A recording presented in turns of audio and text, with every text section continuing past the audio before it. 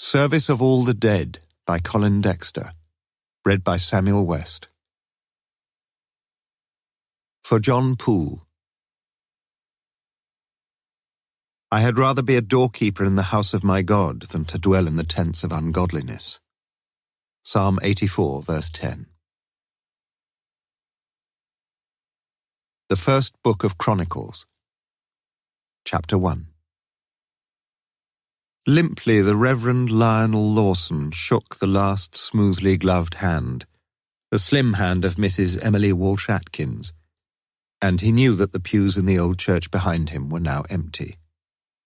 It was always the same, whilst the other well-laundered ladies were turning their heads to chat of fates and summer hats, whilst the organist played his exit voluntary, and whilst the now discassocked choir boys tucked their T-shirts into flare-line jeans. Mrs. Walsh Atkins invariably spent a few further minutes on her knees in what had sometimes seemed to Lawson a slightly exaggerated obeisance to the Almighty. Yet, as Lawson knew full well, she had plenty to be thankful for. She was 81 years old, but managed still to retain an enviable agility in both mind and body. Only her eyesight was at last beginning to fail. She lived in North Oxford in a home for elderly gentlewomen, screened off from the public gaze by a high fence and a belt of fir trees.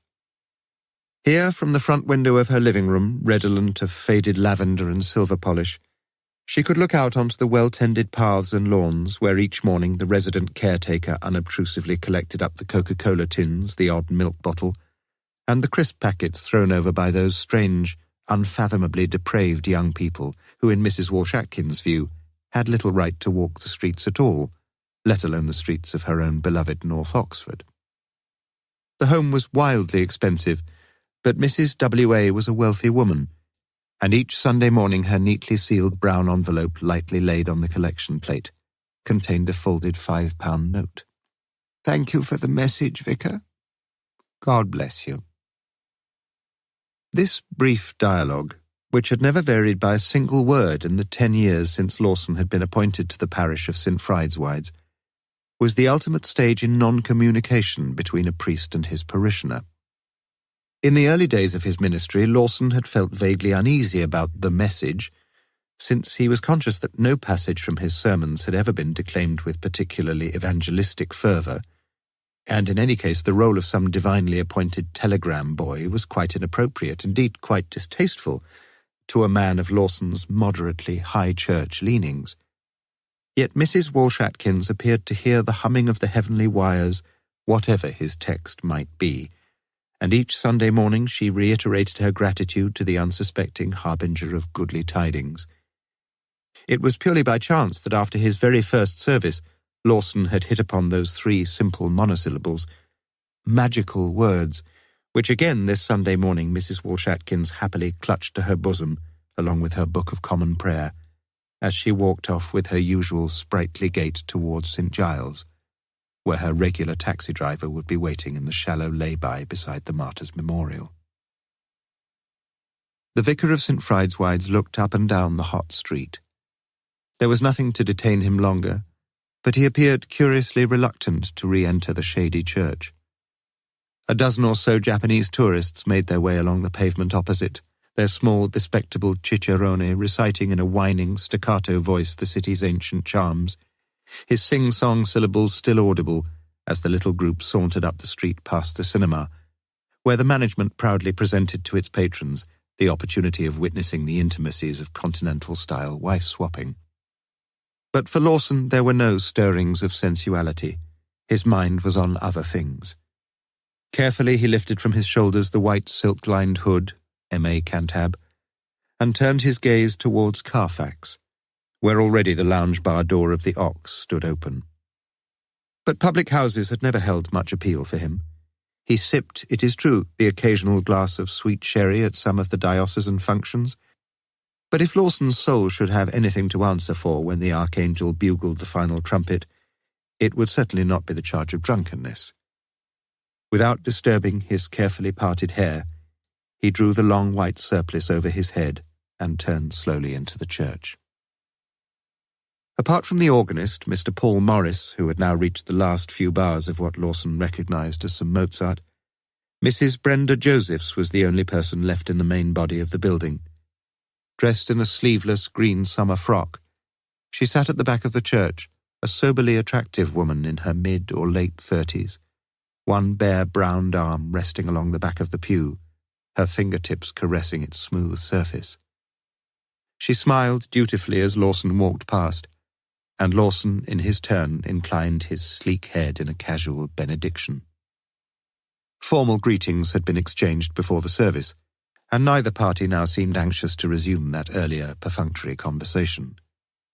On his way to the vestry, Lawson stopped briefly in order to hook a loose hassock into place at the foot of a pew, and as he did so he heard the door at the side of the organ bang shut. A little too noisily, perhaps? A little too hurriedly.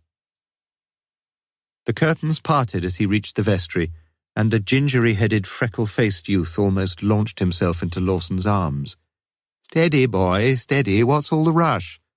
"Sorry, sir, I just forgot." His breathless voice trailed off, his right hand clutching a half-consumed tube of fruit gums drawn furtively behind his back. "I hope you weren't eating those during the sermon." "No, sir." "Not that I ought to blame you if you were. I can get a bit boring sometimes, don't you think?" The pedagogic tone of Lawson's earlier words had softened now, and he laid his hand on the boy's head and ruffled his hair lightly. Peter Morris, the organist's only son, looked up at Lawson with a quietly cautious grin. Any subtlety of tone was completely lost upon him, yet he realized that everything was all right, and he darted away along the back of the pews. "Peter!" The boy stopped in his tracks and looked round. "How many times must I tell you you're not to run in church?" "Yes, sir. No, sir." "And don't forget the choir outing next Saturday." "Course not, sir." Lawson had not failed to notice Peter's father and Brenda Josephs talking together in animated whispers in the north porch. But Paul Morris had now slipped quietly out of the door after his son, and Brenda, it seemed, had turned her solemn attention to the font. Dating from 1345, it was, according to the laconic guidebook, number 1 of the things to note. Lawson turned on his heel and entered the vestry. Harry Josephs, the vicar's warden, had almost finished now. After each service he entered against the appropriate date 2 sets of figures in the church register. First, the number of persons in the congregation, rounded up or down to the nearest 5. Second, the sum taken in the offertory, meticulously calculated to the last halfpenny. By most reckonings, the Church of St. Friedeswide's was a fairly thriving establishment. Its clientele was chiefly drawn from the more affluent sectors of the community, and even during the university vacations the church was often half full. It was to be expected, therefore, that the moneys to be totalled by the vicar's warden, then checked by the vicar himself, and thereafter transferred to the church's number 1 account with Barclays Bank in the High, were not inconsiderable. This morning's takings, sorted by denominations, lay on Lawson's desk in the vestry. 1 £5 note, about 15 £1 notes, a score or so of 50p pieces, and further sundry piles of smaller coinage, neatly stacked in readily identifiable amounts. "Another goodly congregation, Harry?" Goodly was a favourite word in Lawson's vocabulary. Although it had always been a matter of some contention in theological circles whether the Almighty took any great interest in the counting of mere heads, it was encouraging on a secular assessment to minister to a flock that was at least numerically fairly strong, and the word goodly seemed a happily neutral word to blur the distinction between the good, by purely arithmetical reckoning, and the godly, as assessed on a more spiritual computation. Harry nodded and made the entries. "Just check the money quickly, if you will, sir. I made it 135 in the congregation, and I make it £57.12 in the collection." "No halfpennies today, Harry? I think some of the choir boys must have taken my little talk to heart." With the dexterity of a practised bank clerk, he riffled through the pound notes, and then passed his fingers over the piles of coins like a bishop blessing heads at a confirmation service. The addition of moneys was correct. "One of these days, Harry, you're going to surprise me and make a mistake." Joseph's eyes darted sharply to Lawson's face, but the expression there, as the minister put his signature to the right-hand column of the church register, was one of bland benignity. Together, vicar and warden placed the money in an ancient Huntley and Palmer biscuit tin. It looked an unlikely repository for any great store of wealth, but when at one of its recent meetings the church council had discussed the problem of security, no one had come up with any brighter suggestion, except for the possibility that a slightly later vintage of a similar tin might perhaps more firmly corroborate the notion that the receptacle open to view on the back seat of Joseph's Allegro contained nothing more precious than a few ginger snaps and arrowroots left over from a recent social. "I'll be off then, Vicar. The wife will be waiting." Lawson nodded and watched his warden go. Yes, Brenda Josephs would be waiting. She had to be. 6 months previously, Harry had been found guilty on a charge of drunken driving, and it was largely through Lawson's plea for mitigation that the magistrate's sentence of a £50 fine and 1 year's suspension had seemed so comparatively lenient. The Josephs' home was in the village of Wolvercote, some 3 miles north of the city centre, and buses on Sundays were a rarer sight than £5 notes on a collection plate. The small vestry window looked out on the south side of the church, and Lawson sat down at the desk and stared blankly into the graveyard, where the grey, weathered tombstones tilted at their varied angles from the vertical, their crumbling legends long since overgrown with moss or smoothed away by centuries of wind and rain. He both looked and felt a worried man, for the simple truth was that there should have been 2 £5 notes in the collection that morning. Was there just a possibility, though, that Mrs. Walsh-Atkins had at last exhausted her store of £5 notes and put 5 separate £1 notes into the collection? If she had, though, it would have been the first time for, years and years.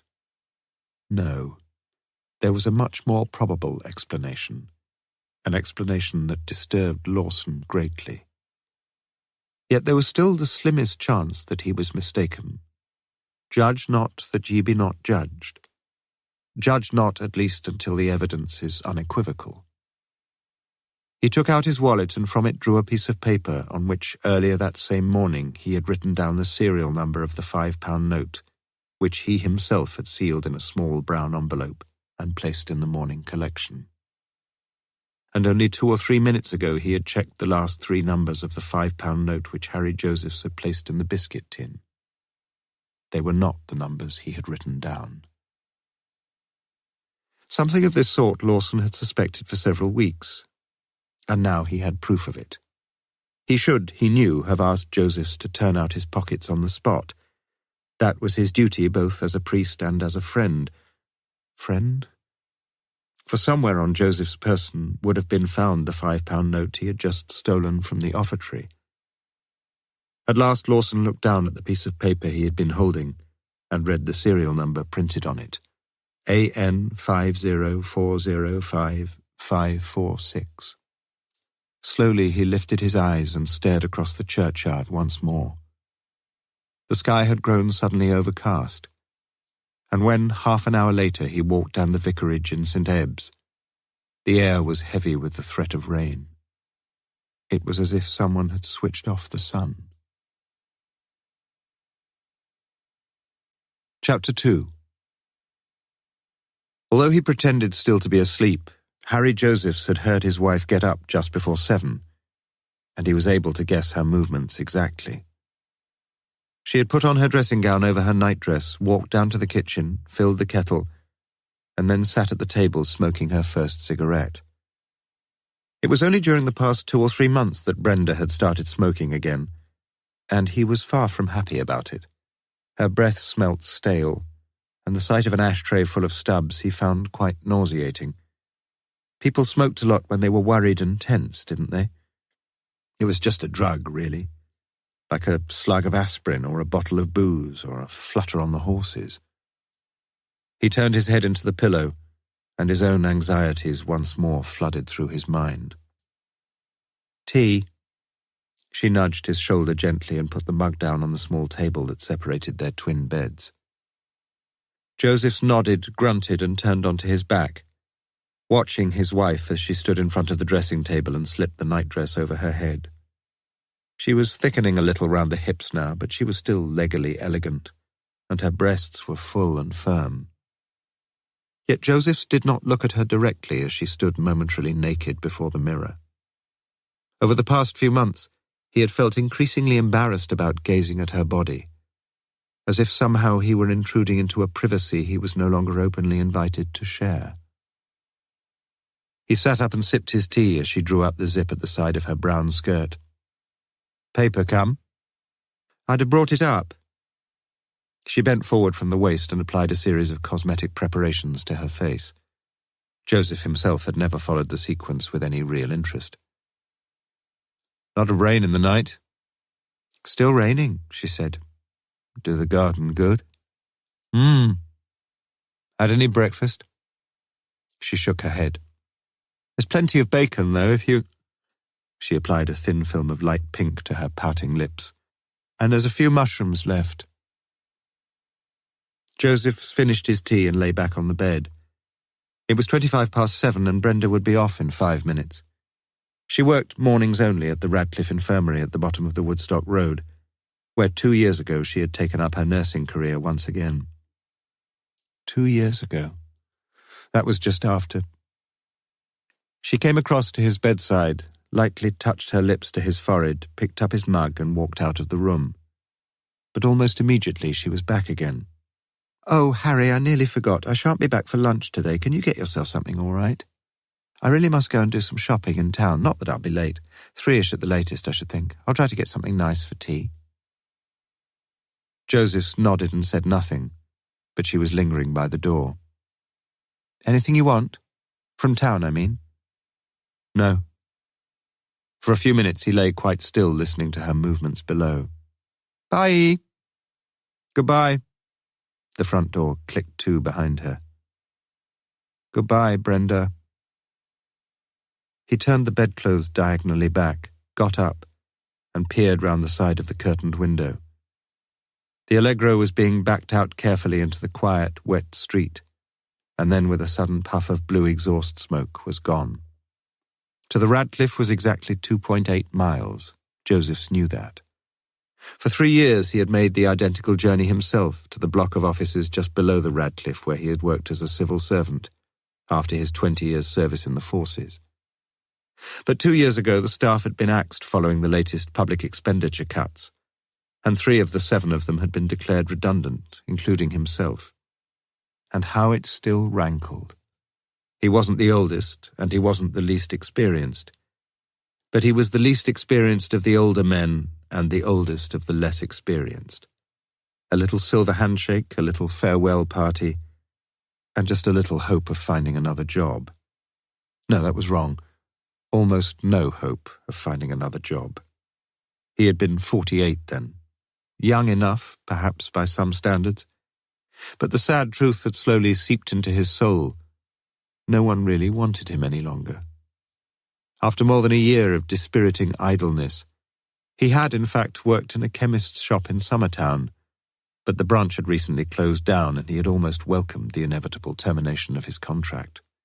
He, a man who had risen to the rank of captain in the Royal Marine Commandos, a man who had seen active service against the terrorists in the Malayan jungles, standing politely behind the counter handing over prescriptions to some skinny, pale-faced youth or other who wouldn't have lasted 5 seconds on one of the commando assault courses. And as the manager had insisted, saying, "Thank you, sir," into the bargain. He shut the thought away and drew the curtains open. Just up the road, a line of people queued at the bus stop, their umbrellas raised against the steady rain which filtered down on the straw-coloured fields and lawns. Lines he had learnt at school drifted back into his mind, serving his mood and seeming to fit the dismal prospect before him. And ghastly through the drizzling rain, on the bald street breaks the blank day. He caught the 10:30 a.m. bus into Summertown, where he walked into the licensed betting office and studied the card at Lingfield Park.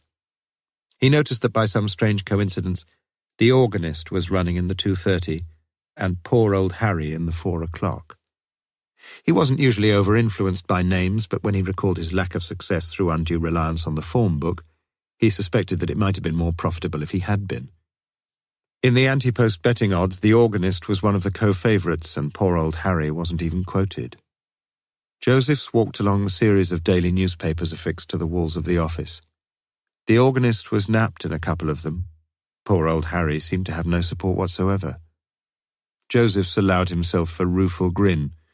Probably neither of them was destined to be first past the post, but why not? Take a chance, Harry boy. He filled in a square white betting slip and pushed it over the counter with his money. Lingfield Park, 4 p.m, £2 win, poor old Harry. A year or so previously, after purchasing 2 tins of baked beans from a supermarket, he had been given change for £1 instead of for the £5 note he knew he had handed over. His protestations on that occasion had necessitated a full till check and a nervy half-hour wait before the final justification of his claim, and since that time he had been more careful, always memorising the last 3 numbers of any £5 note he tendered. He did so now, and repeated them to himself as he waited for his change. 546, 546, 546. The drizzle had virtually stopped when at 11:20 a.m. he walked unhurriedly down the Woodstock Road. 25 minutes later, he was standing in one of the private car parks at the Radcliffe, where he spotted the car almost immediately. Threading his way through the closely parked vehicles, he soon stood beside it and looked through the offside window. The mileometer read 25622. That tallied. It had read 619 before she left. And if she now followed the normal routine of any sensible person, she would walk down into Oxford from here, and when she got home the mileometer would read 625626 at the most. Finding a suitable vantage point behind a moribund elm tree, he looked at his watch and waited. At 12:02, the celluloid doors leading to ENT outpatients flapped open, and Brenda Josephs appeared and walked briskly to the car. He could see her very clearly. She unlocked the door and sat for a few seconds leaning forward and viewing herself in the driving mirror, before taking a small scent bottle from her handbag and applying it to her neck, first to one side, then to the other. Her safety belt remained unfastened as she backed none too expertly out of the narrow space. Then the right blinker on as she drove out of the car park and up to the Woodstock Road. Then the orange blinker flashing left,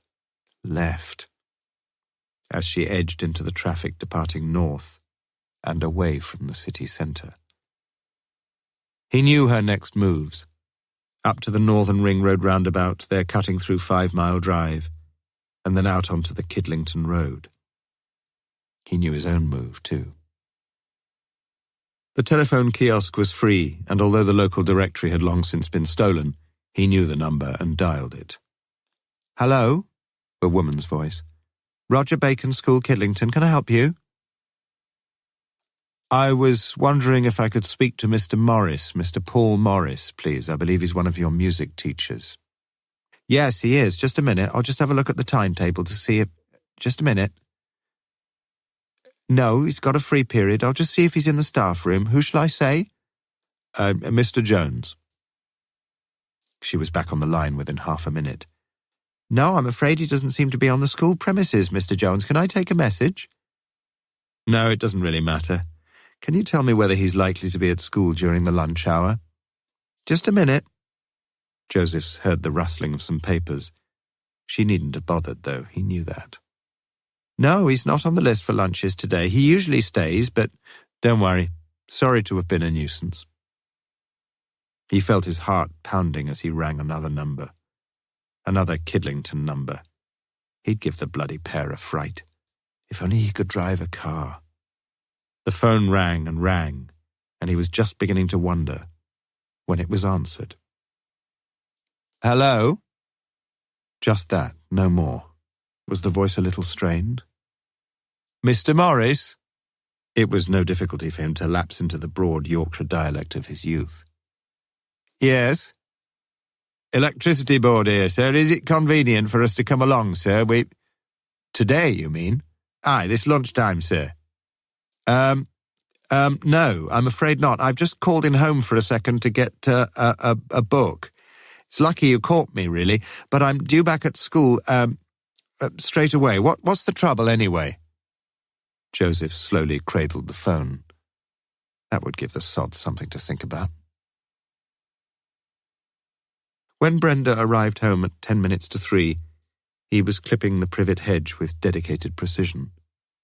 "Hello, love. Have a good day." "Oh, usual, you know. I bought something nice for tea, though." "That's good news. Have any lunch?" "Mouthful of bread and cheese." She knew he was telling a lie, for there was no cheese in the house. Unless, of course, he'd been out again.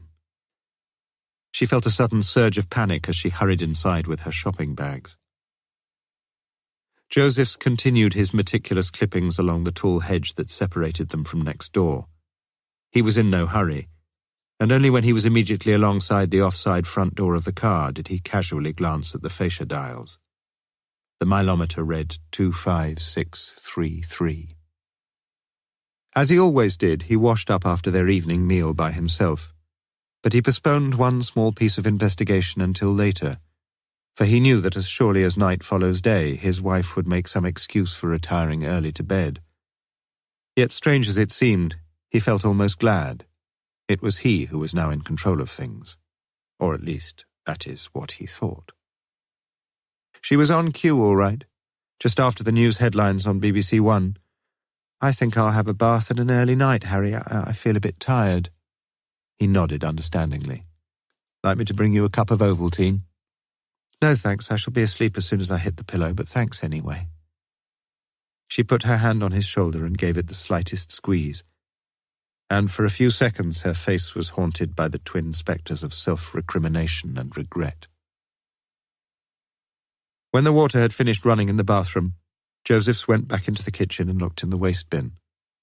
There, screwed up into small balls and pushed right to the bottom of the debris, he found 4 white paper bags. Careless, Brenda, careless. He had checked the bin himself that same morning, and now there were 4 newcomers. 4 white paper bags, all of them carrying the name of the quality supermarket at Kidlington. After Brenda had left the next morning, he made himself some coffee and toast and sat down with the Daily Express. Heavy overnight rain at Lingfield Park had upset a good many of the favourites, and there were no congratulatory columns to the wildly inaccurate prognostications of the racing tipsters. With malicious glee, he noticed that the organist had come 7th out of 8 runners, and poor old Harry had won. At 16-1. Phew! It hadn't been such a blank day after all. Chapter 3. The last lesson of the week could hardly have provided a more satisfactory envoy. There were only 5 of them in the O-level music group, all reasonably anxious to work hard and to succeed, all girls, and as they sat forward awkwardly and earnestly, their musical scores of Piano Sonata Opus 90 on their knees, Paul Morris vaguely reminded himself how exquisitely Gil Else could play Beethoven. But his aesthetic sense was only minimally engaged, and not for the first time during the past few weeks he found himself wondering whether he was really cut out for teaching. Doubtless these particular pupils would all get decent O-level grades, for he had sedulously drilled the set works into them, their themes, their developments and recapitulations. But there was, he knew, little real radiance either in his own exposition of the works or in his pupils' appreciation of them. And the sad truth was that what, until so recently, had been an all-consuming passion, was now becoming little more than pleasurable background listening. From music to Muzak, in 3 short months. Morris had moved from his previous post, it was almost 3 years ago now, primarily to try to forget that terrible day when the young police constable had come to tell him that his wife had been killed in a car accident. When he had gone along to the primary school to collect Peter, and watched the silent, tragic tears that sprang from the boy's eyes, and when he had wrestled with that helpless, baffled anger against the perversity and cruelty of the fates, which had taken his young wife from him. An anger which, over those next few dazed and despairing weeks, had finally settled into a firm resolve at all costs to protect his only child, whenever and wherever he could. The boy was something, the only thing, that he could cling to. Gradually, too, Morris had become convinced that he had to get away, and his determination to move anywhere, had grown into an obsession, as weekly the Post's vacant columns in the Times educational supplement reminded him of new streets, new colleagues, a new school, perhaps even a new life. And so finally he had moved to the Roger Bacon Comprehensive School on the outskirts of Oxford, where his breezy interview had lasted but 15 minutes, where he'd immediately found a quiet little semi-detached to rent, where everyone was very kind to him, but where his life proved very much the same as before, at least until he met Brenda Josephs. It was through Peter that he had established contact with St. Friedeswides. One of Peter's friends was a keen member of the choir, and before long Peter had joined too. And when the aged choir master had finally retired, it was common knowledge that Peter's father was an organist, and the invitation asking him to take over was accepted without hesitation. Gillels was lingering pianissimo over the last few bars when the bell sounded the end of the week's schooling. One of the class, a leggy, large-boned, dark-haired girl, remained behind to ask if she could borrow the record for the weekend. She was slightly taller than Morris, and as he looked into her black-penciled, languidly amorous eyes, he once more sensed a power within himself which until a few months previously he could never have suspected. Carefully he lifted the record from the turntable and slipped it smoothly into its sleeve. "Thank you," she said softly. "Have a nice weekend, Carol." "You too, sir." He watched her as she walked down the steps from the stage and clattered her way across the main hall in her high, wedge-heeled shoes. How would the melancholy Carol be spending her weekend, he wondered. He wondered, too, about his own. Brenda had happened just 3 months ago. He had seen her on many occasions before, of course, for she always stayed behind after the Sunday morning service to take her husband home. But that particular morning had not been just another occasion. She had seated herself not as usual in one of the pews at the back of the church, but directly behind him in the choir stalls, and as he played, he'd watched her with interest in the organ mirror, her head slightly to one side, her face set in a wistful, half-contented smile. As the deep notes died away around the empty church, he had turned towards her. "Did you like it?" She had nodded quietly and lifted her eyes towards him. "Would you like me to play it again?" "Have you got time?" "For you, I have."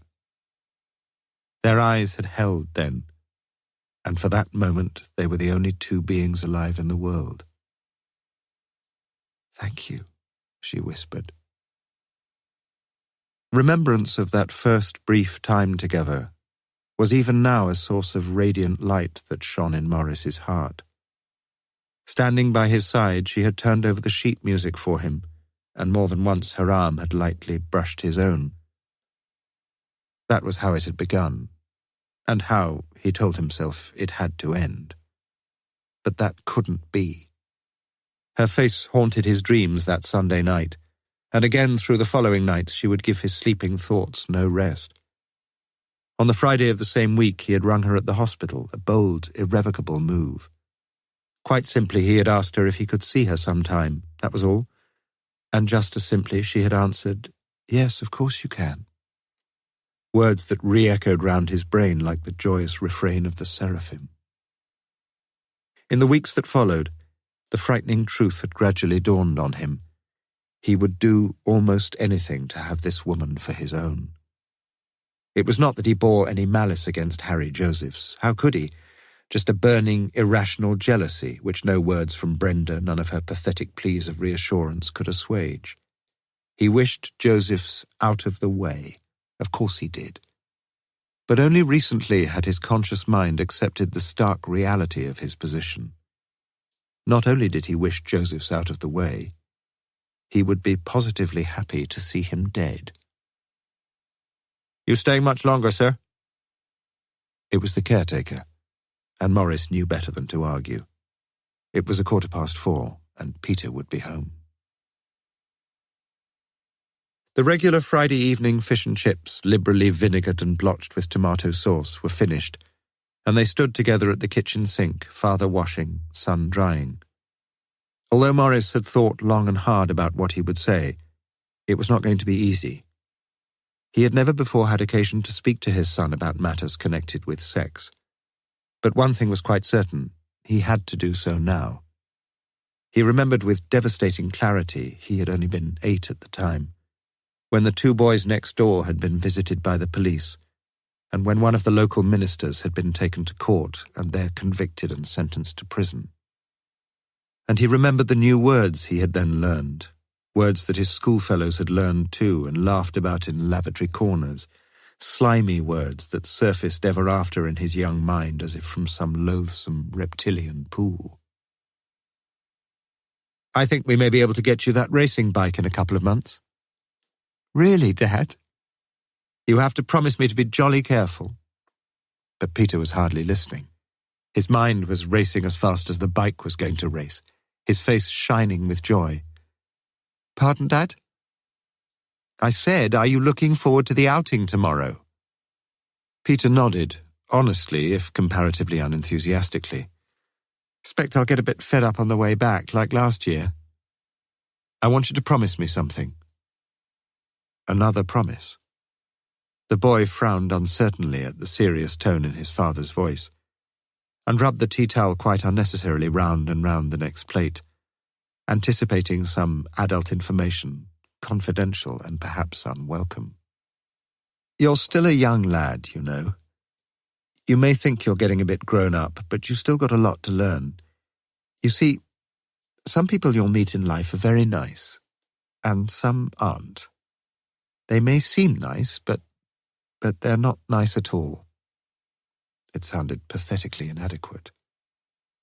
Crooks, you mean? In a way they're crooks, yes, but I'm talking about people who are bad inside. They want strange sorts of things to satisfy them. They're not normal, not like most people. He took a deep breath. When I was about your age, younger in fact, Peter listened to the little story with apparent unconcern. You mean he was a queer, Dad?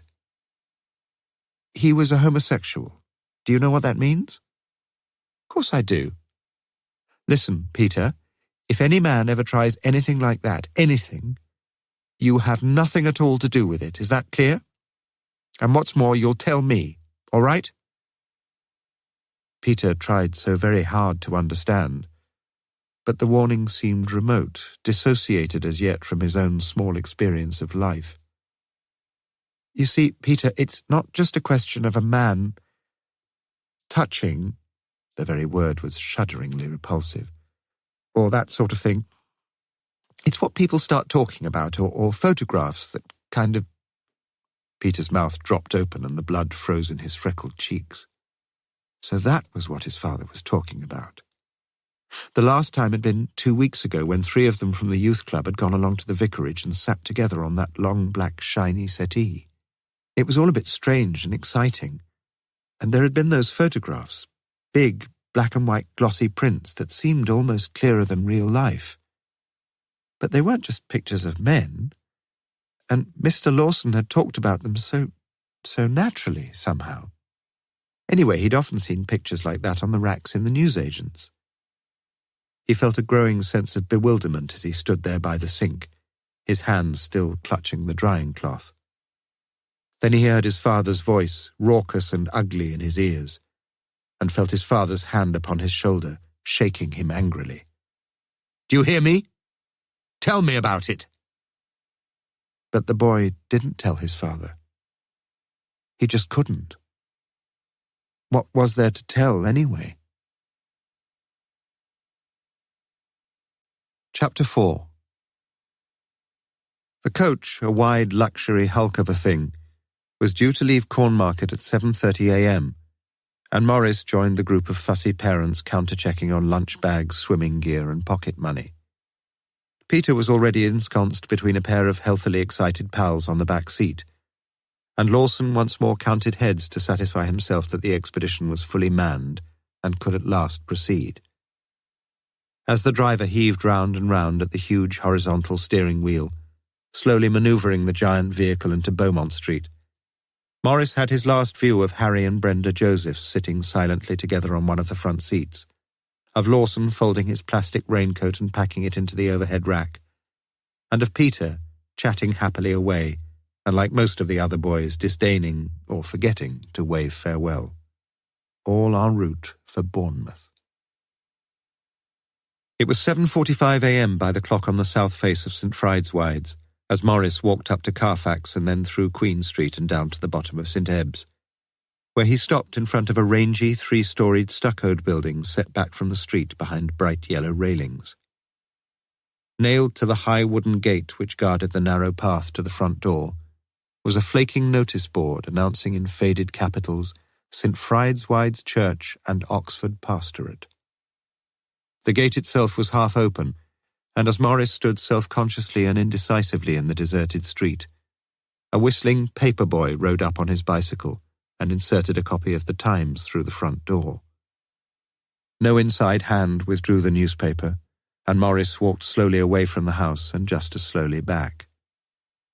On the top floor, a pale yellow strip of neon lighting suggested the presence of someone on the premises, and he walked cautiously up to the front door, where he rapped gently on the ugly black knocker. With no sound of movement from within, he tried again, a little louder. There must be someone, surely, in the rambling old vicarage. Students up on the top floor, probably. A housekeeper, perhaps. But again, as he held his ear close to the door, he could hear no movement, and conscious that his heart was beating fast against his ribs, he tried the door. It was locked. The back of the house was enclosed by a wall some 8 or 9 feet high, but a pair of gates with no parking amateurishly painted in white across them promised access to somewhere, and turning the metal ring, Morris found the gate unlocked. He stepped inside. A path led alongside the high stone wall beside an ill-tended stretch of patchy lawn, and quietly closing the gates behind him, Morris walked up to the back door and knocked with a quiet cowardice. No answer. No sound. He turned the doorknob. The door was unlocked. He opened it and went inside. For several seconds he stood stock still in the wide hallway, his eyes unmoving as an alligator's. Across the hall, the Times protruded downwards through the front door letterbox, like the tongue of some leering gargoyle. The whole house as still as death. He forced himself to breathe more naturally and looked around him. A door on his left was standing ajar, and he tiptoed across to look inside. "Anyone there?" The words were spoken very softly, but they gave him an odd surge of confidence, as though, should anyone be there, he was obviously trying to be noticed. And someone was there, or had been until very recently. On a formica-topped table lay a knife, stickily smeared with butter and marmalade, a solitary plate strewn with toast crumbs, and a large mug containing the dregs of cold tea. The remains, no doubt, of Lawson's breakfast. But a sudden shudder of fear climbed up Morris's spine as he noticed that the grill on the electric cooker was turned on full, its bars burning a fierce orange red. Yet there was the same eerie stillness as before, with only the mechanical tick-tock of the kitchen clock to underline the pervasive silence.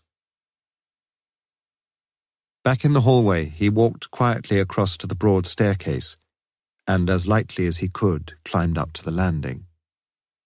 Only one of the doors was open, but one was enough. A black leather settee was ranged along one side of the room, and the floor was fully carpeted. He walked noiselessly across to the roll-top desk beside the window. It was locked, but the key lay on the top.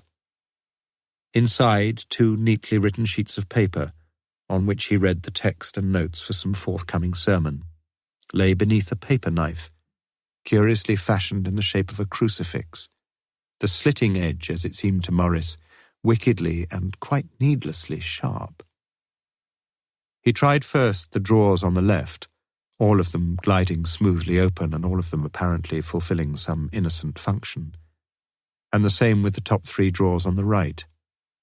But the bottom one was locked, and the key to it was nowhere to be seen. As a prospective burglar, Morris had anticipated the stubbornness of locks and bolts only to the extent of a small chisel which he now took from his pocket. It took him more than 10 minutes, and when finally the bottom drawer lay open, the surrounding oblong frame was irreparably chipped and bruised. Inside lay an old chocolate box, and Morris was slipping off the criss-cross of elastic bands when a slight sound caused him to whip round, his eyes wide with terror. Standing in the doorway was a man with a lathered face, his right hand holding a shaving brush, his left clutching a dirty pink towel about his neck. For a second, Morris felt a shock that partly paralyzed his terror, for his immediate impression was that the man was Lawson himself. Yet he knew he must be mistaken, and the logic that for a moment had threatened to disintegrate was swiftly reasserting itself. The man was about the same height and build as Lawson, yes, but the face was thinner and the hair was greyer, nor was the man's voice, when finally he spoke, in any way like Lawson's own, but a voice and a mode of expression that seemed to mask a curious combination of the cultured and the coarse. "May I ask what the hell you're doing here, mate?" Morris recognized him then. He was one of the dropouts who sometimes congregated in Bond Square or Brasenose Lane. Indeed, Lawson had brought him to church a few times, and there was a whisper of rumour that the 2 men were related. Some had even suspected that the man was Lawson's brother.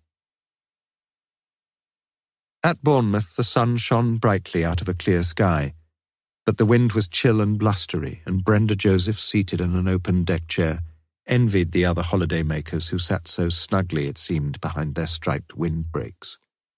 She felt cold and bored, and more than a little disturbed by that little remark of Harry's on the coach. Pity Morris couldn't make it. That was all. That was all.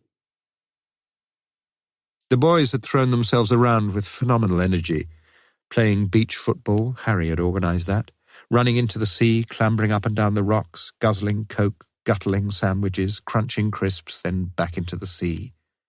But for her, what an empty, fruitless day. She was officially the nurse of the party, for invariably someone would feel sick or cut his knee. But she could have been with Paul all day. All day, no risk either. Oh, God, she couldn't bear to think of it. The farther stretches of the sea twinkled invitingly in the sun, but along the shoreline the crashing breakers somersaulted into heavy spray. It was no day for tentative paddlers, but huge fun for the boys who were still leaping tirelessly against the waves, Lawson with them, white-skinned as a fish's underbelly, laughing, splashing, happy. It all seemed innocent enough to Brenda, and she couldn't really believe all that petty church gossip. Not that she liked Lawson much, but she didn't dislike him either. In fact, she'd thought more than once that Lawson must suspect something about herself and Paul. But he'd said nothing, so far. Harry had gone for a walk along the esplanade, and she was glad to be left to herself. She tried to read the newspaper, but the sheets flapped and billowed in the breeze, and she put it back into the carrier bag, alongside the flask of coffee, the salmon sandwiches, and her white bikini. Yes, pity about the bikini. She had become increasingly conscious of her body these past few months, and she would have enjoyed seeing the young lads gawping up at her bulging breasts. What was happening to her? When Harry returned an hour or so later, it was quite clear that he had been drinking, but she made no comment. As a concession to the English summer, he had changed into a pair of old shorts, long, baggy service issue, in which, according to Harry, he and his men had flushed the Malaysian jungles of all the terrorists. His legs had grown thinner, especially around the thighs, but they were still muscular and strong. Stronger than Paul's, but... She stemmed the gathering flood of thoughts and unfolded the tinfoil round the sandwiches. She averted her eyes from her husband as he slowly masticated the tinned salmon. What was happening to her? The poor fellow couldn't even eat now without her experiencing a mild disgust. She would have to do something, she knew that, and soon. But what could she do? It was not on that joyless day at Bournemouth, although it was very soon after, that Brenda Josephs recognized the ugly fact that had been standing at the threshold of her mind. She now hated the man she had married. "Have you heard that somebody might be helping himself from the collection? It's only a rumour, but—" It was the following morning when Morris heard the first whisperings, but in his mind, as in many others, the alleged hebdomadal thefts were already firmly substantiated in the higher courts of heaven, and now stood only in need of a little terrestrial corroboration. There were, surely, only two obvious opportunities and two possible suspects, Lawson at the altar and Josephs in the vestry. And during the penultimate verse of the offertory hymn, Morris turned the organ mirror slightly to the right and adjusted the elevation, so that he had a good view of the large gilt crucifix standing on the heavily brocaded altar cloth, and of Lawson holding high the collection plate, then lowering it and leaning forward in a tilted benediction before handing it back to the vicar's warden. It had been impossible to see Lawson's hands clearly, but nothing had been taken, Morris could have sworn to it. So it must be that contemptible worm Joseph's. Much more likely, counting the cash all alone in the vestry. Yes. And yet, if the church funds were being pilfered, wasn't there a much likelier culprit than either? The scruffy-looking man from the church army hostel, the man who had been there again this morning, sitting next to Josephs at the back of the church, the man Lawson had befriended, and the man whom Morris himself had encountered the previous morning in the vicarage. A few minutes later he closed the organ door quietly behind him, and managed a cheerful "Good morning" to Mrs. Walsh-Atkins as she finally rose from her knees. But in truth he was far from cheerful, and as he walked slowly up the central aisle, his mind for once was not wholly preoccupied with thoughts of Brenda Josephs, whom he could now see waiting for him by the font. Like Lawson at this time a week ago, he felt a very worried man. Chapter 5. On Wednesday of the same week, no one seemed to mind the woman as she stood by the shop window examining with slow deliberation one bulky sample book after another. "Just looking," she told the assistant. She'd known what would happen, of course. From the bus stop in Woodstock Road he would walk down South Parade, where Cromwell had once arranged his Roundheads, turn right into Banbury Road, and then go into the licensed betting office just opposite the carpet shop. And he had already done so. She knew, too, that he would have to come out sooner rather than later since he was due home for lunch with her, at about 1 o'clock, and he had another call to pay before then, had he not? It was 11:20 a.m. when Harry Josephs at last emerged, and his wife drifted quietly behind a line of vertically stacked linoleum rolls watching him. Back up to South Parade, where he pushed the button at the Pelican Crossing and waited to cross the Banbury Road, just as she'd thought. She left the shop with a guilty "thank you," and kept well behind him as he walked with his slightly splay-footed gait up towards North Oxford, his brown suit clearly visible beyond the other pedestrians. He would turn right very soon now, how much she knew, into Manning Terrace, and she skipped and waltzed her way in and out of the prams as soon as he disappeared. He was on the right-hand side of the terrace, about 7 or 8 houses along, and he would be stopping just about there, yes, and walking up the short path to one of the front doors. She knew not only the number of the house, but also the woman who lived there, knew the style and colour of her hair even, long and prematurely grey, like the strand she'd found on Harry's suit one day the previous week.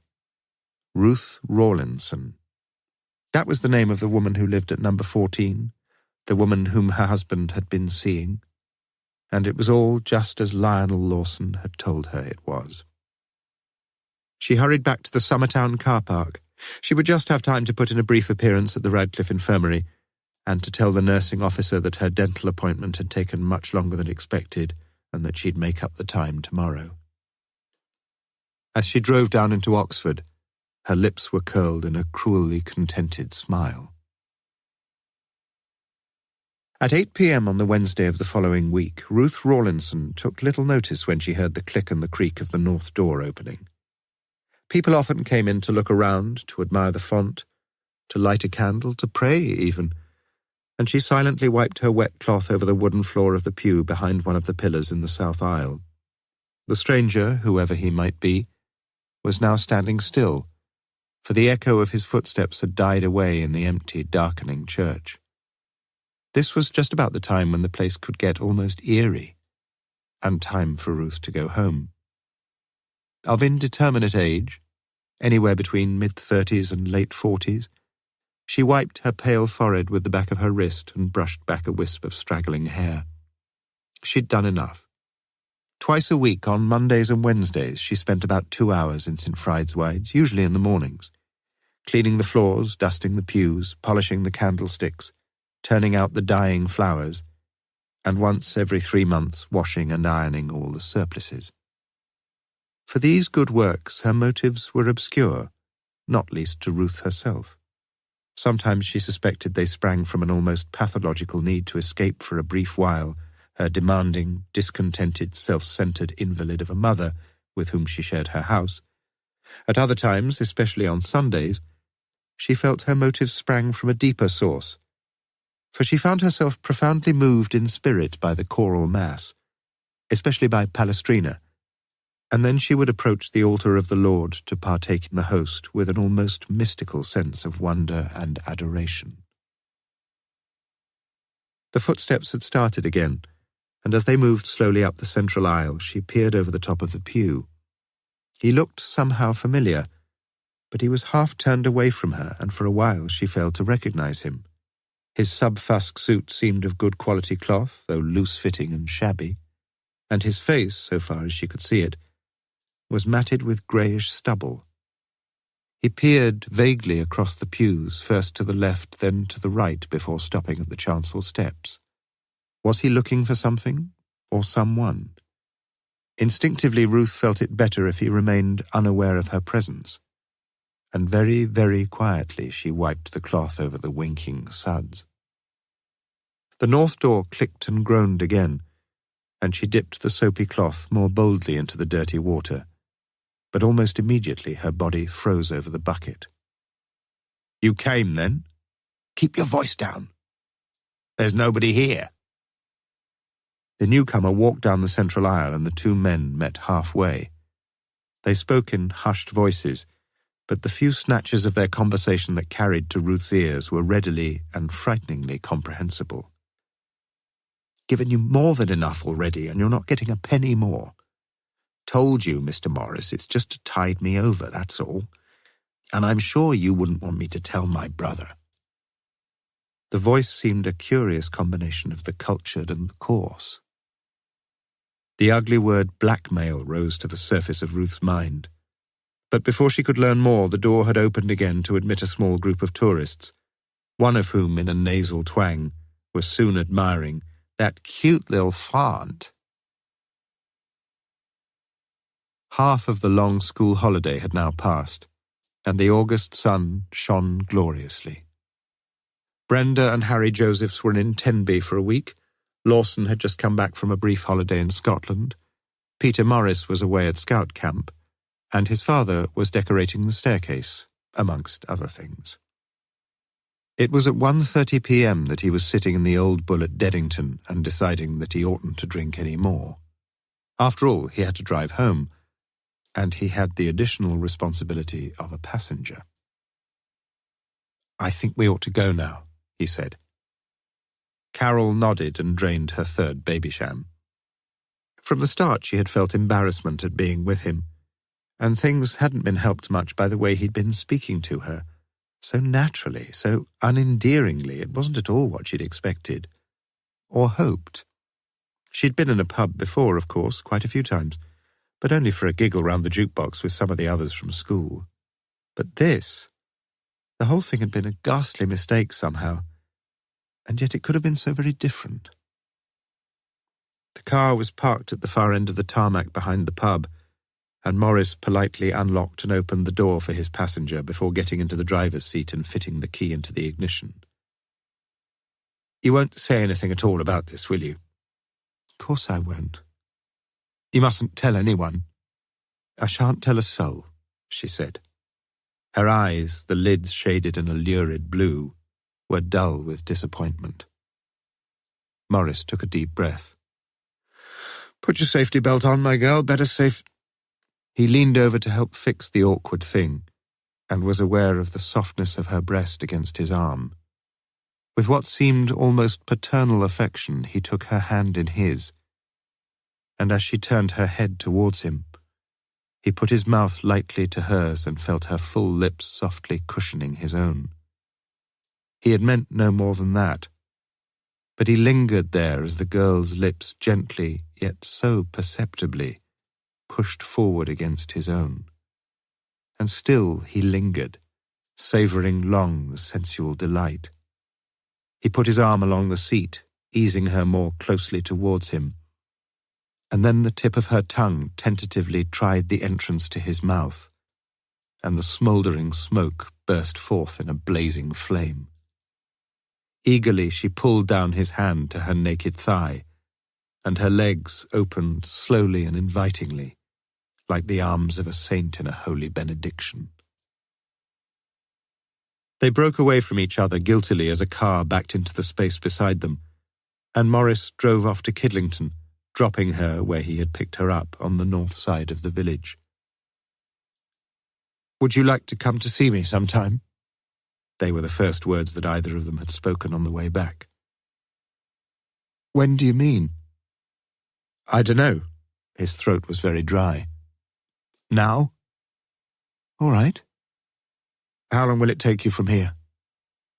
10 minutes. "You'd better come in the back way." "All right."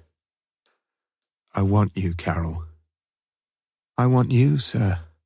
"Sir? My God, what was he doing?" "Be as quick as you can." "I will, don't worry." In the kitchen he opened a bottle of Beaujolais, fetched 2 glasses from the living room, and looked yet again at his watch. "Just another 5 minutes. Come on, Carol." Already in his mind he was unfastening the buttons down the front of her white blouse, and his hands were slipping inside to fondle her breasts. He breathed deeply and waited with an almost desperate impatience. When finally he heard the timid knock, he walked to the back door like a man newly ushered through the gates of paradise. "Good afternoon," said Lawson. "I hope I've not called at an inconvenient time. I wonder if I can come in and talk to you. It's rather important."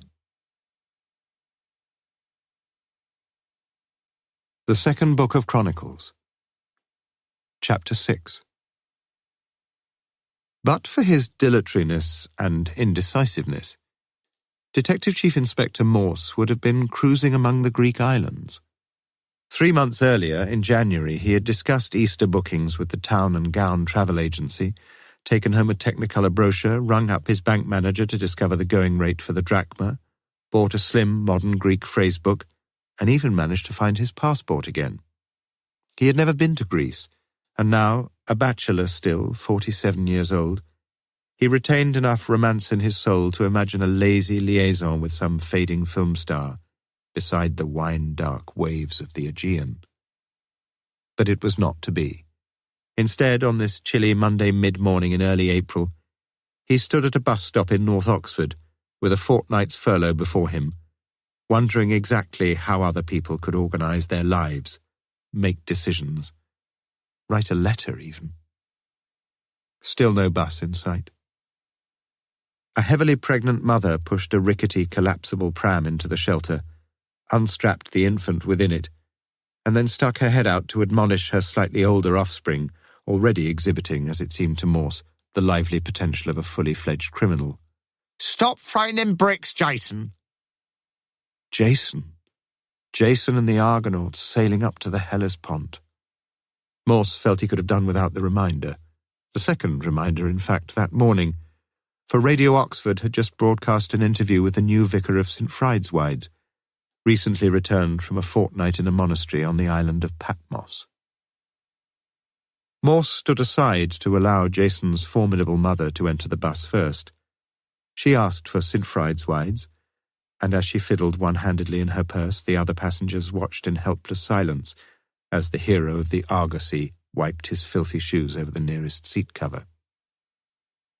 Morse knew where St. Fride's was, of course, one of the string of ecclesiastical edifices along Cornmarket, where there had been some rather curious occurrences the previous autumn, when he himself had been away on an 8-week secondment in West Africa.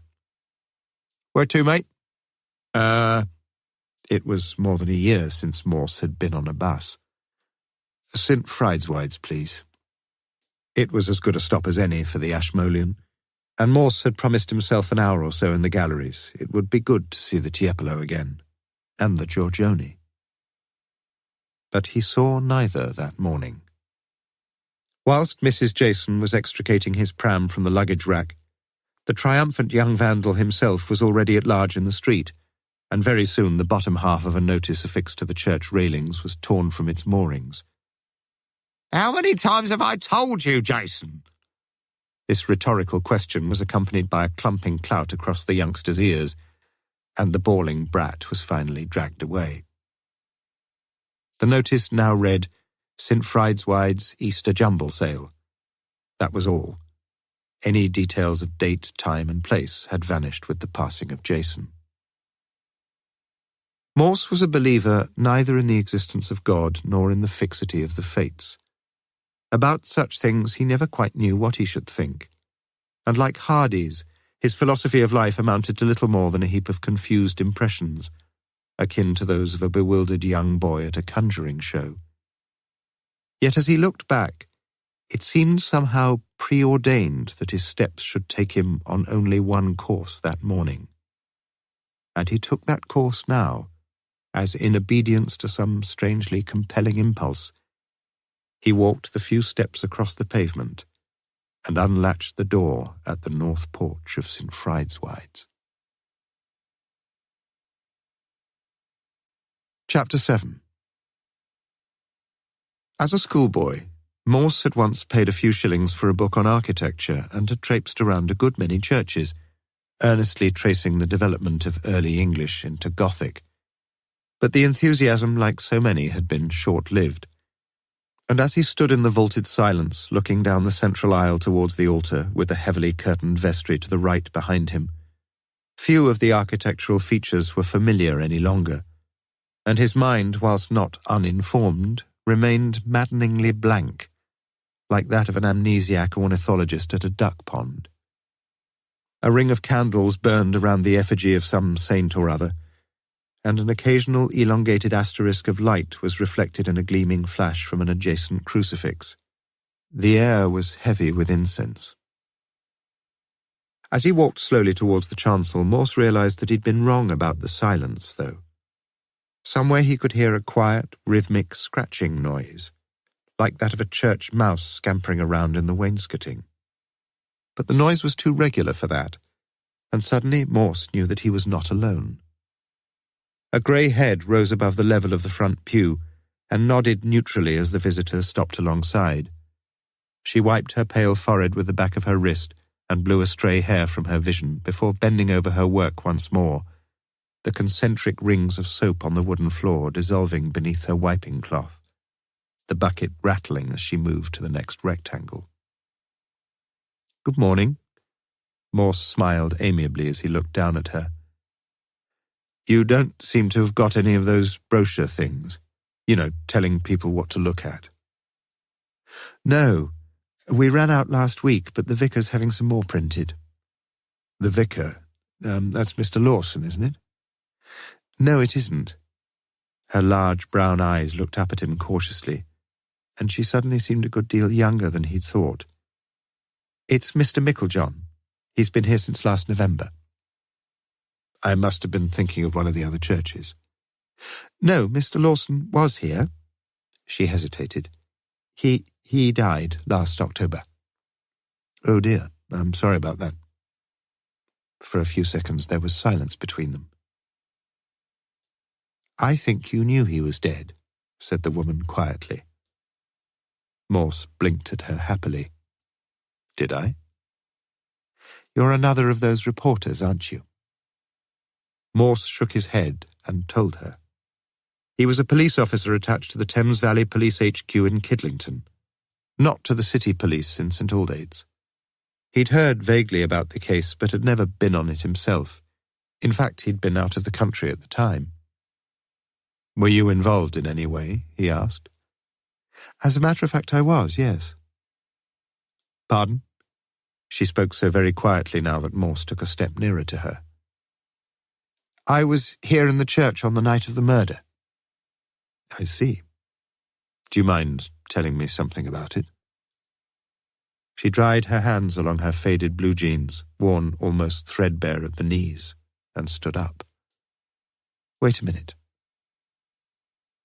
There was a natural elegance about her walk, and Morse's eyes followed her with a slightly quickened interest as she disappeared somewhere at the back of the church, and re-emerged a minute later carrying a brown handbag.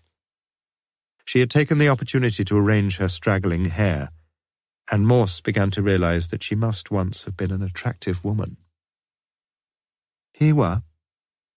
She handed him a cheap brown envelope containing several cuttings from the Oxford Mail, and Morse sat down in the pew opposite her and carefully unfolded the thin sheets.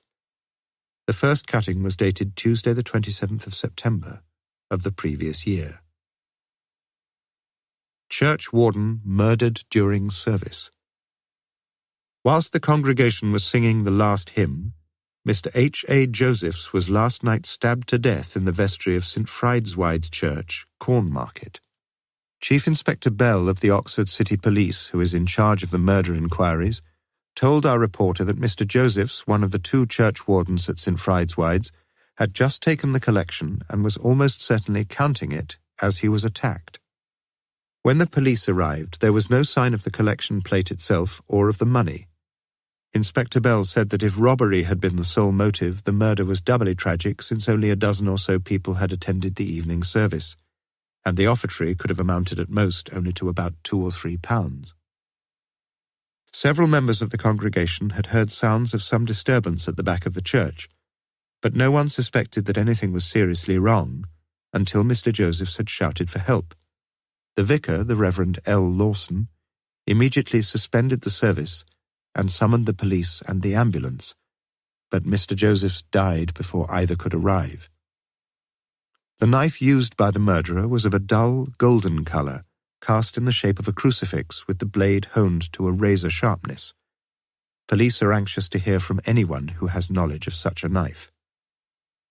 Mr. Josephs, aged 50, was married and lived in Portmeadow Drive, Wolvercote. He came to Oxford after left foot shot was brilliantly pushed over the bar, serving as a regular officer in the Royal Marine Commandos, and saw active service in Malaya.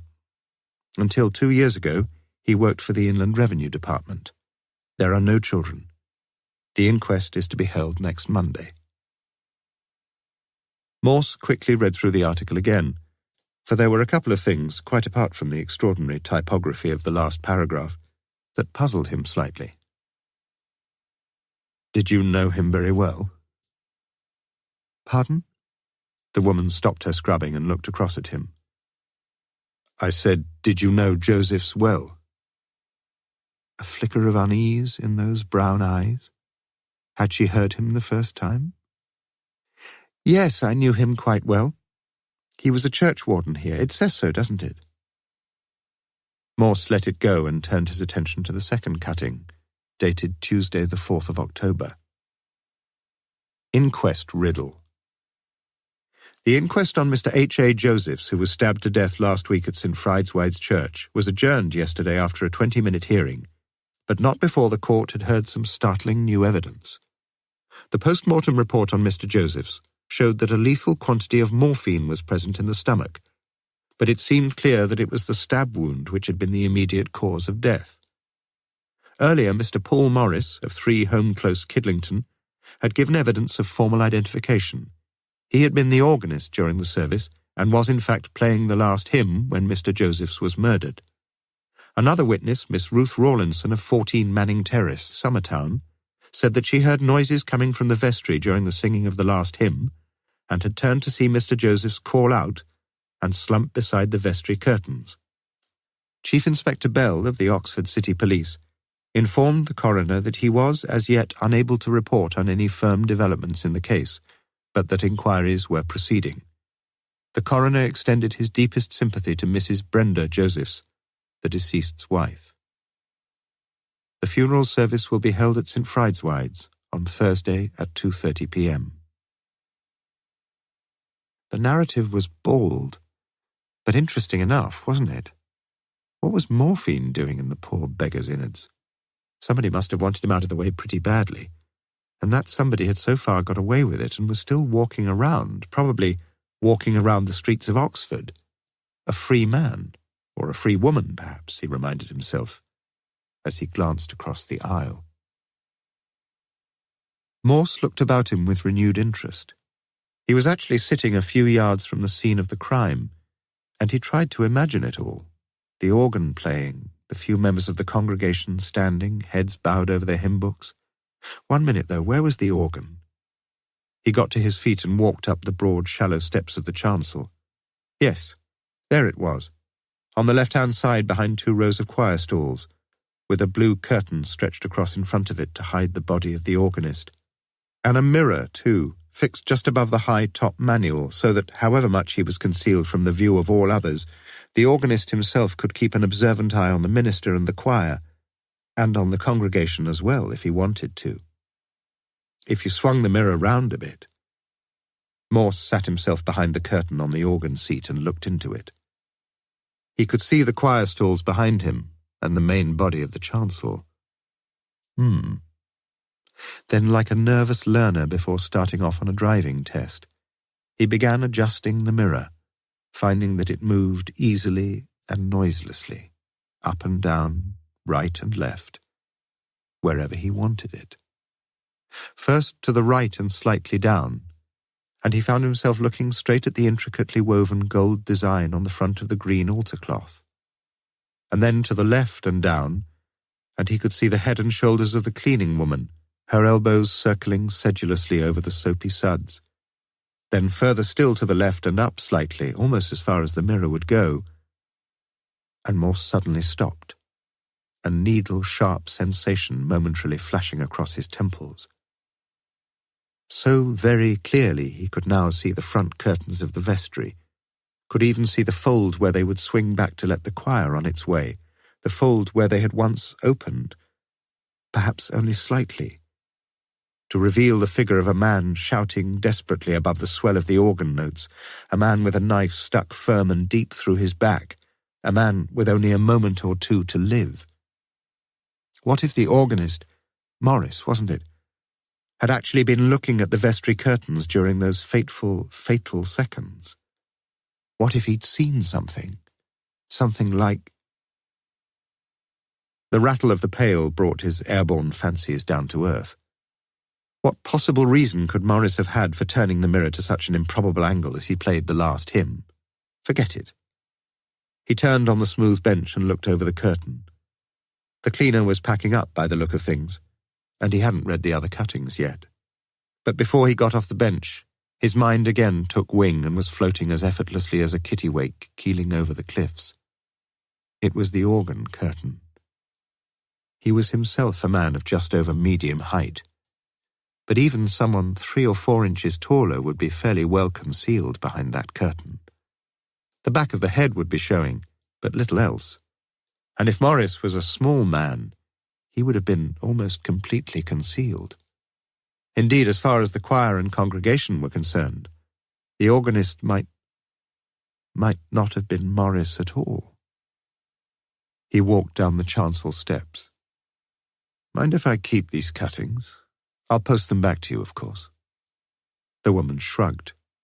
"All right." It seemed a matter of little concern to her. "I don't know your name, I'm afraid," began Morse. But a small middle-aged man had entered the church and was walking briskly towards them. Morning, Miss Rawlinson. Miss Rawlinson, one of the witnesses at the inquest. Well, well.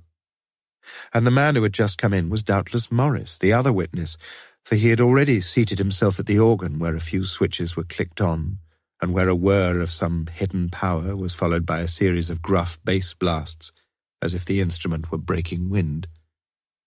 "As I say, I can post 'em," said Morse, "or pop 'em through your letterbox. 14 Manning Road, isn't it?"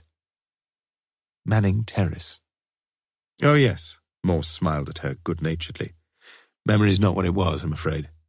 They tell me we lose about 30,000 brain cells a day once we're past 30. Just as well we all have plenty to start with, Inspector." There was perhaps just a hint of mockery in her steady eyes, but Morse's light-heartedness had evoked no reciprocal response. "I'll just have a quick word with Mr. Morris before—" "That's not Mr. Morris." "Pardon?" "That's Mr. Sharp. He was deputy organist when Mr. Morris was here." "And Mr. Morris isn't here any longer," said Morse slowly. She shook her head. "Do you know where he's gone?" Did she? Again there seemed some hesitation in the eyes. "No, I don't. He's left the district. He left last October." "Surely he must have—" "He left his post at the school and, well, he just went." "But he must have—" She picked up the bucket and prepared to leave. "Nobody knows where he went." But Morse sensed she was lying. "It's your duty to tell me, you know, if you've any idea at all where he went." He spoke now with a quiet authority, and a flush arose in the woman's cheeks. "It's nothing really, just that he left at the same time as someone else, that's all." "And it was fairly easy to put two and two together?" She nodded. "Yes. You see, he left Oxford the same week as Mrs. Joseph." Chapter 8. Morse left the church and strolled over to the snack bar. "One coffee, please," he said to the girl lounging by the pay desk. "If you go and sit down, one of the girls will come." Oh. It all seemed a roundabout business. He sat and stared abstractedly through the large window, flecked now with drizzle, and watched the people walking to and fro along Cornmarket. Immediately opposite him, fencing in the church and the churchyard, were the sharply pointed, black-painted railings of St. Friedeswide's, against which a bearded, damp-looking tramp was leaning uncertainly, a bottle of something hanging loosely in his left hand. "Order, please." It was the same waitress. "You just had it," snapped Morse. "I'm sorry, sir, but—" "Forget it, love." He left and walked back across the street. "How goes it, brother?" The tramp looked at Morse warily through an incongruous pair of dark sunglasses. Unsolicited interest in his well-being was quite clearly no everyday occurrence. "Could do with a cup of tea, Gov." Morse pushed a couple of 10-pence pieces into a surprisingly clean hand. "Do you usually stand here?" "Nah, usually behind Brasenose College. Makes a change though, don't it?" "Some nice, kind people come out of the church, do they?" "Sometimes." "You know the minister here?" "Nah. Tell you to push off like it's not this one. You're the other one, though. Real gent he was, Gov. Sometimes he'd take you down the vicarage and give you a real square meal, he would." "Is he the one who died?" The tramp looked at Morse with what could have been a glint of suspicion behind the dark lenses, and took a swig on the bottle. "Christ, you could say that again, mister." He shuffled along the railings towards Carfax, and was gone. Morse crossed the road yet again, and walked past the snack bar, past a well-stocked bicycle shop, past the cinema, and then turned left into the curving sweep of Beaumont Street. Momentarily he debated between the Ashmolean, just opposite on his right, and the Randolph, immediately on his left. It wasn't a fair contest. The cocktail bar was already quite full as Morse waited rather impatiently for a group of Americans to sort out their gins and tonics. The barmaid wore a low-cut dress, and Morse watched with what he told himself was a fascinated indifference as she finally leaned forward over the beer pump to pull his order. She was too young, though, no more than 20-odd. And Morse was beginning to formulate the philosophy that men were attracted to women of roughly their own age. Well, give or take 10 years or so either way.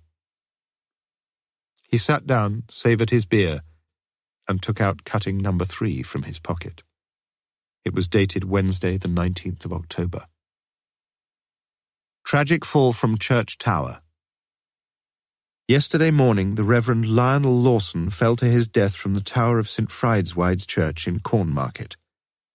Only 10 minutes earlier, he had conducted the regular 7:30 a.m. communion service, and 2 members of the congregation were among the first to discover the tragedy. The church tower, formerly a favourite viewing point for tourists, has been closed to the public for the last 2 years as signs of crumbling have become evident in the stone fabric on the north side. But the tower was not considered unsafe, and only a year ago workmen had been up to check the leads. Mr. Lawson, a bachelor aged 41, had been vicar of St. Friedeswide's for almost 11 years. He will be remembered above all perhaps for his social work, since in addition to his deep involvement with the church's flourishing youth activities, he invariably took a compassionate interest in the plight of the homeless, and there can be few regular down-and-outs in Oxford who have not at some time or another enjoyed his hospitality. As a churchman, he made no apologies for his high Anglican views, and although his strongly voiced hostility towards the ordination of women was not universally popular, his large and loyal congregation will mourn the death of a dear friend and pastor. He studied theology at Christ's College, Cambridge, and later at St. Stephen's House, Oxford. Only last month, Mr. H.A. Josephs, church warden of St. Friedeswide's, was found stabbed to death in the church vestry. Morse looked at the last sentence again and wondered why the reporter had deemed it his duty to stick it in. Wasn't there a bit too much of that post hoc propter hoc suspicion about it? Yet a murder followed very shortly afterwards by a suicide was by no means uncommon, and the reporter would hardly have been the only one to suspect some causal connection. For if Lawson had somehow managed to murder Josephs, then it was surely only honourable and proper for a servant of the Lord to be stricken so sorely in conscience as to chuck himself off the nearest or most convenient pinnacle, was it not? Morse drained his beer, fiddled in his pockets for some more change, and looked vaguely around him. A woman had just walked up to the bar, and he studied her back view with growing interest. A good deal nearer his own age than the barmaid, certainly. Black leather, knee-length boots, slim figure, tight-belted, light fawn raincoat, spotted red headscarf. Nice. On her own, too. Morse sauntered up beside her and heard her order a dry martini, and the thought crossed his mind that all he had to do was to pay for her drink, ask her over to his lonely corner, and talk of this and that in a quiet, unassuming, intelligent, fascinating, masterly way. And then, who knows? But a middle-aged customer had risen from his seat and clapped a hand on her shoulder. "I'll get that, Ruth, love. You sit down." Miss Rawlinson unfastened her headscarf and smiled. Then, as she appeared to notice Morse for the first time, the smile was gone. She nodded, almost curtly it seemed, and turned away. After his third pint, Morse left the cocktail bar and from the foyer rang through to the city police station. But Chief Inspector Bell was on holiday, he was told, in Spain. It was a long time since Morse had undertaken any extended exercise, and he decided on impulse to walk up to North Oxford. Only half an hour if he stepped it out. As if to deride his decision, bus after bus passed him, Cutterslow buses, Kidlington buses, and the eternally empty park and ride buses subsidised at huge cost by the city fathers in the vain hope of persuading shoppers to leave their cars on the outskirts. But Morse kept walking. As he came up to the Marston Ferry crossroads, he watched, almost mesmerised, as a northbound car pulled out of the inside lane into the path of an overtaking motorcycle.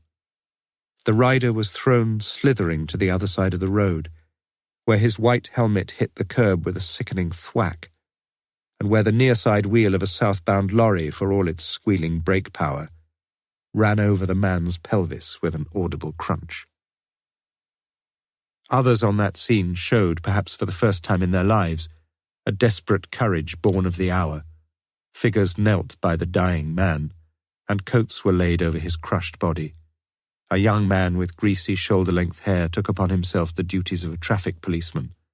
A doctor was on his way from the Summertown Health Centre on the corner. The ambulance and police were already being summoned. But Morse felt his stomach tighten and twist in a spasm of pain. A light sweat had broken out on his forehead, and he thought he was going to vomit as he averted his eyes and hurried away. The sense of his inadequacy and cowardice disgusted him, but the physical sickness prowling in his bowels drove him on, farther and farther up the road, past the Summertown shops, and at last to his home. Even the Levite had taken a quick look before passing by on the other side. What it was about road accidents that threw him so completely off balance, Morse had never quite been able to understand. Many a time he had been on the scene of a murder and examined a brutally mutilated corpse, with an ugly distaste, certainly, but with nothing worse. Why was it, then? Perhaps it was something to do with the difference between death and the process of dying. Certainly of dying in a writhing agony after a road accident. Yes, it was the accidental angle of things. The fluky, fortuitous nature of it all, the if only of being just a few yards, just a few inches even from safety, of being just a second, just a fraction of a second earlier or later. It was all that Lucretian business about the random concourse of the atoms, hurtling headlong through the boundless void, colliding occasionally like billiard balls, colliding like a car against a motorbike. All so pointless somehow, all so cruelly haphazard.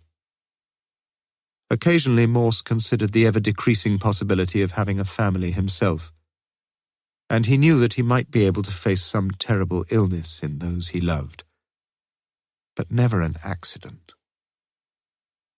In the distance sounded the urgent two-toned siren of an ambulance, like some demented mother wailing for her children.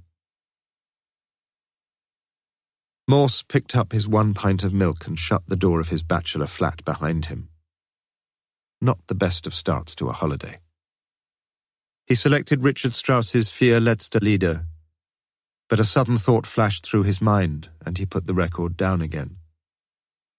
In the Randolph, he had quickly read through cutting number 4, the newspaper account of the inquest on Lawson. Little of interest there, he'd thought. But had he been right? He read it through again now.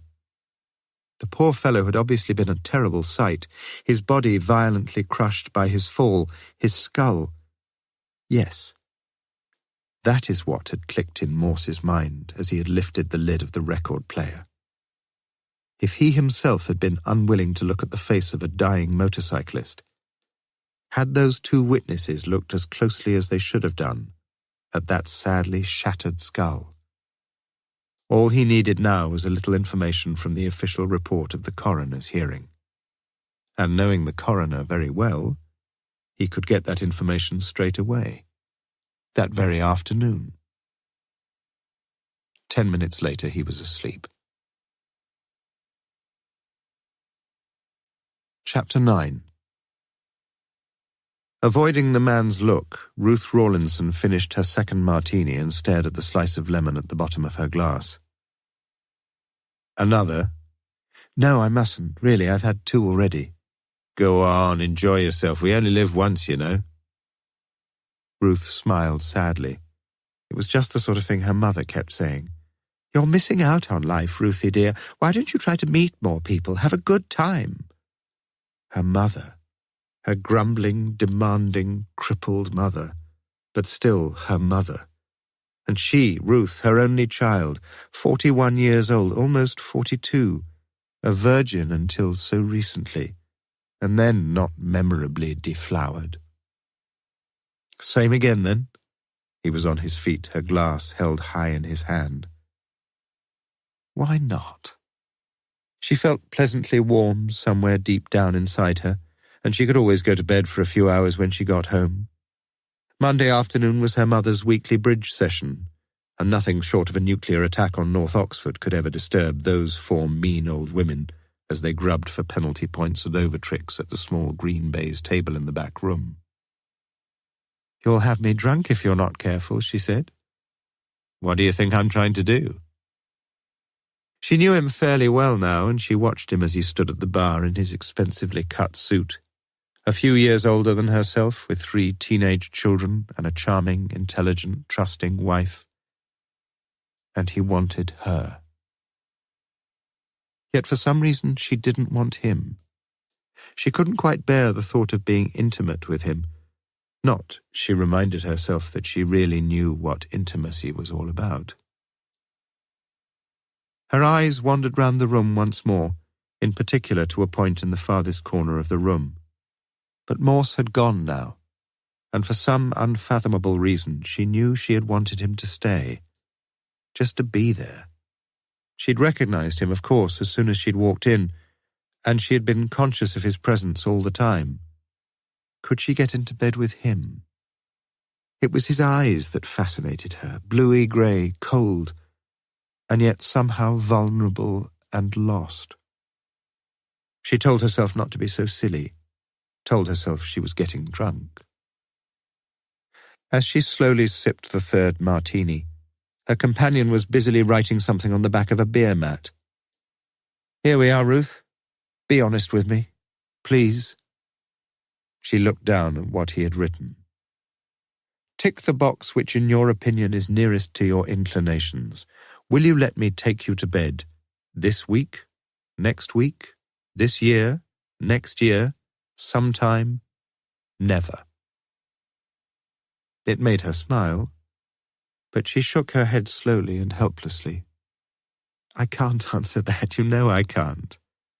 "You mean it's never?" "I didn't say that, but you know what I mean. You're married, and I know your wife. I respect her, surely. Just tick one of the boxes, that's all."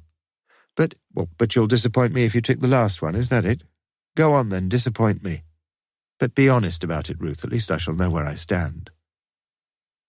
"I like you, you know that, but—" "You've got plenty of choice." "What if none of the answers is the right one?" "One of them must be right." "No." She took out her own pen and wrote in a single word before sometime the word perhaps.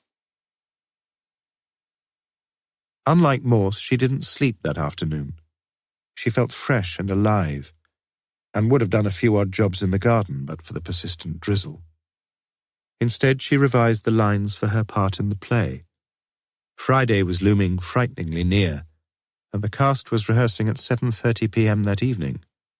Not that a tuppenny-halfpenny play at a church social was all that grand, but she was never happy about doing even the smallest things half-heartedly, and they always had a good audience. Morse himself woke up with a shudder and a grunt at 3 p.m. and slowly focused upon life once more. The newspaper cuttings still lay on the arm of his chair, and he collected them together and put them back in their envelope. Earlier in the day he had allowed things to get out of perspective, but no longer. He was on holiday, and he was going to have a holiday. From his bookshelf he hooked out a thick volume, and just as the Romans used to do it with the Sibylline books, just as the fundamentalists still do it with the Holy Scriptures, so did Morse do it with the AA hotels of Britain. He closed his eyes, opened the book at random, and stuck his index finger halfway down the left-hand page. There she was, Derwentwater, Swiss Lodore Hotel, Keswick, 3 miles south along the... He rang the number immediately. Yes, they had a single room with private bath. How long for? 4 or 5 nights, perhaps. All right. He'd be leaving straight away and be there about 9 or 10. Good. Evesham, about an hour if he was lucky. Along the old Worcester Road, M5 and M6, 80 miles an hour in the fast lane, easy. He'd be there in time for a slap-up meal and a bottle of red wine. Lovely. That's what holidays were all about. Chapter 10. The Reverend Keith Micklejohn exuded a sort of holy enthusiasm as he stood at the door of the church hall. Obviously there was going to be a big audience, and in between the unctuous good evenings, how nice of you to comes, he debated the wisdom of fetching some of the old chairs from the storeroom. It was only 7:20 p.m., but already the hall was 2/3 full. He knew why, of course. It was the Sunday school infant classes tap dance troupe, with its gilt-edged guarantee of attracting all the mums and aunts and grandmas. "Hello, Mrs. Walsh-Atkins. How very nice of you to come. Just a few seats left near the front." He dispatched 2 reluctant choir boys for the extra chairs, and was ready with his beam of ecclesiastical bonhomie for the next arrival. "Good evening, sir. How nice of you to come. Are you a visitor to Oxford, or—" "No, I live here." The newcomer walked into the hall and sat down at the back, a slightly sour expression on his face. He gave 5 pence to the pretty pigtailed girl who came up to him and stuck the programme in his pocket. What a day. Almost 6 hours from Keswick to the Evesham exit, single-line traffic north of Stoke, a multiple pile-up just after Birmingham with all lanes closed for almost an hour on the southbound carriageway, flood warnings flashing for the last 30 miles, and the juggernaut lorries churning up spray like speedboats. And what a so-called holiday. On fine days, he had little doubt, the view from his bedroom at the Swiss low door would have been most beautiful. But the mist had driven down from the encircling hills, and it was as much as he could do to spot the grass on the lawn below his window, with its white chairs and tables, all deserted. Some of his fellow guests had taken to their cars and driven, presumably in search of some less bedraggled scenery, but the majority had just sat around and read paperback thrillers, played cards, gone swimming in the heated indoor pool, eaten, drunk, talked intermittently, and generally managed to look rather less miserable than Morse did. He could find no passably attractive women over-anxious to escape their hovering husbands, and the few who sat unattended in the cocktail lounge were either too plain or too old. In his bedroom, Morse found a leaflet on which was printed Robert Southey's How the Waters Come Down at Low Door. But he felt that even a poet laureate had seldom sunk to such banality. And anyway, after 3 days, Morse knew only too well how the waters came down at Low Door. They came down in bucketfuls, slanting incessantly in sharp lines from a leaden sky. On Friday, it was the 7th of April, the Times was brought into his room with his early morning tea, and after looking at the weekend weather forecast, he decided to leave immediately after breakfast. It was as he was taking out his checkbook at the reception desk that the folded white leaflet fluttered to the floor. He had pocketed it absent-mindedly from the literature set out on the table at the entrance to St. Friedeswide's, but it was only now that he read it. Concert at the Church Hall, St. Aldate's, Friday, April the 7th at 7:30 p.m. Tap dance troupe, Sunday school, Gilbert and Sullivan medley, church choir, a Victorian melodrama, drama group. Entrance fee 20p, programme 5p, all welcome. Proceeds in aid of the Tower Restoration Fund. It was that last line, pregnant with possibilities, that had monopolized Morse's thoughts as he drove the Lancia south. Were the crenellations really crumbling after all? Had they crumbled when Lawson looked his last over the familiar landmarks of the city? Whenever possible, juries were keen to steer away from suicide verdicts, and if the tower had been at all unsafe, the point would have been a crucial one. What Morse really needed was the coroner's report. It would all be there. And it was to the coroner's office that Morse had immediately driven when he finally reached Oxford at 4:30 p.m. The report, apart from the detailed descriptions of Lawson's multiple mutilations, was vaguer than Morse had hoped, with no mention whatsoever of the parapet from which Lawson had plummeted to earth. Yet there was one section of the report that firmly gripped his interest, and he read it through again. Mrs. Emily Walsh-Atkins, after giving formal evidence of identification, said that she had remained alone for some minutes in the church after the service. She then waited for about 5 minutes outside the church, where she had arranged to be picked up by taxi. The service had finished slightly earlier than usual. At about 8:10 a.m., she heard a terrible thud in the churchyard, and had looked round to find Lawson's body spread-eagled on the railings. Fortunately, 2 police officers had soon appeared on the scene, and Mr. Morse had taken her back inside the church to sit down and recover. Morse knew that he would have little mental rest until he had seen Mrs. W.A., and it was that lady who was the immediate cause of his attendance at the church concert. Was she the only reason, Morse? He had just missed her at the Home for Aging Gentlefolk, but they knew where she'd gone.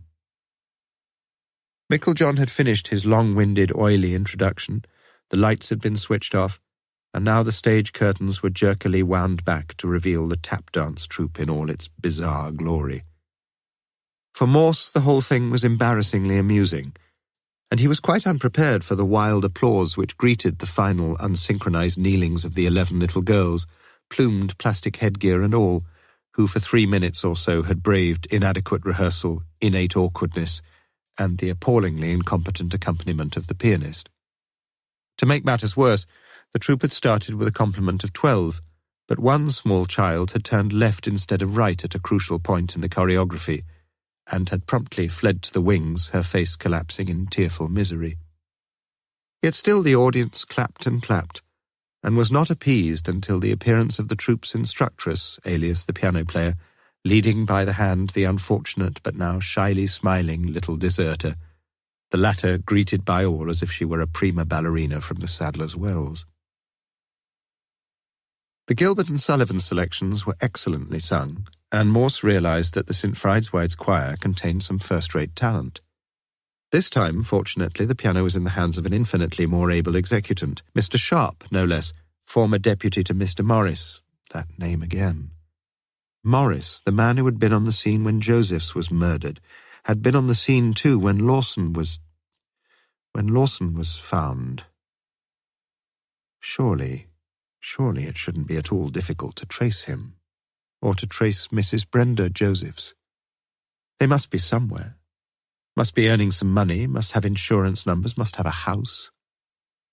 With clinical precision, the choir cut off the last chord from the finale of the Mikado, and their turn was complete, greeted by appreciative, if comparatively short-lived applause.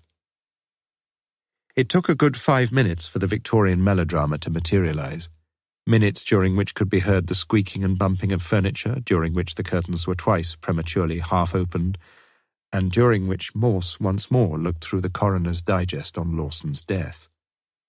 There was this fellow Thomas's evidence, for example. He had just parked his car in St. Giles and was walking down towards Broad Street when he noticed someone on the tower of St. Fried's. He could not recall seeing anyone standing there before, but it was not unusual to see people looking out over Oxford from St. Mary's in the High or from Carfax Tower. He thought that the figure was dressed in black, looking down, his head leaning over the parapet. That was all, really. Only later had he heard of the morning's tragedy and had reluctantly rung up the police at his wife's suggestion. Not much there, but the man must have been the very last person, Morse supposed, to see Lawson alive. Or was he? He might just have been the second person to see Lawson dead. Morse found the key words again, looking down, his head leaning over the parapet. How high were those parapets? No more than 3 feet or so, surely. And why bring Lawson's head into it? Why not just leaning over the parapet? And why looking down? Was a man about to leap to his death likely to be all that worried about the place he was going to land? A minister, surely, more than most of his fellow mortals, might be expected to seek a little consolation from more ethereal realms, whatever the depths of his despair. But if Lawson had been dead already, if someone had... The melodrama was underway at last, and in Morse's view, a more crudely amateurish production could seldom have merited a public presentation. The play appeared to have been chosen to embrace the largest possible cast, and to allow to all of its participants the briefest possible exposure on the boards, in order to minimize their breathtaking incompetencies. The bearded, one-armed hero, who at least had learned his lines and spoke them audibly, clumped around in a pair of squeaky army boots, and at one point conducted a crucial telephone conversation by speaking into the earpiece, of an incongruously modern-looking instrument at that, whilst one of the numerous housemaids was every other line reduced to referring to a copy of her part pasted on the underside of her dustpan. The only feature which prevented the whole thing from degenerating into a farcical shambles was the performance of the heroine herself, a young blonde who acted with a charm and sophistication hopelessly at variance with the pathetically inadequate crew around her. She appeared to know everyone else's part, and covered their lapses and stumbles with impressive aplomb. She even managed at one stage to prevent one of the butlers, blind fool, thought Morse, from tripping over an intervening chair as he carried in her ladyship's tea. Mercifully, many of the lines, as originally written, must have been extremely amusing, and even voiced by these clowns could elicit a little polite laughter, and when the final curtain drew its veil over the proceedings, there seemed to Morse not the slightest sign of embarrassed relief amongst the audience. Perhaps all church concerts were the same. The vicar had earlier announced that tea would be served at the end of the entertainment, and Morse felt certain that Mrs. W.A. would not be leaving without a cup. All he had to do was find out which one she was. He looked around in vain for Miss Rawlinson, but it seemed clear that she'd given the evening a miss. Enough of a penance, no doubt, her scrubbing the pews. But he felt a certain disappointment. People were leaving the hall fairly quickly now, but Morse decided to wait a minute or two. He took out his programme and looked at it vaguely, but with no real purpose other than that of seeming not to be lonely. "I hope you'll have a cup of tea with us." Even at this late stage, Micklejohn was not neglecting his pastoral duties. Tea? It had never occurred to Morse that he might be drinking tea at 9 p.m. "Yes, thank you. I wonder if you happen to know a Mrs. Walsh Atkins. Yes, this way. Wonderful concert, wasn't it?" Morse mumbled inaudibly and followed his guide into the crowded vestibule, where a stout lady was coaxing a dark brown liquid from a formidable urn. Morse took his place in the queue and listened to the conversation of the two women in front of him. "You know, it's the 4th time now he's been in one of them. His dad would have been ever so proud of him." "No one would ever suspect he was blind, would they? Coming on the way he does and all that? It's lots of rehearsal that does it, you know. You have to sort of picture where everything is. Yes, you really must be proud of him, Mrs. Kinder. They've asked him to be in the next one anyway, so he must be all right, mustn't he?" So the poor devil had been blind after all. And learning a part and stepping out onto the stage had probably been about as much of an ordeal as for a sighted person walking through a swamp of crocodiles. Morse suddenly felt very moved and very humbled. When it came to his turn, he slipped a 50-pence piece onto the tea-money plate and hoped that nobody had noticed. He felt oddly out of place there.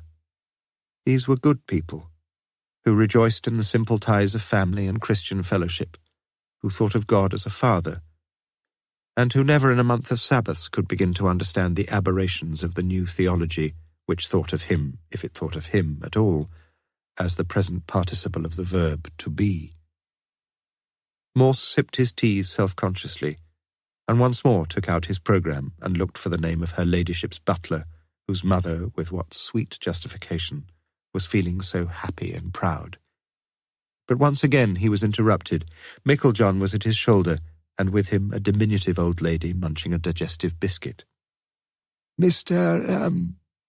Morse, you said you wanted to meet Mrs. Walsh Atkins?" Morse stood above her, acutely conscious of her smallness, and suggested they should sit down back in the hall. He explained who he was, why he was there, and what he wanted to know, and she readily told him of her own part in that dreadful day's events when she'd found Lawson dashed to pieces from the tower, repeating virtually verbatim the words she had used at the inquest. Nothing. Morse had learned nothing. Yet he thanked her politely and asked if he could fetch her another cup of tea. "One's enough for me these days, Inspector, but I must have left my umbrella somewhere. If you would be kind enough to—" Morse felt his scalp tingling in the old familiar way. They were seated at a small table at the back of the hall, and there was the umbrella, large as life, lying diagonally across it. There could be little doubt about it. The old lady must be going blind. Do you mind me asking how old you are, Mrs. Walsh-Atkins? Can you keep a secret, Inspector? Yes. So can I, she whispered.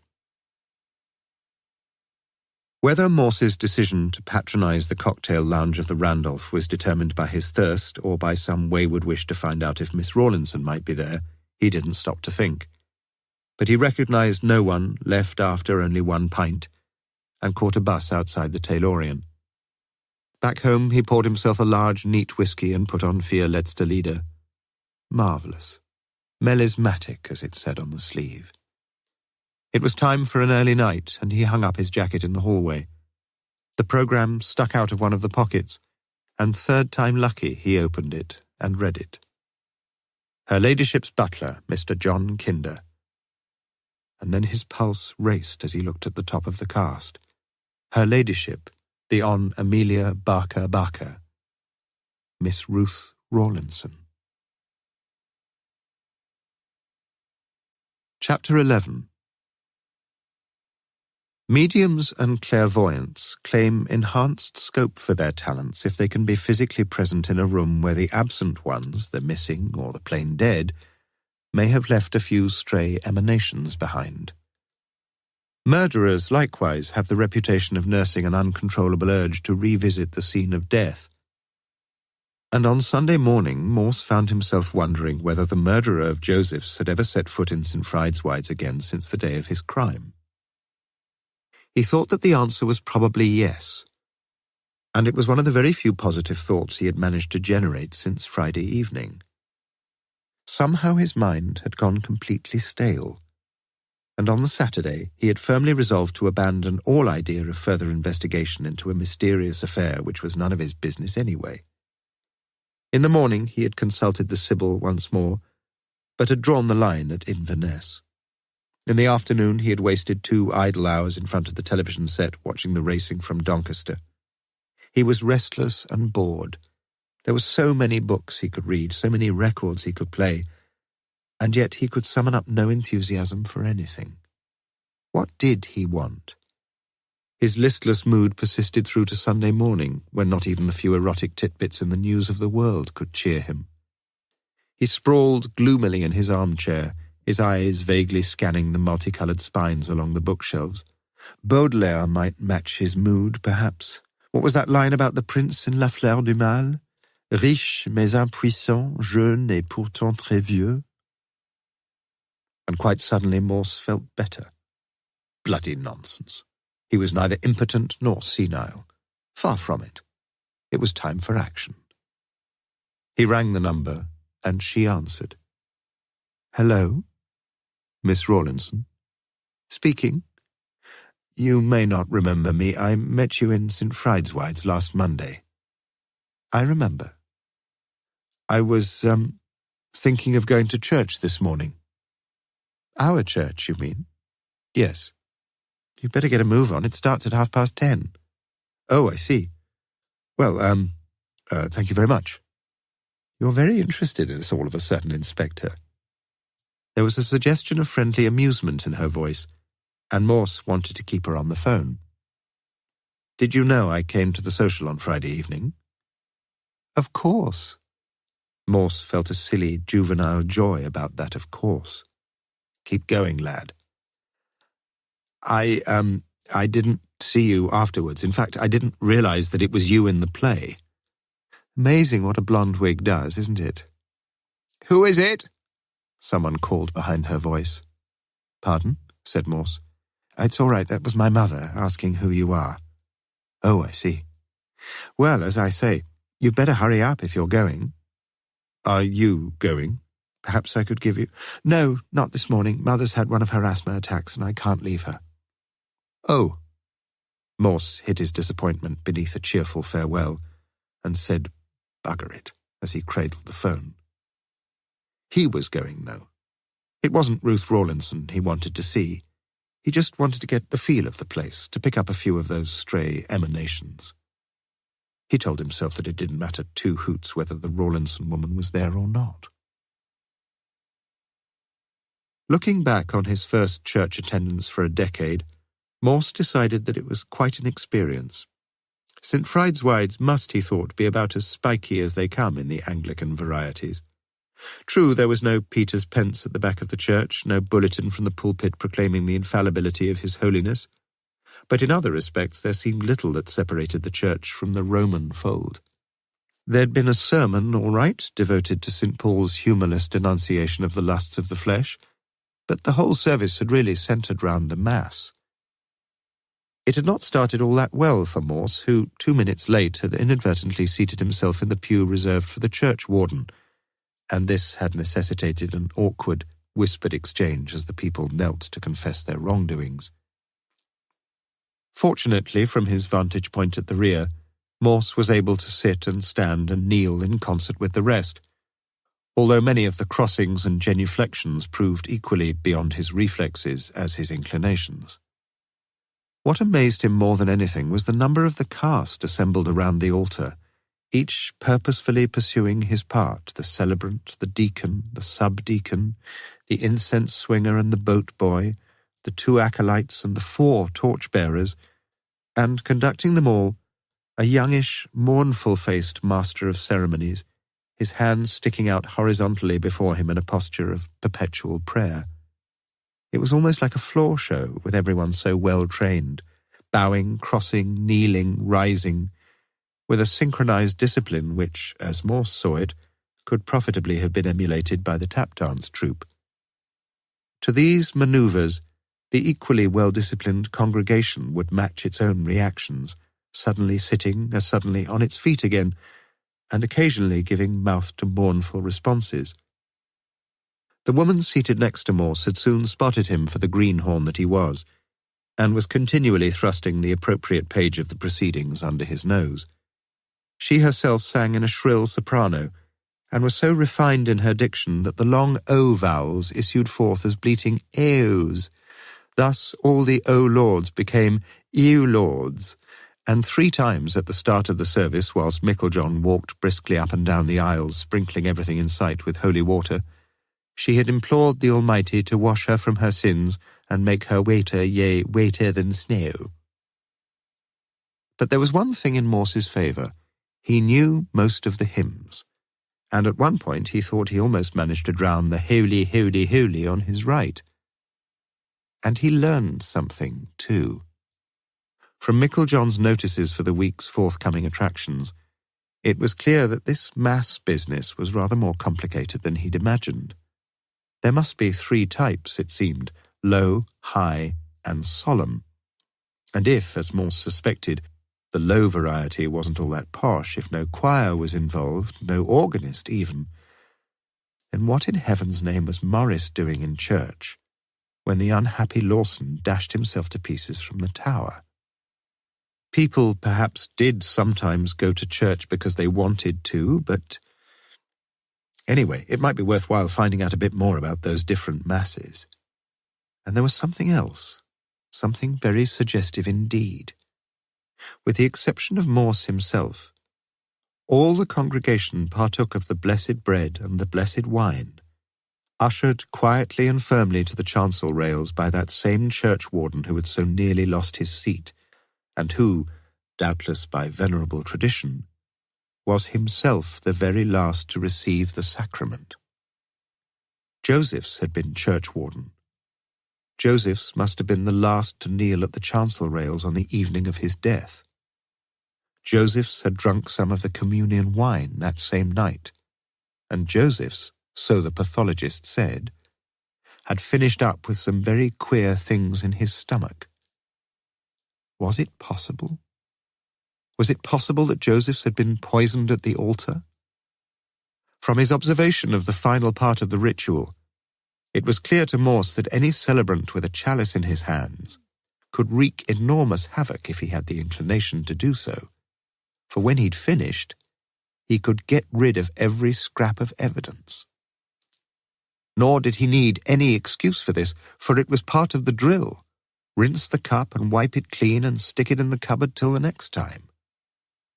Yes, it would be tricky, of course, with all those other stage hands standing around like they were now.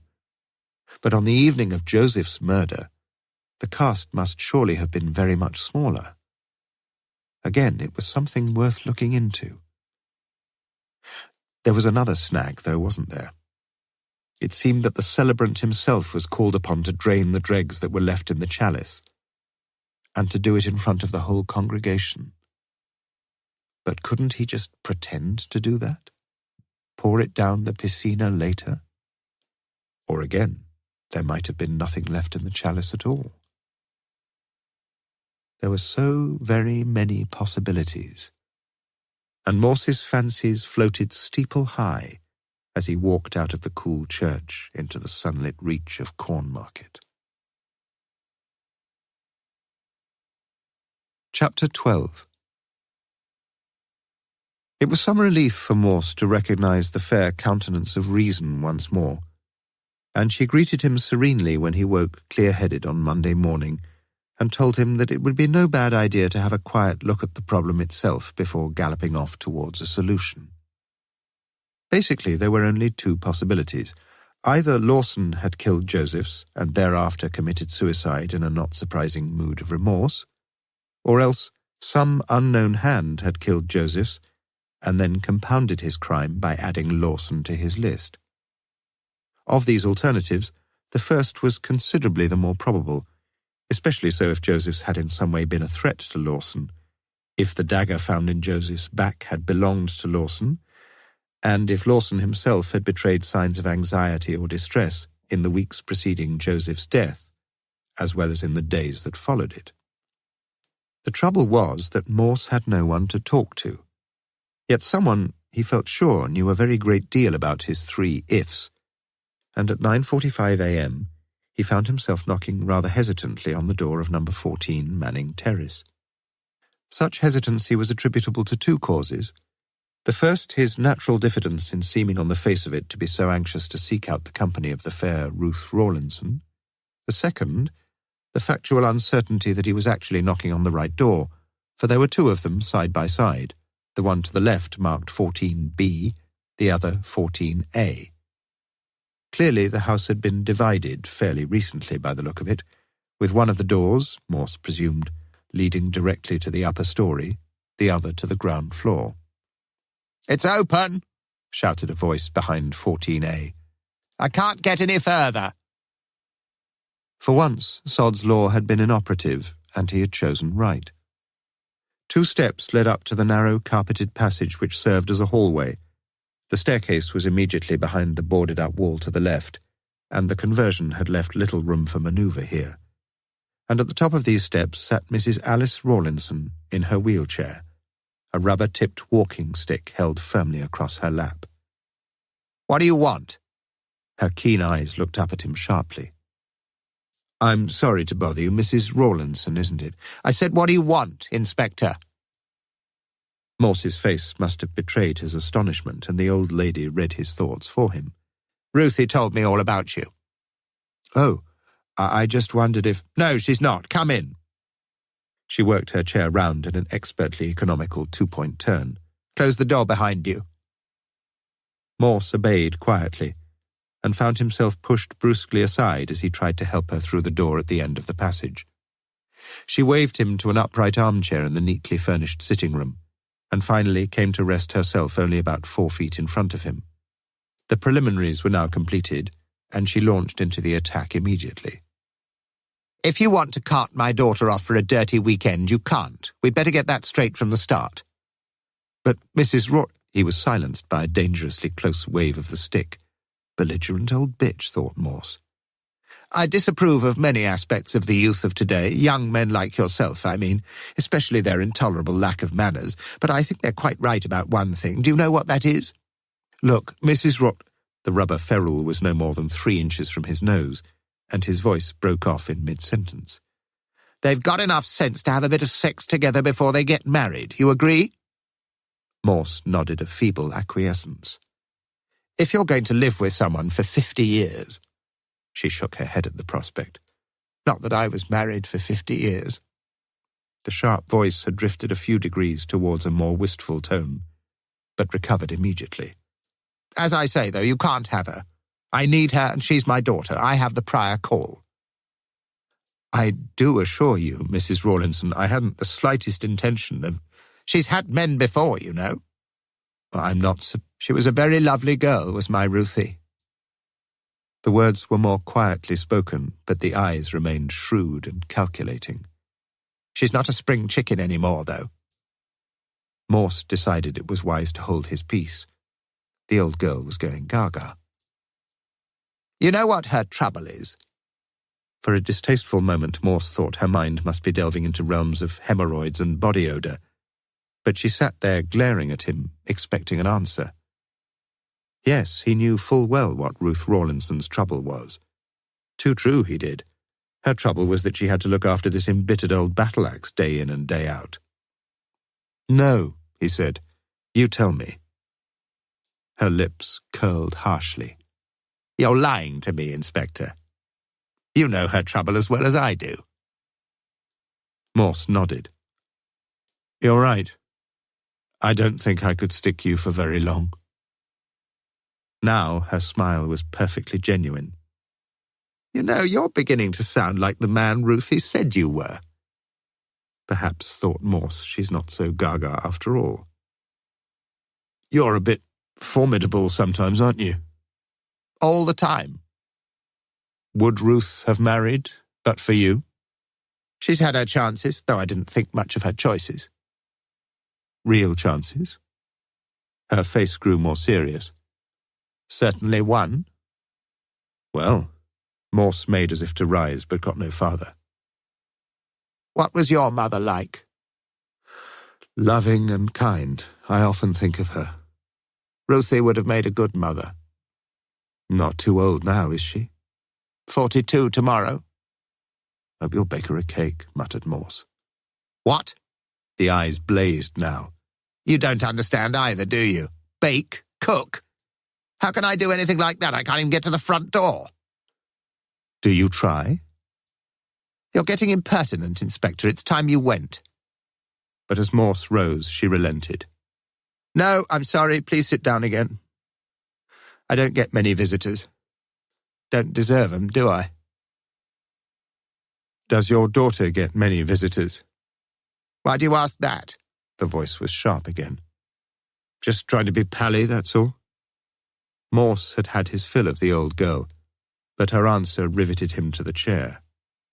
"You're thinking of Joseph's, aren't you?" No, he wasn't thinking of Joseph's. "Yes, I was," he said, as flatly as his excitement would allow. "He wasn't her sort." "And he had a wife." She snorted. "What's that got to do with it? Just because you're a bachelor yourself?" "You know that?" "I know a lot of things." "Do you know who killed Joseph's?" She shook her head. "I don't know who killed Lawson either." "I do, Mrs. Rawlinson. He killed himself. You'll find the information in the coroner's report. It's just the same as cricket, you know. If the umpire says you're out, and you can check it up in the papers next morning." "I don't like cricket." "Did you like Joseph's?" "No, and I didn't like Lawson either. He was a homosexual, you know." "Really? I hadn't heard of any legal conviction." "You're surely not as naive as you sound, Inspector." "No," said Morse. "I'm not." "I hate homosexuals." The stick lifted menacingly, gripped tight in hands grown strong from long years in a wheelchair. "I'd willingly strangle the lot of 'em." "And I'd willingly add you to the list of suspects, Mrs. Rawlinson, but I'm afraid I can't. You see, if someone killed Lawson, as you're suggesting, that someone must have gone up the church tower." "Unless Lawson was killed in the church and someone else carried him up there." It was an idea, and Morse nodded slowly, wondering why he hadn't thought of it himself. "I'm afraid I shall have to kick you out, Inspector. It's my bridge day, and I always spend the morning brushing up on a few practice hands." She was winning every trick here, too, and Morse acknowledged the fact. Ruth was fixing the lock on her bicycle when she looked up to see Morse standing by the door, and her mother sitting at the top of the steps behind him.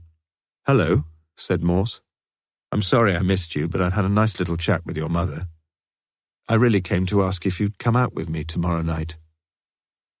With her pale face and her untidy hair, she suddenly seemed very plain, and Morse found himself wondering why she'd been so much on his mind.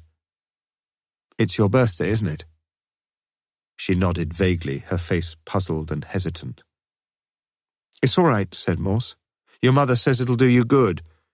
In fact, she's very pleased with the idea, aren't you, Mrs. Rawlinson?" One trick to Morse. "Well, I'd love to, but—" "No buts about it, Ruthie. As the inspector says, I think it would do you the world of good." "I'll pick you up about 7 then," said Morse. Ruth gathered up her string shopping bag and stood beside Morse on the threshold. "Thank you, Mother, that was kind of you, but—" Turning to Morse, "I'm sorry, I can't accept your invitation. I've already been asked out by someone else." Life was a strange business. A few seconds ago she'd looked so ordinary, yet now she seemed a prize just snatched from his grasp, and for Morse the day ahead loomed blank and lonely. As it did, if only he had known, for Ruth. Chapter 13. "What the hell do you want?" growled Chief Inspector Bell of the City Police. A fortnight in Malaga, which had coincided with a strike of Spanish hotel staff, had not brought him home in the sweetest of humours, and the jobs he had gladly left behind him had, as ever, not gone away. But he knew Morse well. They were old sparring partners. "The Spanish brothel still doing a roaring trade?" "Had the wife with me, didn't I?" "Tell me something about this Lawson business." "Damned if I will. The case is closed and it's got nothing to do with you." "How are the kids?" "Ungrateful little buggers, shan't take 'em again." "And the Lawson case is closed?" "Locked and bolted." "No harm in just—" "I've lost the key." "All kids are ungrateful, especially mine." "Where's the file?" "What do you want to know?" "Well, who killed Josephs for a start?" "Lawson did." Morse blinked in some surprise. "You mean that?" Bell nodded. "The knife that killed Josephs belonged to Lawson. The woman who charred for him had seen it several times on his desk in the vicarage." "But Lawson was nowhere near Josephs when—" Morse stopped in his tracks, and Bell continued. "Josephs was just about dead when he was knifed. Acute morphine poisoning, administered, as they say, at the altar of the Lord. What about that, Morse?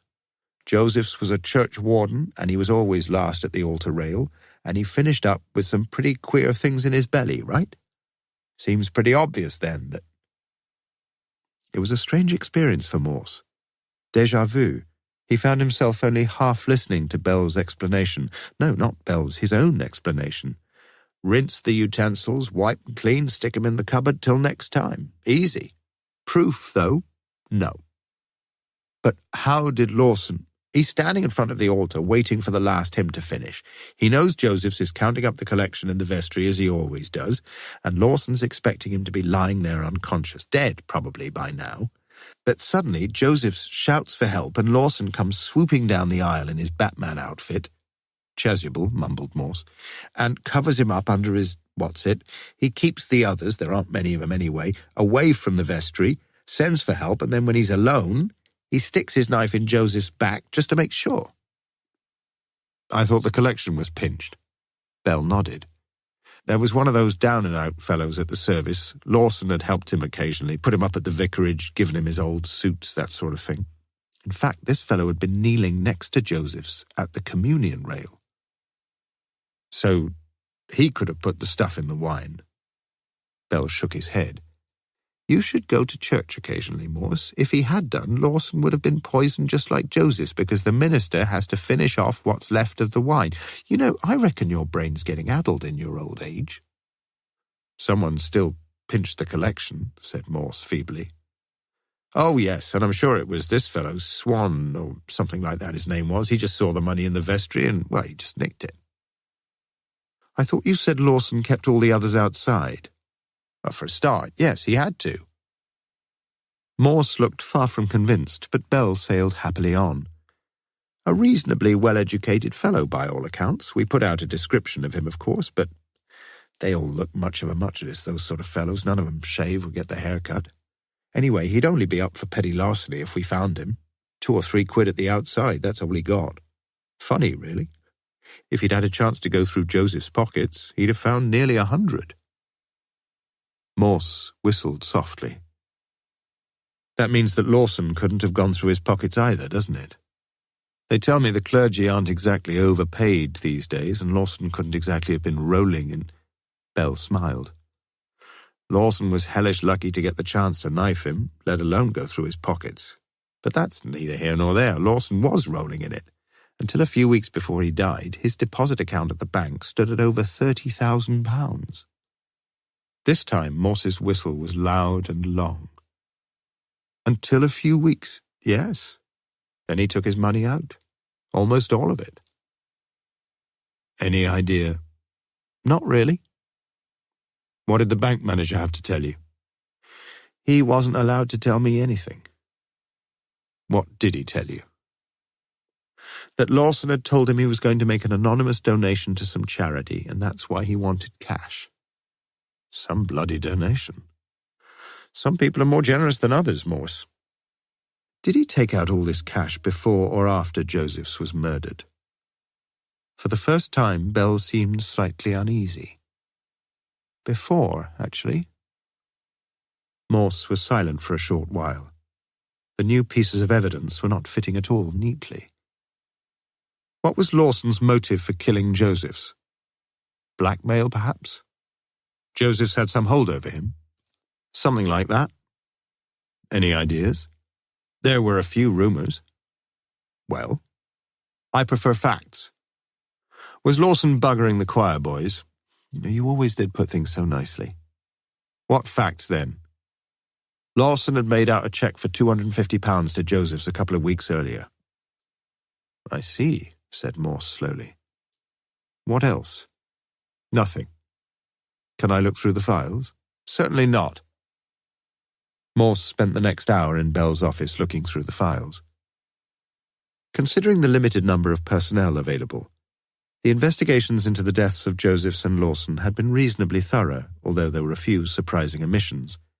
It would have been interesting, for example, to read the evidence of every single member of the congregation present when Josephs died, but it seemed that several of them had been only casual visitors, 2 American tourists amongst them, and Lawson had quite innocently informed them that perhaps they needn't stay.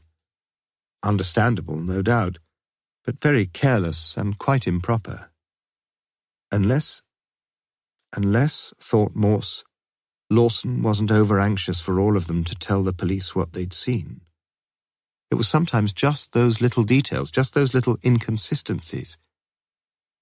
Of the statements that were available, all cleanly set out, all neatly typed, only one arrested Morse's attention, the one duly signed in the dithery hand of Mrs. Emily Walsh-Atkins, attesting to the identification of Lawson. "Did you interview this old girl?" asked Morse, pushing the statement across the table. "Not personally, no." So far, Bell had shown himself a jump or two ahead all round the course, but Morse thought he now saw himself coming through pretty fast on the rails. "She's as blind as a bloody bat. Did you know that? What sort of identification do you think this is? I met her the other night and—" Bell looked up slowly from the report he'd been reading. "Are you suggesting that fellow we found draped over the railings wasn't Lawson?" "All I'm suggesting, Bell, is that you must have been pretty hard up for witnesses if you had to rely on her. As I say, she's as blind as a bat, almost your own words, Morse, and if I remember rightly, exactly the words of my own Sergeant Davis. But don't be too hard on the old dear for wanting to get into the act. It was the most exciting thing that ever happened to her." "But that doesn't mean—" "Hold your horses, Morse. We only needed one identification for the coroner's court, so we only had one, right? But we had another witness already, and I don't think he's as blind as a bat. If he is, he must have one hell of a job when he plays the organ in 6 sharps. "Oh, I see." But Morse didn't see. What was Morris doing at St. Friedeswide's that morning? Ruth Rawlinson would know, of course. Ruth. Huh. Her birthday today, and she would be all dolled up for a date with some lecherous lout. Why was Morris at church that morning? It's a free country, Morse. Perhaps he just wanted to go to church. Did you find out if he was playing the organ? As a matter of fact, I did, yes. Bell was thoroughly enjoying himself again, something he'd seldom experienced in Morse's company before. He was playing the organ. After Morse was gone, Bell stared out of his office window for several minutes. Morse was a clever beggar. One or two questions he'd asked had probed a bit deeper than was comfortable, but most cases had a few ragged ends here and there. He tried to switch his mind over to another channel, but he felt hot and sticky, felt he might be sickening for something. Ruth Rawlinson had lied to Morse. Well, not exactly lied. She did have an assignation on the evening of her birthday, but it wouldn't last for long, thank goodness. And then she could meet Morse, if he still wanted to take her out. At 3 p.m. she nervously flicked through the M's in the blue Oxford area telephone directory, and she found only one Morse in North Oxford, Morse E. She didn't know his Christian name, and she vaguely wondered what the E stood for. Irrationally, as she heard the first few rings, she hoped that he wasn't in. And then, as they continued, she prayed that he was. But there was no answer. Chapter 14. From the City Police HQ, Morse walked up past Christchurch to Cornmarket. To his left he noticed that the door of Carfax Tower stood open, and beside it a notice inviting tourists to ascend and enjoy a panoramic view of Oxford. At the top of the tower he could see 4 or 5 people standing against the skyline and pointing to some of the local landmarks, and a teenage youth actually sitting on the edge, with one of his boots wedged against the next parapet. Morse, feeling a twinge of panic somewhere in his bowels, lowered his eyes and walked on. He joined the small bus queue just outside Woolworth, thinking again of what he'd just been reading. The life histories of Josephs and Lawson, the accounts of their deaths, the subsequent investigations.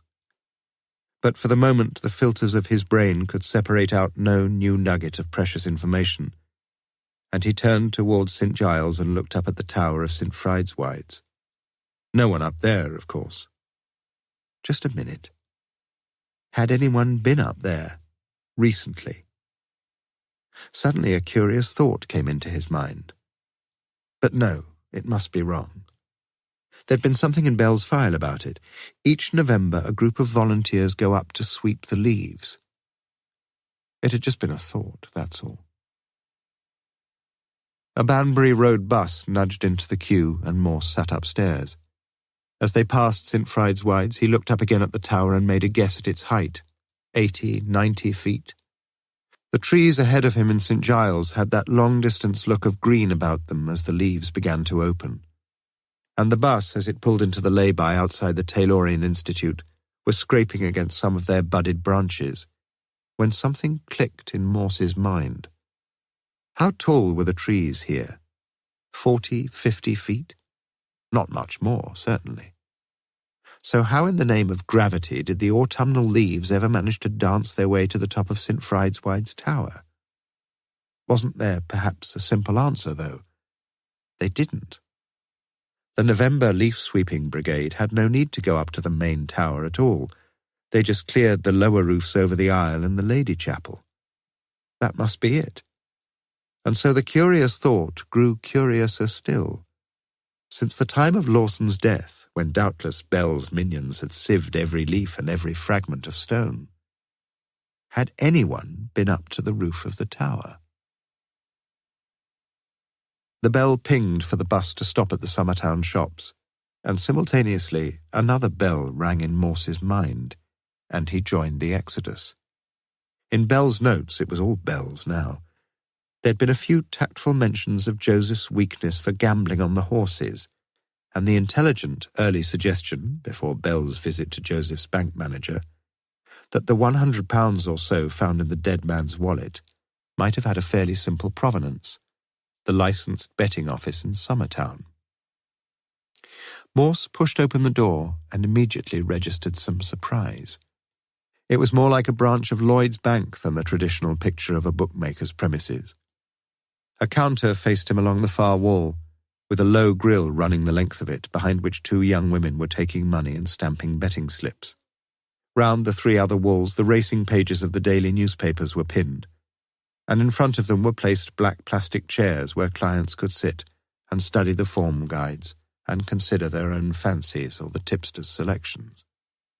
There were about 15 people there, all men, sitting or standing about, their minds keenly concentrated on the state of the going, the weights and the jockeys, their ears intent on the loudspeaker which every few minutes brought them the latest news of the betting direct from the courses. Morse sat down and stared vacantly at a page of the Sporting Chronicle. To his right, a smartly dressed Chinaman twisted the knob on a small machine affixed to the wall and tore off a betting slip. And from the corner of his eye, Morse could see exactly what he wrote. 3.35 Newmarket, £20 win, the fiddler. Phew.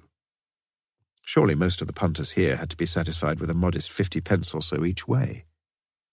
He turned his head and watched the Chinaman at the pay-in counter, 4 crisp fivers fanned out neatly in his right hand, watched the girl behind the grill as she accepted the latest sacrifice with the bland indifference of a Buddhist deity. 2 minutes later, the loudspeaker woke up again, and without enthusiasm, an impersonal voice announced the off. Announced, after a period of silence, the order of the runners at the 4-furlong marker, then the winner, the second, the third, the fiddler not amongst them.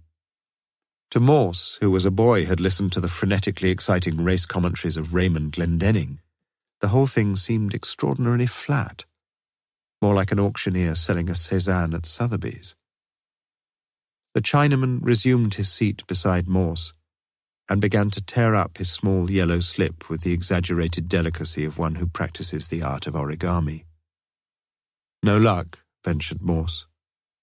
"No," said the Chinaman with a polite oriental inclination of the head.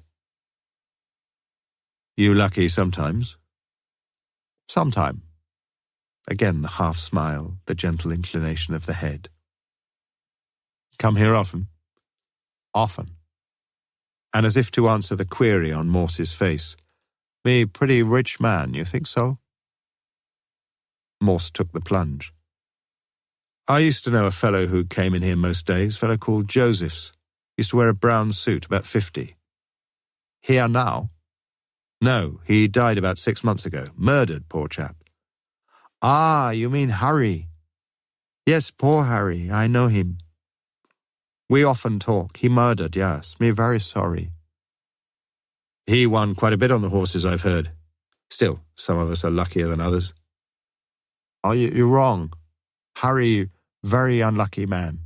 Always just not there quite." "He lost a lot of money, you mean?" The Chinaman shrugged. "Perhaps he rich man." His narrow eyes focused on the 4 o'clock card at Newmarket, his right hand reaching up automatically for the knob on the war machine.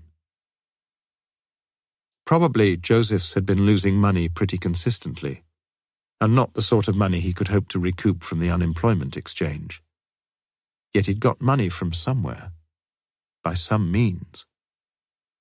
Morse considered a little wager of his own on the Chinaman's next selection, but squint as he would, he couldn't quite see the name, and he left and walked thoughtfully up the hill. It was a pity. A few minutes after Morse had let himself into his flat, the little Chinaman stood smiling a not particularly inscrutable smile at the payout counter. He hadn't really got his English syntax sorted out yet, but perhaps he'd coined as fitting an epitaph for Harry Josephs as any, with those 5 disjointed adverbs. Always just not there quite. Chapter 15. "No, I'm sorry, Inspector, he isn't." It was 7:10 and Mrs. Lewis regretted the interruption to the Archers. She hoped that Morse would either come in or go away. "Oxford are playing tonight and he's gone to watch them." The rain had been falling steadily since tea time, and still pattered the puddles in the Lewises' front drive. "You must be mad," said Morse. "It's working with you, Inspector. Are you coming in?" Morse shook his head and a raindrop dripped from his bare head onto his chin. "I'll go and see if I can find him." "You must be mad," muttered Mrs. Lewis. Morse drove carefully through the rain up to Headington, the windscreen wipers sweeping back and forth in clean arcs across the spattered window. It was these damned holidays that upset him. Earlier this Tuesday evening he had sat in his armchair, once again in the grip of a numbing lethargy that minute by minute grew ever more paralysing. The Playhouse offered him a Joe Orton farce hailed by the critics as a comedy classic. No. The Moulin Rouge announced that the torrid Sandra Bergson was leading a sexy, savage, insatiable all-girl gang in On the Game, an X-trailer no doubt advertising a U film. No. Every prospect seemed displeasing, and even women temporarily seemed vile. Then he'd suddenly thought of Sergeant Lewis. It had been no problem parking the Lancia in Sandfield Road, and Morse now pushed through the stiff turnstile into the Manor Road ground. Only a faithful sprinkling of bedraggled spectators standing along the west side terrace, their umbrellas streaked with rain. But the covered terrace at the London Road end was tightly packed with orange and black-scarved youngsters, their staccato "Oxford!" clap, clap, clap, intermittently echoing across the ground. One row of brilliant floodlights was suddenly switched on, and the wet grass twinkled in 1,000 silvery gleams. A roar greeted the home team, yellow-shirted, blue-shorted, leaning forward against the slanting rain and kicking and flicking a series of white footballs across the sodden pitch until they shone like polished billiard balls. Behind him, as Morse turned, was the main stand, undercover and underpopulated, and he walked back to the entrance and bought himself a transfer ticket. By half-time, Oxford were 2 goals down, and in spite of repeated scrutinies of those around him, Morse had still not spotted Lewis. Throughout the first half, when the centre of the pitch and the 2 goal mouths had churned up into areas of squelchy morass reminiscent of pictures of Passchendaele, Morse's thoughts had given him little rest. An improbable, illogical, intuitive notion was growing ever firmer in his mind, a mind now focused almost mesmerically on the Tower of St. Fried's, and the fact that he himself was quite unable to check his forebodings served only to reinforce their probability. He needed Lewis badly. There could be no doubt of that. Greeted by a cacophony of whistles and catcalls, his black top and shorts shining like a skin diver's suit, the referee came out to inspect the pitch again, and Morse looked at the clock by the giant scoreboard. 8:20 p.m. Was it really worth staying? A firm hand gripped his shoulder from behind. "You must be mad, sir." Lewis clambered over the back of the seat and sat himself down beside his chief. Morse felt indescribably happy. "Listen, Lewis, I want your help. What about it?" "Any time, sir, you know me. But aren't you "Any time?" A veil of slow disappointment clouded Lewis's eyes. "You don't mean—" He knew exactly what Morse meant. "We've lost this one anyway." "Bit unlucky, weren't we, in the first half?" "What are you like on heights?" asked Morse. Like the streets around the football ground, St. Giles was comparatively empty, and the 2 cars easily found parking spaces outside St. John's College. "Fancy a beef burger, Lewis?" "Not for me, sir. The wife will have the chips on." Morse smiled contentedly. It was good to be back in harness again, good to be reminded of Mrs. Lewis's chips. Even the rain had slackened, and Morse lifted his face and breathed deeply, ignoring Lewis's repeated questions about their nocturnal mission. The large west window of St. Fried's glowed with a sombre yellow light, and from inside could be heard the notes of the organ, muted and melancholy. "We going to church?" asked Lewis, and in reply Morse unlatched the north door and walked inside. Immediately on their left as they entered was a brightly painted statue of the Virgin, illumined by circles of candles, some slim and waning rapidly, some stout and squat, clearly prepared to soldier on throughout the night, and all casting a flickering kaleidoscopic light across the serene features of the Blessed Mother of God. Coleridge was very interested in candles, said Morse. But before he could further enlighten Lewis on such enigmatic subject matter, a tall, shadowy figure emerged from the gloom, swathed in a black cassock. "I'm afraid the service is over, gentlemen." "That's handy," said Morse. "We want to go up the tower." "I beg your pardon?" "Who are you?" asked Morse brusquely. "I am the verger," said the tall man, "and I'm afraid there's no possibility whatsoever of your going up to the tower." 10 minutes later, with the verger's key and the verger's torch, and the verger's warning that the whole thing was highly irregular, Morse found himself on the first few steps of the ascent, a narrow, steep, scalloped stairway that circled closely upwards to the tower above. With Lewis immediately behind, he shone the torch ahead of him, and increasingly breathless from exertion and apprehension, gritted his teeth and climbed. 55, 56, 57. On the 63rd step, a narrow window loomed on the left, and Morse shut his eyes, hugging the right-hand wall ever more closely. And 10 steps higher, steps still religiously counted, he reached the inexorable conclusion that he would climb 1 step higher, make an immediate U-turn, descend to the bottom, and take Lewis for a pint in the Randolph. A cold sweat had broken out on his forehead, and the planes registering the vertical and horizontal realities were merging and sliding, and slanting into a terrifying tilt. He craved only one thing now, to stand foursquare on the solid ground outside this abominable tower, and to watch the blessedly terrestrial traffic moving along St. Giles. To stand, no, to sit there, to lie there even, the members of his body seeking to embrace at every point the solid, fixed contours of the flat and comforting earth. "Here you are, Lewis. You take the torch. I'm right behind you." Lewis set off ahead of him, easily, confidently, 2 steps at a time, upwards into the spiralling blackness, and Morse followed.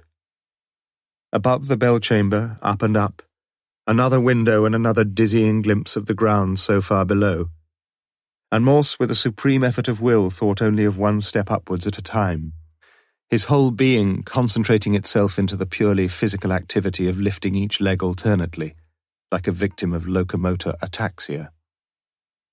"Here we are, then," said Lewis brightly, shining the torch on a low door just above them. "This must be the roof, I think." The door was not locked, and Lewis stepped through it, leaving Morse to sit down on the threshold, breathing heavily, his back tight against the door jamb and his hands tight against his clammy forehead. When finally he dared to look about him, he saw the tessellated coping of the tower framed against the evening sky, and then, almost fatally, he saw the dark clouds hurrying across the pale moon, saw the pale moon hurrying behind the dark clouds, saw the tower itself leaning and drifting against the sky, and his head reeled vertiginously, his gut contracted, and twice he retched emptily, and prayed that Lewis had not heard him. From the north side of the tower, Lewis looked down and across the broad, tree-lined expanse of St. Giles. Immediately below him, some 80 or 90 feet, he guessed, he could just make out the spiked railing that surrounded the north porch, and beyond it the moonlit graves in the little churchyard. Nothing much of interest. He shone the torch across the tower itself.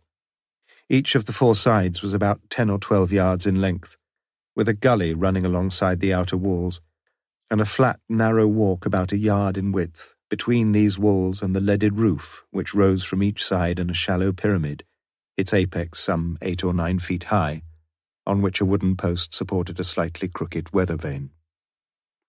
He walked back to the door. "You all right, sir?" "Yes, fine. Just not so fit as you, that's all." "You'll get a touch of the old Farmer Giles sitting there, sir." "Find anything?" Lewis shook his head. "You looked all round?" "Not exactly, no, but why don't you tell me what we're supposed to be looking for?" Then, as Morse made no reply, "You sure you're all right, sir?" Go and have a look all the way round, will you? I'll be all right in a minute." "What's wrong, sir?" "I'm scared of bloody heights, you stupid sod," snarled Morse. Lewis said nothing more, He'd worked with Morse many times before, and treated his outbursts rather as he had once treated the saddeningly bitchy bouts of temper from his own teenage daughters. Nevertheless, it still hurt a bit. He shone the torch along the southern side of the tower and slowly made his way along. Pigeon droppings littered the narrow walk, and the gully on this side was blocked somewhere, for 2 or 3 inches of water had built up at the southeast corner. Lewis took hold of the outer fabric of the tower as he tried to peer round the east side, but the stonework was friable and insecure. Gingerly, he leaned his weight against the slope of the central roofing and shone the torch round. "Oh, Christ," he said softly to himself. There, stretched parallel to the east wall, was the body of a man. Although even then Lewis realized that the only evidence for supposing the body to be that of a man was the tattered, sodden suit in which the corpse was dressed, and the hair on the head, which was not that of a woman. But the face itself had been picked almost clean to the hideous skull. And it was upon this non-face that Lewis forced himself to shine his torch again. Twice in all, but no more. Chapter 16. At lunchtime on the following day, Morse sat alone in the Bulldog just opposite Christchurch and scanned an early copy of the Oxford Mail. Although the main headline and 3 full columns of the front page were given over to component strike hits Cowley men, body found on Church Tower had been dramatic enough news to find itself halfway down the left-hand column. But Morse didn't bother to read it.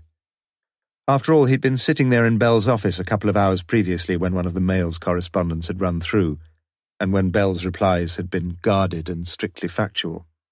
"No, we don't know who he is. Yes, I did say a he. What? Quite a long time. Yes, quite a long time. I can't say at the minute, no. They're holding the post-mortem this afternoon. Good headline for you, eh? PM this PM? No, I can't tell you who found him. Could be a link-up, I suppose, yes. No, that's the lot. Ring up tomorrow, if you like. I might have a bit more for you then." At the time, Morse had felt that this last suggestion was a bit on the optimistic side, and he still felt so now. He turned to the back page and read the sports headline, "United come unstuck on pitch like glue," but he didn't read that account either. The truth was that he felt extremely puzzled and needed time to think. Nothing had been found in the dead man's pockets, and the only information imparted by the dark grey suit, the underclothing and the light blue tie was Burton, St. Michael and Munro spun, respectively. Morse himself had declined to view what Bell had called a sticky, putrescent mess, and had envied the perky sang-froid of the police surgeon who reported that whoever he wasn't quite such a gruesome sight as some of the bodies they used to fish out of the water at Gravesend. One thing was clear, it was going to be a tricky job to identify the corpse. Tricky for Bell, that was. And Bell had not been in the best of humours as he glared across the table at Morse and reminded him that he must have some idea who the fellow was. It was Morse who had taken Lewis to the exact spot, wasn't it? And if he was pretty sure he was going to find a corpse, he must have got a jolly good idea whose corpse it was.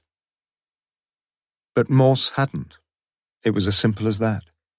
A peculiar combination of circumstances had concentrated his thoughts onto the tower of St. Friedeswide's, and all he'd done, whatever Bell suspected, was to obey a compelling instinct which had proved too strong even for his chronic acrophobia. But he'd not expected to find a corpse up there, had he? Or had he? When Lewis had shouted the grim discovery over the roof to him, Morse's mind had immediately jumped to the shadowy figure of the tramp and his miserably thin pickings from the collection plate. All along he'd felt that it should have been comparatively easy for the police to pick up such a character. People like that had to depend almost entirely on charitable and welfare services of some kind, and were usually well known to the authorities wherever they went. Yet extensive inquiries had led nowhere, and might there not have been a very, very simple reason for that? Morse bought himself another pint and watched the glass as the cloudy sedimentation slowly cleared. And when he sat down again, his brain seemed to have cleared a little too. No, It wasn't the tramp they'd found. Morse felt sure of that. It was the clothes, really, especially that light blue tie. Light blue. Cambridge. Graduates. Teachers. Morris. Bell was still in his office. "What happened to Paul Morris?" asked Morse. "Buggered off with Joseph's wife, like as not." "You don't know?" Bell shook his head. He looked tired and drawn. "We tried, but—" "Did you find her?" Again, Bell shook his head. "We didn't push things too far. You know how it is, what with Morris teaching at the same school as his son and—" "His what? You didn't tell me Morris had a son?" Bell sighed deeply. "Look, Morse, what do you want from me? You found me another body last night, and I'm deeply grateful, aren't I? That'll be another half-dozen of my lads out of circulation. And I've just had a call to say somebody's been fished out of the river at Folly Bridge, and we got more trouble with some squatters down in Jericho." He took out a handkerchief and sneezed heavily. "And I'm sickening for the flu, and you want me to go chasing after some fellow who was known to be seeing Joseph's missus pretty regularly long before—" "Really?" said Morse. "Why didn't I read that in the report?" "Come off it. He could have killed Joseph's. Jealousy, best motive of the lot. He was sitting, playing the bleeding organ when—" Bell sneezed noisily again. Morse settled back in his chair, for some unfathomable reason looking very pleased with himself. "You still think it really was Lawson you found on the railings?" "I told you, Morse, we had 2 identifications." "Oh, yes, I remember. One from a blind woman and one from the man who ran away with Brenda Josephs, wasn't it? Why don't you go home?" "You know," said Morse quietly, "when you've finished with your squatters, you'd better get a squad of lads to dig up old Lawson's coffin, because I reckon, just reckon, mind, that you might not find old Lawson in it." Morse's face beamed with a mischievous pleasure, and he got up to go. "That's a bloody fool's thing to say." "Is it?" "Not all that easy, either." It was Bell who was enjoying himself now. "No?" "No. You see, they cremated him." The news appeared to occasion little surprise or disappointment on Morse's face. "I knew a minister once." Well, mumbled Bell, "who had one of his feet amputated in the First World War. He got it stuck in a tank and they had to get him out quick because the thing was on fire, so they left his foot there." "Very interesting. He was very old when I knew him," continued Morse, 1 foot already in the grave. Bell pushed his own chair back and got up. "Tell me about it some other time." "He was in a discussion one day about the respective merits of burial and cremation, and the old boy said he didn't mind 2 hoots what they did with him. He said he'd sort of got a foot in both camps." Bell shook his head in slow bewilderment. What the hell was that supposed to mean? "By the way," said Morse, "what was the name of Paul Morris's son?" "Peter, I think. Why—" But Morse left, without enlightening Bell on the point. "PM this PM," Bell had said, and as he drove the Lancia up to Carfax, the initials kept repeating themselves to his mind. Post-mortem, post-meridium, Prime Minister, Paul McCartney, Postmaster, Putrefying Mess, Perry Mason, Provost Marshal, Peter Morris. The lights were red at the end of Cornmarket, and as Morse sat there waiting for them to change, he looked up yet again at the tower of St. Friedeswide's looming overhead, and at the great west window which only last night had glowed in the dark when he and Lewis— On a sudden impulse, he pulled round the corner into Beaumont Street and parked his car outside the Randolph. A uniformed young flunky pounced upon him immediately. "You can't leave your car here." "I can leave the bloody car where I like," snapped Morse. "And next time you speak to me, lad, just call me sir, all right?" The north porch was locked with a notice pinned to it. Due to several acts of wanton vandalism during the past few months, we regret that the church will now be closed to the public from 11 a.m. to 5 p.m. on weekdays. Morse felt he would have liked to recast the whole sentence, but he satisfied himself by crossing through due and writing owing. Chapter 17. Morse rapped briskly on the door marked Inquiries, put his head round the door, and nodded hello to a nice-looking school secretary. "Can I help you, sir?" "Headmaster in." "Is he expecting you?" "Doubt it," said Morse. He walked across the narrow office, tapped once on the study door, and entered. Phillipson, headmaster of the Roger Bacon School, was only too pleased to be of help. Paul Morris, it seemed, had been a music master of the first water. During his short stay at the school, he'd been popular both with his teaching colleagues and with his pupils, and his GCE, O-level and A-level results had been encouragingly good. Everyone had been mystified, for a start anyway, when he'd left so suddenly without telling a soul, right in the middle of term, too, on, Phillipson consulted his previous year's diary, the 26th of October, a Wednesday.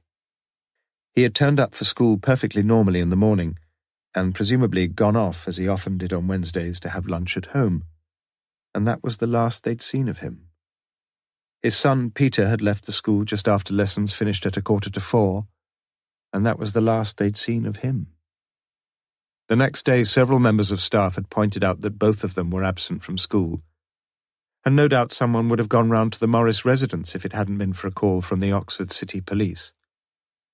It seemed that some anonymous neighbour had tipped them off that Morris and his son had left Kidlington and gone off to join a woman. I suppose you know all about this, Inspector. A Mrs. Josephs.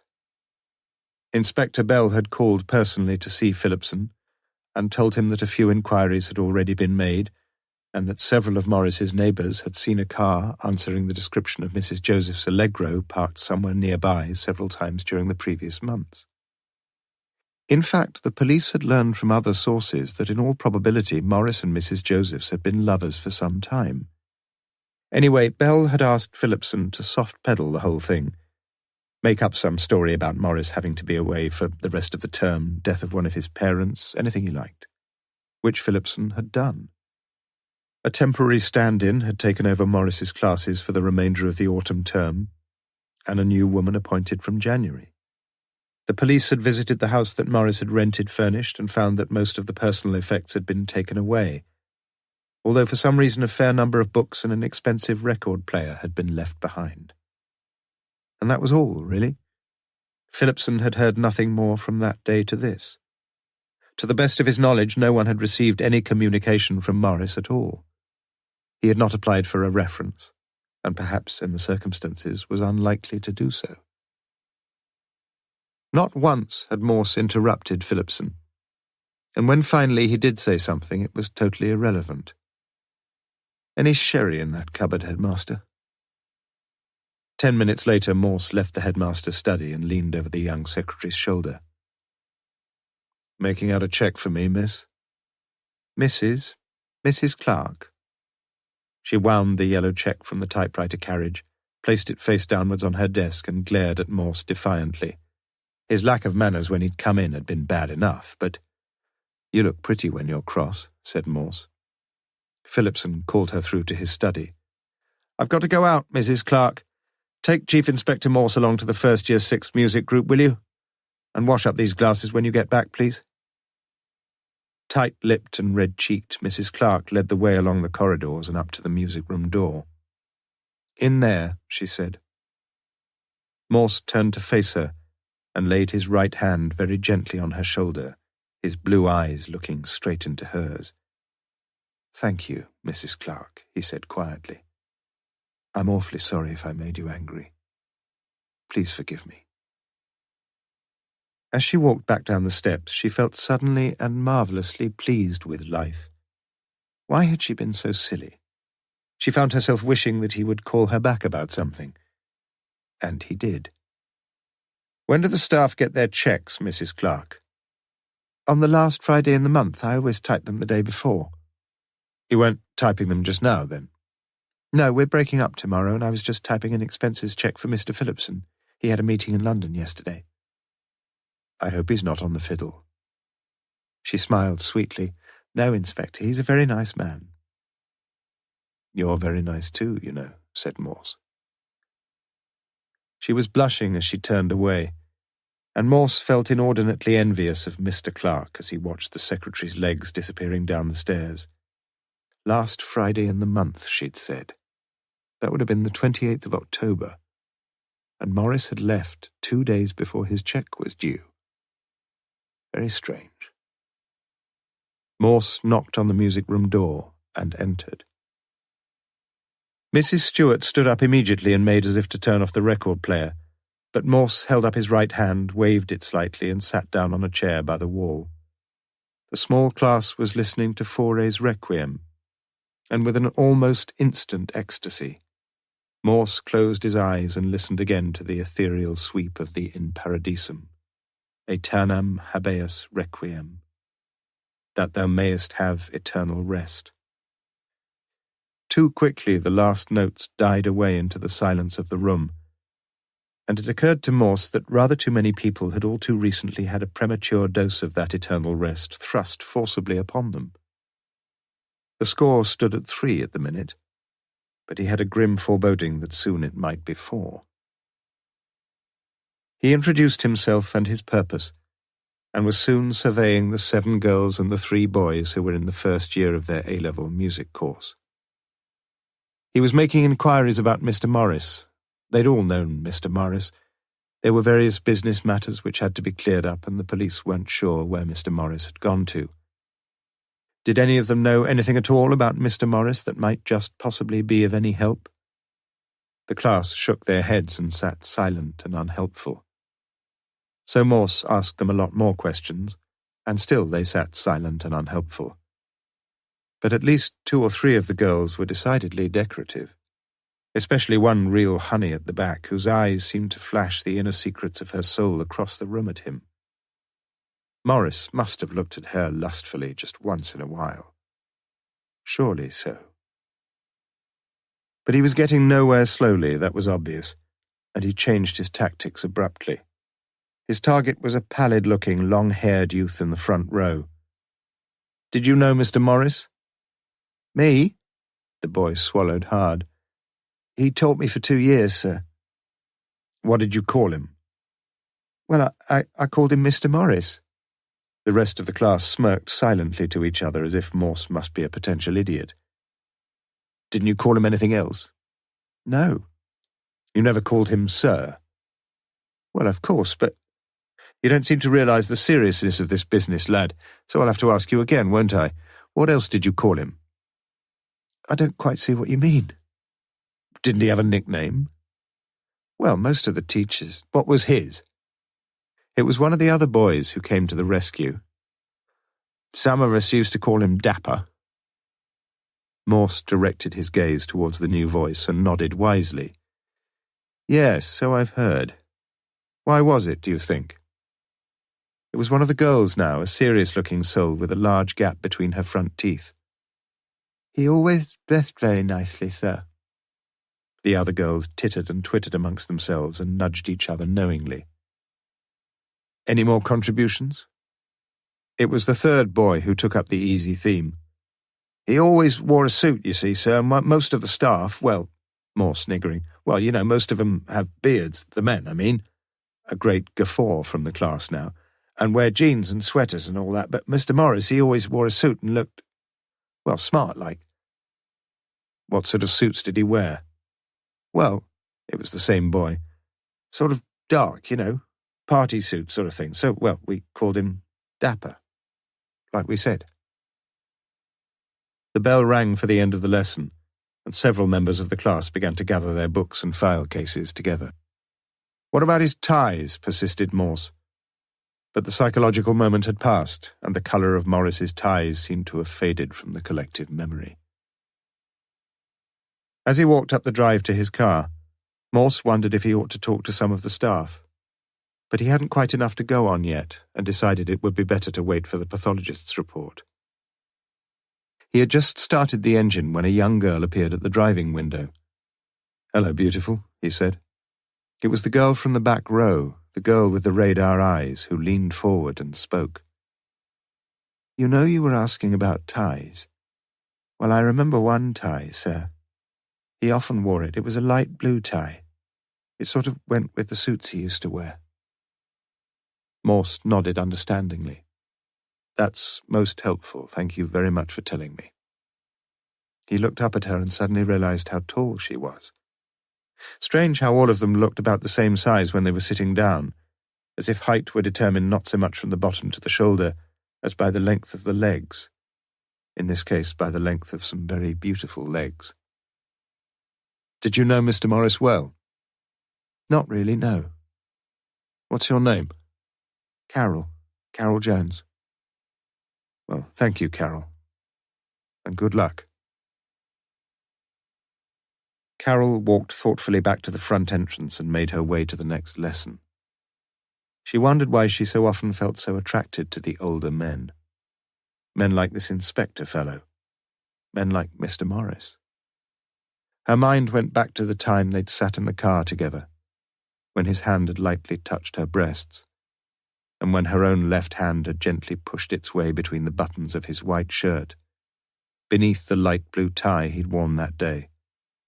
The time when he'd asked her to his house, when he'd answered the door and told her that an unexpected visitor had just arrived, and that he'd get in touch with her again very soon. But he never had. Chapter 18.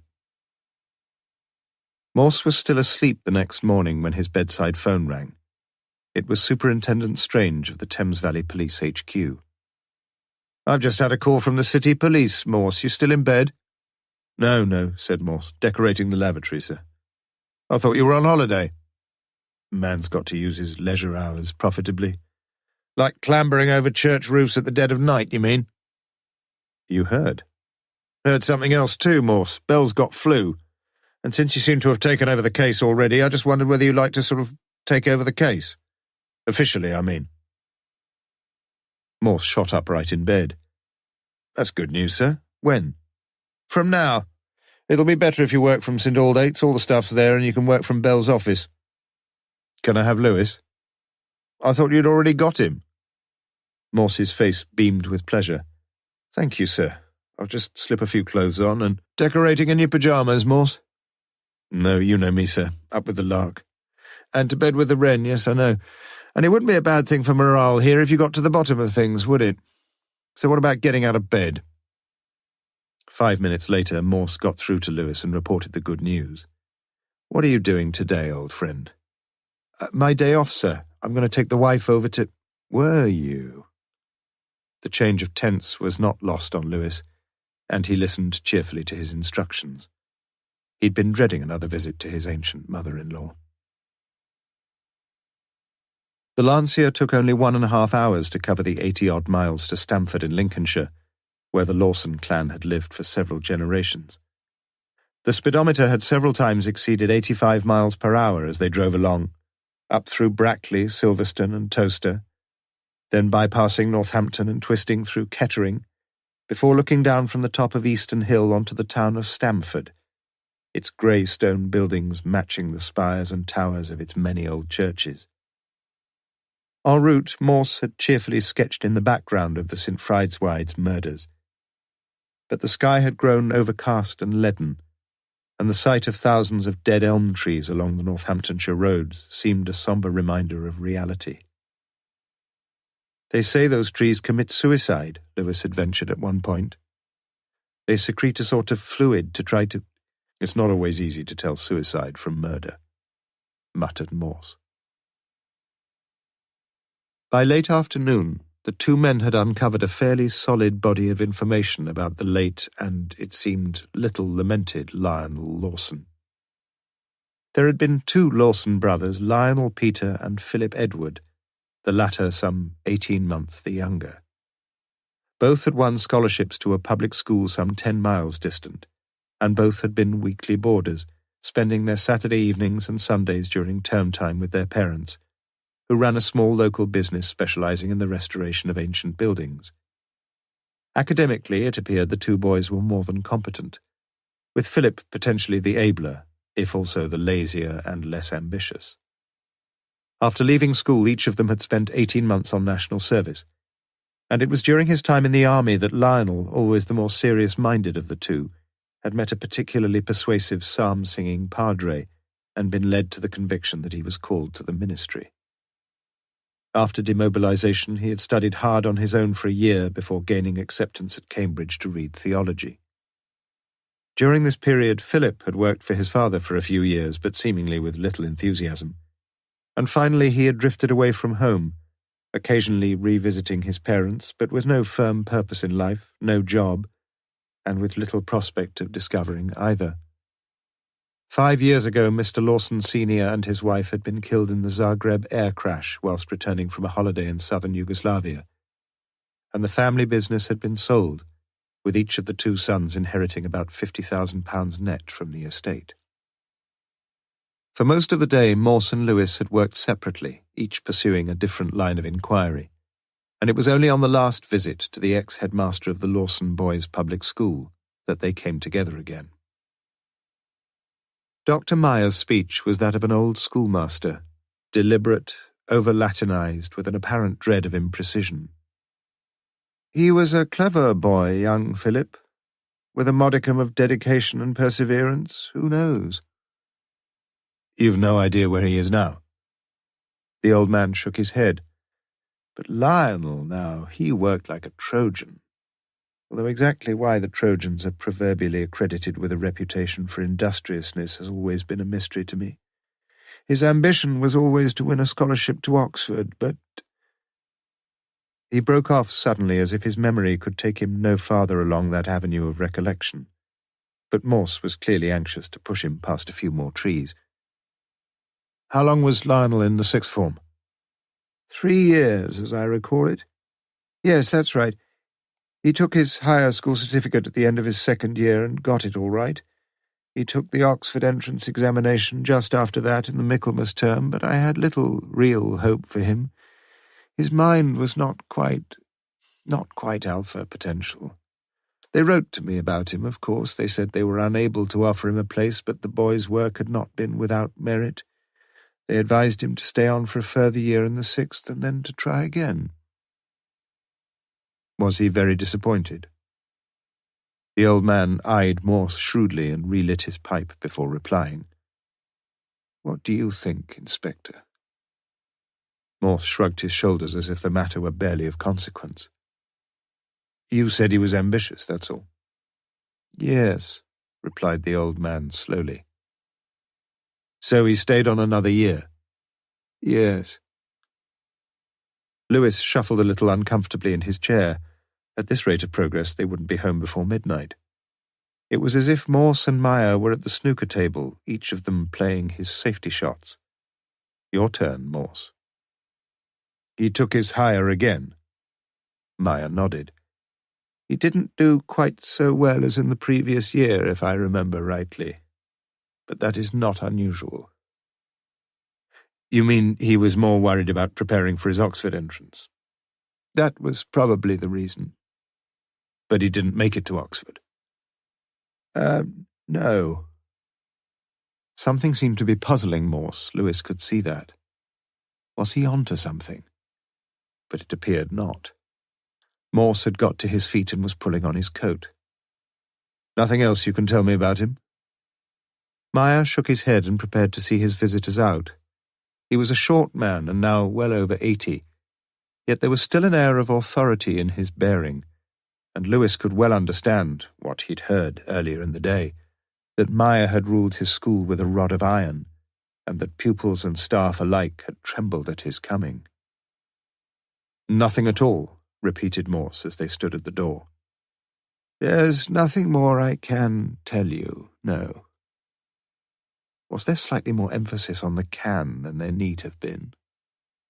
Lewis wasn't sure. He was lost as usual anyway.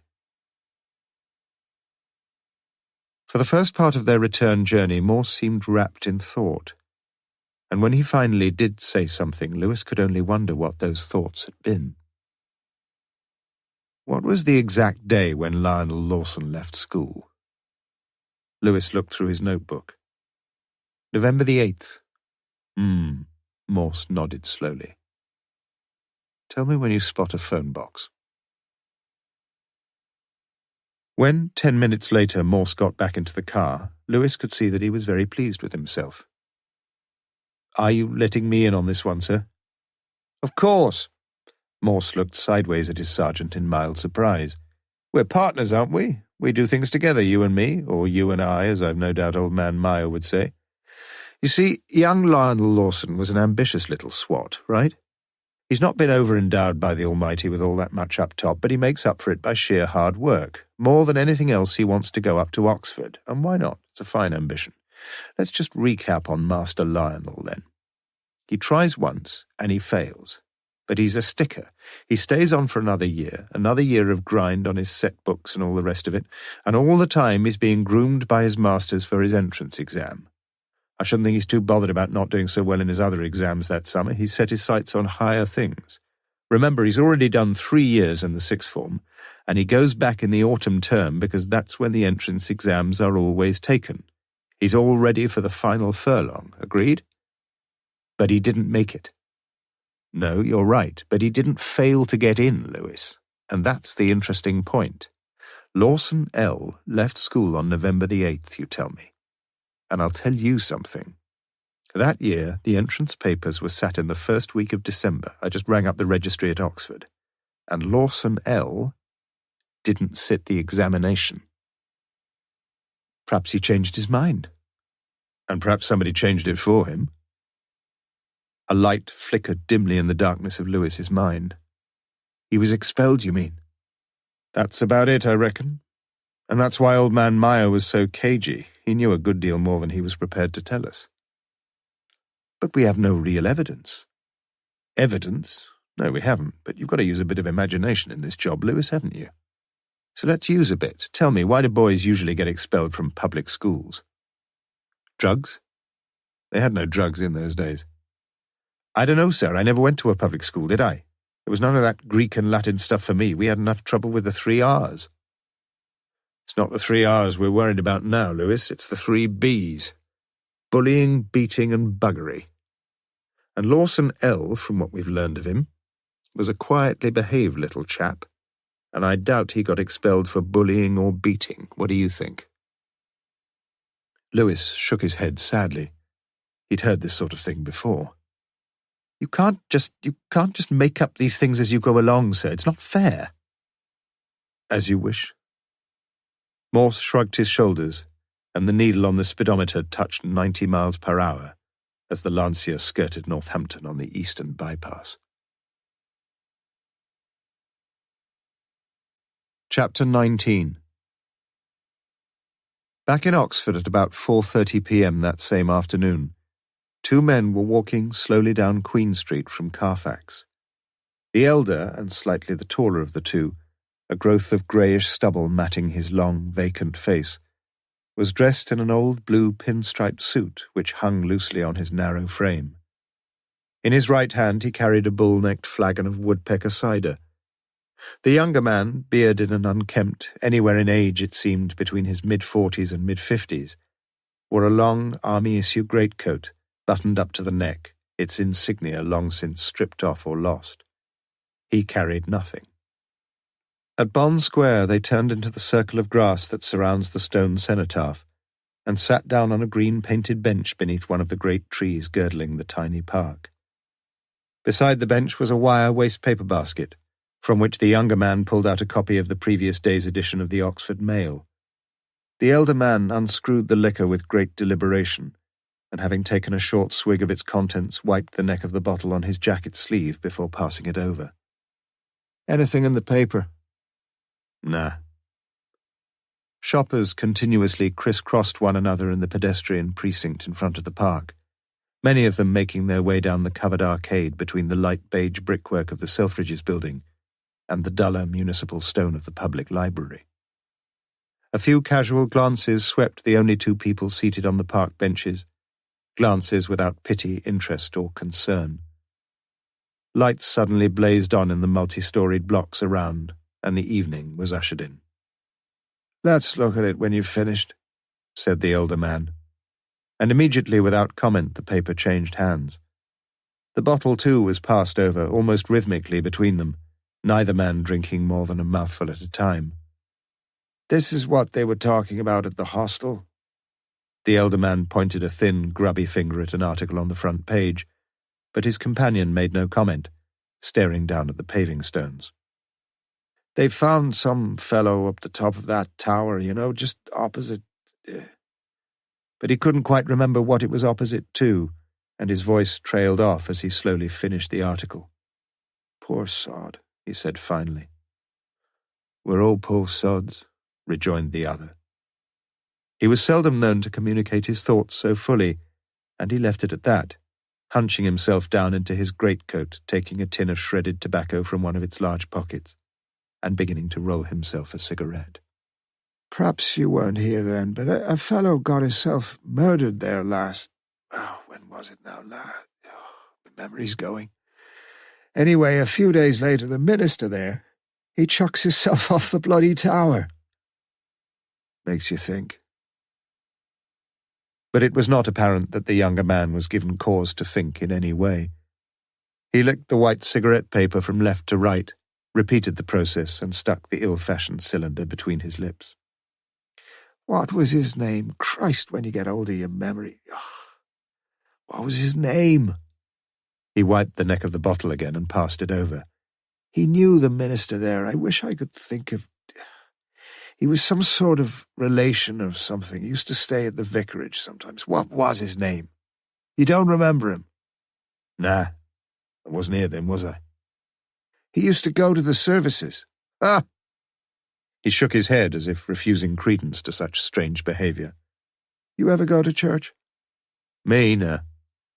"Not even when you was a lad?" "Nah." A smartly dressed man carrying a briefcase and umbrella walked past them on his way from the railway station. "Got a couple of bob for a cup of tea, mister?" It was a long sentence for the younger man, but he could have saved his breath. "I've not seen him around at all recently," continued the other. "Come to think of it, I've not seen him since the minister chucked himself... Were you there when the police came round to the hostel?" "Nah." The elder man coughed violently and from his loose, rattling chest spat out a gob of yellowish phlegm onto the paving. He felt tired and ill, and his mind wandered back to his home and the hopes of his early years. "Gives the paper here," said his companion. Through thin, purplish lips, the elder man was now whistling softly the tune To the Old Folks at Home, lingering long over the melody like a man whose only precious pleasure now is the maudlin stage of drunkenness. "Way down upon the..." Suddenly he stopped. "Swan something. Swan Pole. That was it. Funny sort of name. I remember we used to call him Swanee. Did you know him?" "Nah." The younger man folded the Oxford Mail carefully and stuck it through the front of his coat. "You ought to look after that cough of yours," he added, with a rare rush of words, as the elder man coughed up again revoltingly and got to his feet. "I think I'll be getting along. You coming?" "Nah." The bottle was now empty, but the man who remained seated on the bench had money in his pockets, and there may have been a glint of mean gratification in his eyes. But those eyes were shielded from public view behind an incongruous pair of dark glasses, and seemed to be looking in the opposite direction as the elder man shuffled unsteadily away.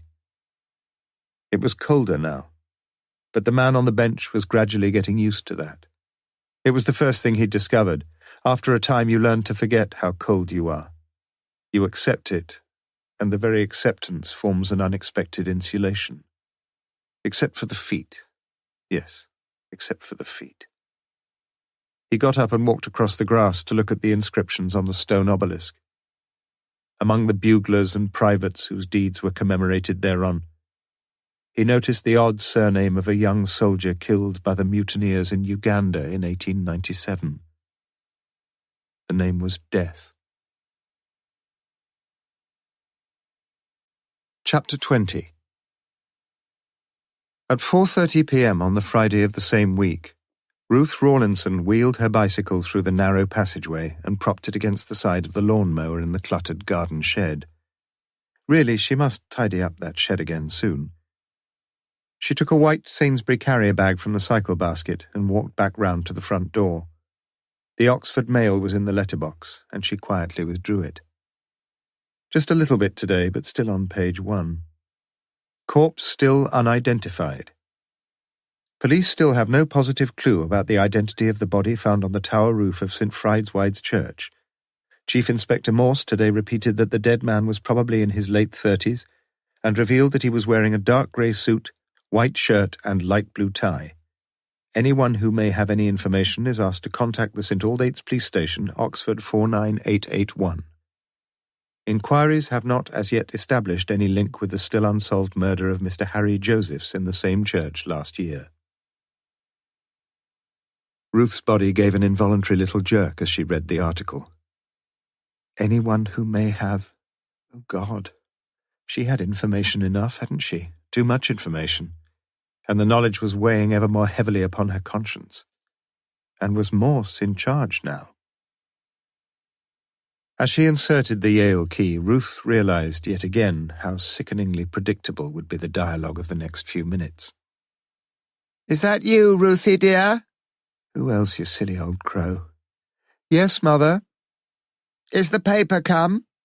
You know it's come. Your sharp old ears don't miss a scratch, do they? Yes, Mother. Bring it with you, dear. Ruth put the heavy carrier bag down on the kitchen table, draped her mackintosh over a chair and walked into the lounge. She bent down to kiss her mother lightly on an icy cheek, placed the newspaper on her lap and turned up the gas fire. You never have this high enough, you know, Mother. It's been a lot colder this week and you've got to keep yourself warm. We've got to be careful with the bills, dear. Don't start on that again. Ruth mustered up all her reserves of patience and filial forbearance. You finished the book? Yes, dear. Very ingenious. But her attention was fixed on the evening paper. Anything more about the murder? I don't know. I didn't know it was a murder anyway. Don't be childish, dear. Her eyes had pounced upon the article and she appeared to read it with ghoulish satisfaction. That man who came here, Ruthie, they've put him in charge. Have they? He knows far more than he's letting on, you mark my words. You think so? The old girl nodded wisely in her chair. You can still learn a few things from your old mother, you know. Such as what? You remember that tramp fellow who murdered Harry Josephs? Who said he murdered... No need to get cross, dear. You know you're interested. You still keep all the newspaper clippings, I know that. You nosy old bitch. Mother, you must not go looking through my handbag again. I've told you before, one of these days, I'll find something I shouldn't. Is that it? Ruth looked savagely into the curly blue line of flame at the bottom of the gas fire and counted 10. There were some days now when she could hardly trust herself to speak. Well, that's who it is, said her mother. Pardon? The man up the tower, dear. It's the tramp. Bit elegantly dressed for a tramp, wouldn't you say, Mother? White shirt and a... I thought you said you hadn't seen the paper, dear. The charge was levelled with a silky tongue. Ruth took a deep breath. I just thought you'd like to find it for yourself, that's all. You're beginning to tell me quite a few little lies, Ruthie, and you've got to stop it. Ruth looked up sharply. What was that supposed to mean? Surely her mother couldn't know about... You're talking nonsense, Mother. So you don't think it is the tramp? A tramp wouldn't be wearing clothes like that. People can change clothes, can't they? You've been reading too many detective stories. You could kill someone and then change his clothes. Of course you couldn't. Again, Ruth was watching her mother carefully. Not just like that, anyway. You make it sound like dressing up a doll or something.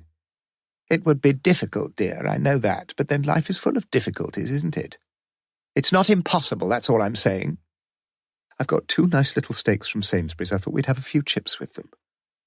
You could always change a man's clothes before you killed him. What?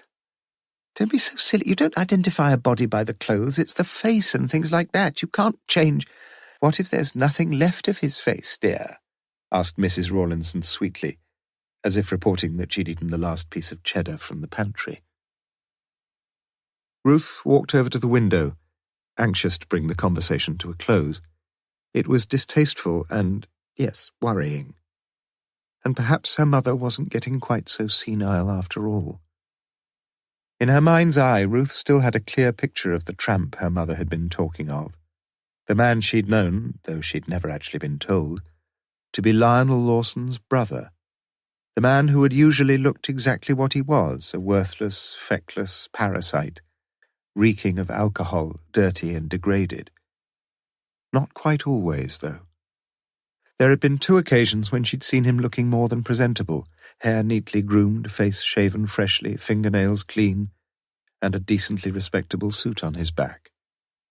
On those occasions, the family resemblance between the 2 brothers had been quite remarkable. "If they ask me, which doubtless they won't." Mrs. Rawlinson had been chattering non-stop throughout, and her words at last drifted through to Ruth's consciousness. "What would you tell them?" "I told you. Haven't you been listening to me, dear? Is there something wrong?"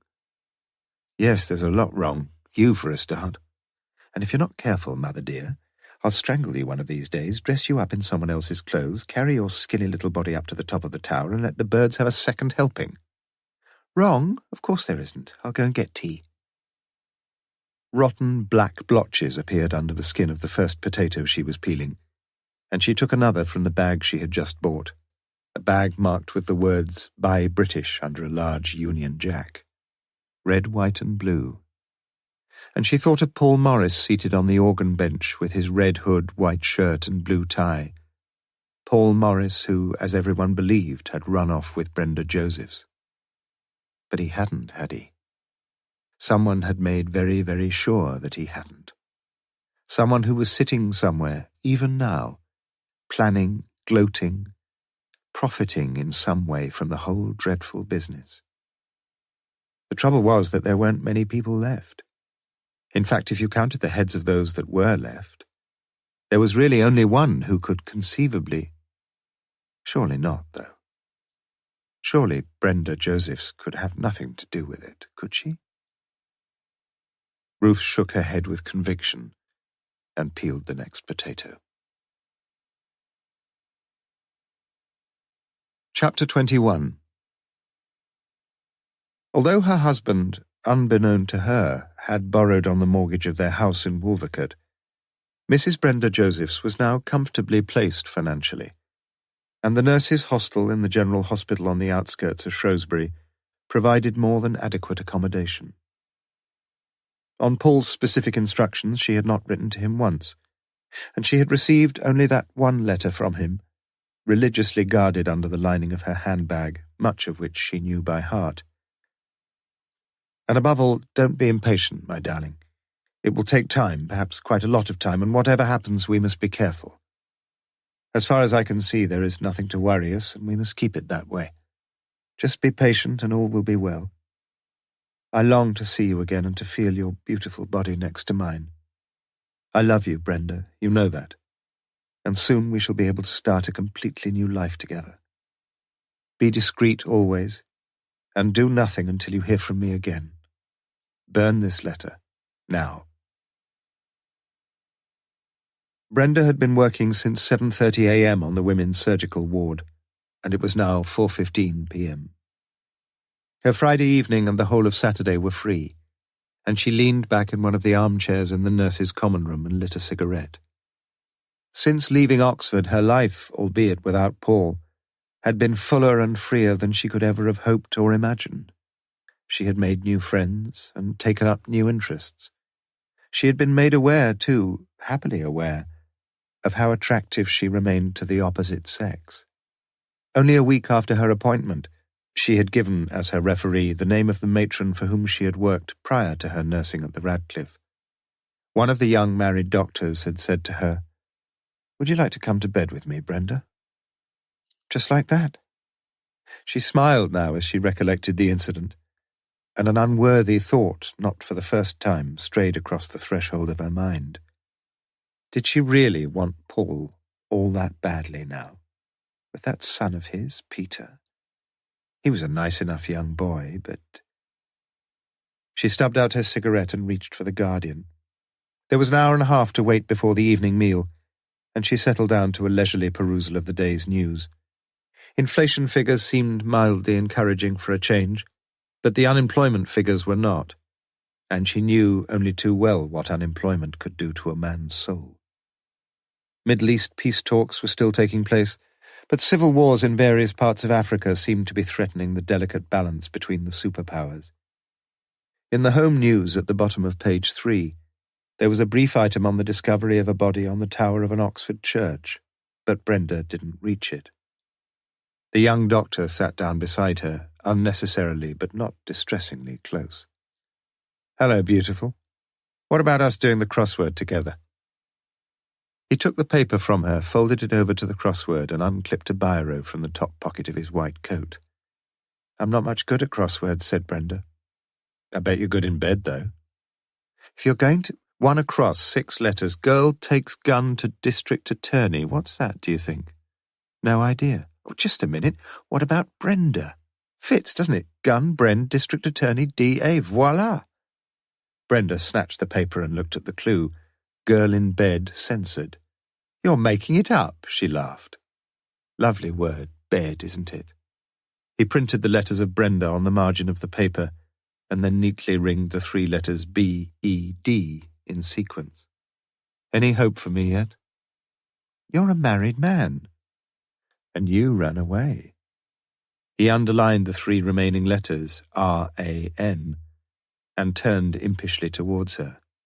"No one'll know. We'll just nip up to your room and... Don't be silly. I'm not silly. I can't help it, can I, if I lust after you every time I see you in your uniform?" His tone was light and playful, but he suddenly became more serious as the door opened and 2 young nurses came in. He spoke softly now. "Don't get cross with me if I keep trying, will you? Promise?" "Promise," whispered Brenda. He wrote band into the squares for 1 across and read out the clue for 1 down. But Brenda wasn't listening. She didn't wish to be seen sitting so closely to the young doctor as this, and soon made up an excuse to go to her room, where she lay back on her single bed and stared long and hard at the ceiling. The door was locked behind her, and no one would have known, would they? Just as he'd said. If only...